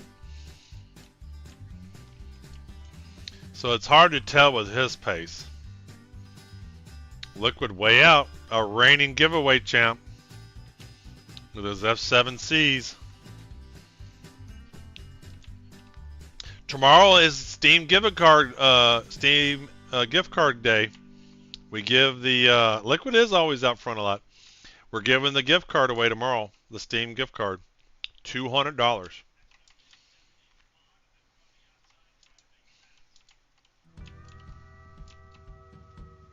Do not need to be present to win, but we will do the drawing and announce it on stream, 9 p.m. Eastern.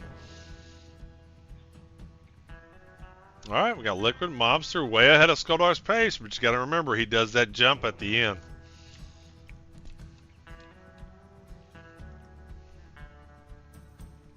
Liquid's way out though, man. He's doing good.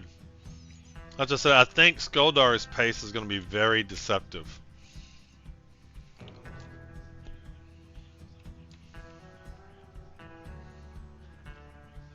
Man, but Liquid's on a run here, man.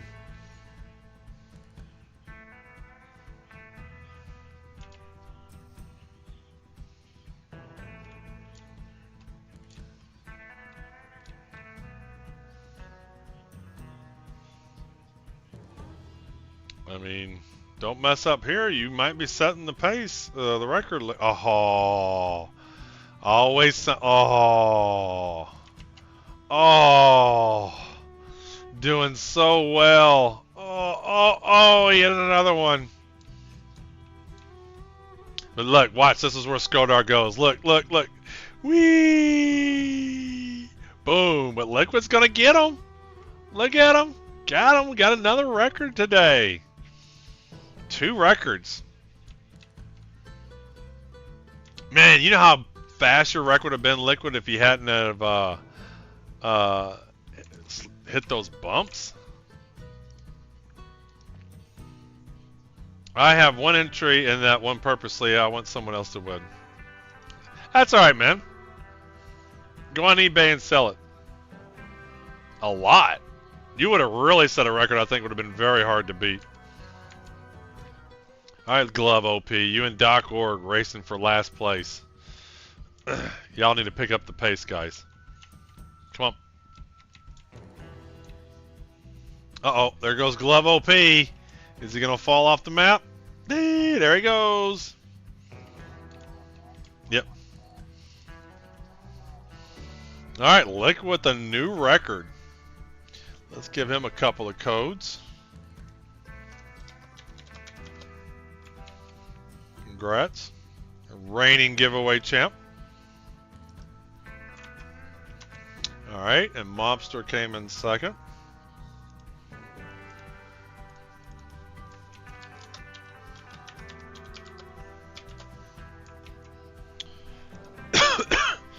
Where is Mobster? There you are.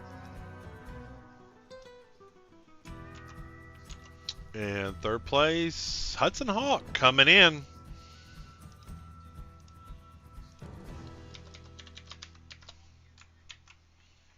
All right, Hudson Hawk. Let's find old Hudson here. There you are.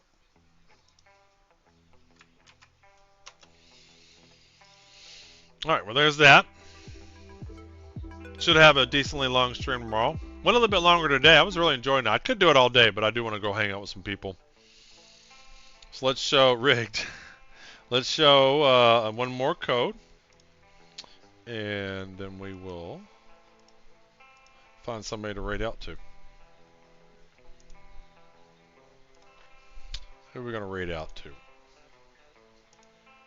But yeah, tomorrow is the Steam gift card day. Although any code shown tomorrow is still valid for both. Alright. Let's put that up on the screen. There we go. And let's find somebody to raid. We did send us a Spooner last raid. He's the only one that's raided me.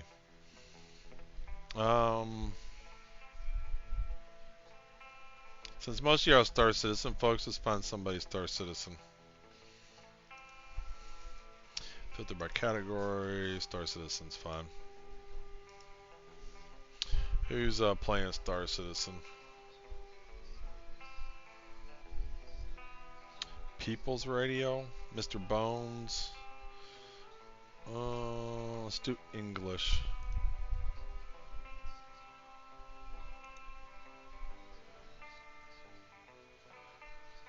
Bilbo Baggins TV. Oh, we gotta rate him.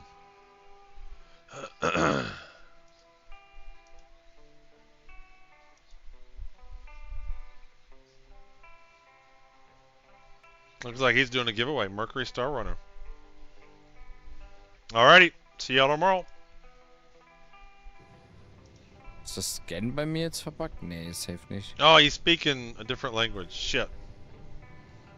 Ah, da ist einer. Ich wusste das. I knew I should have. Old Man, vielen, vielen Dank für deinen Raid.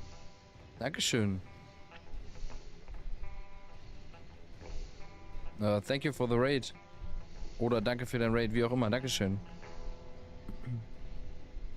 That's so funny.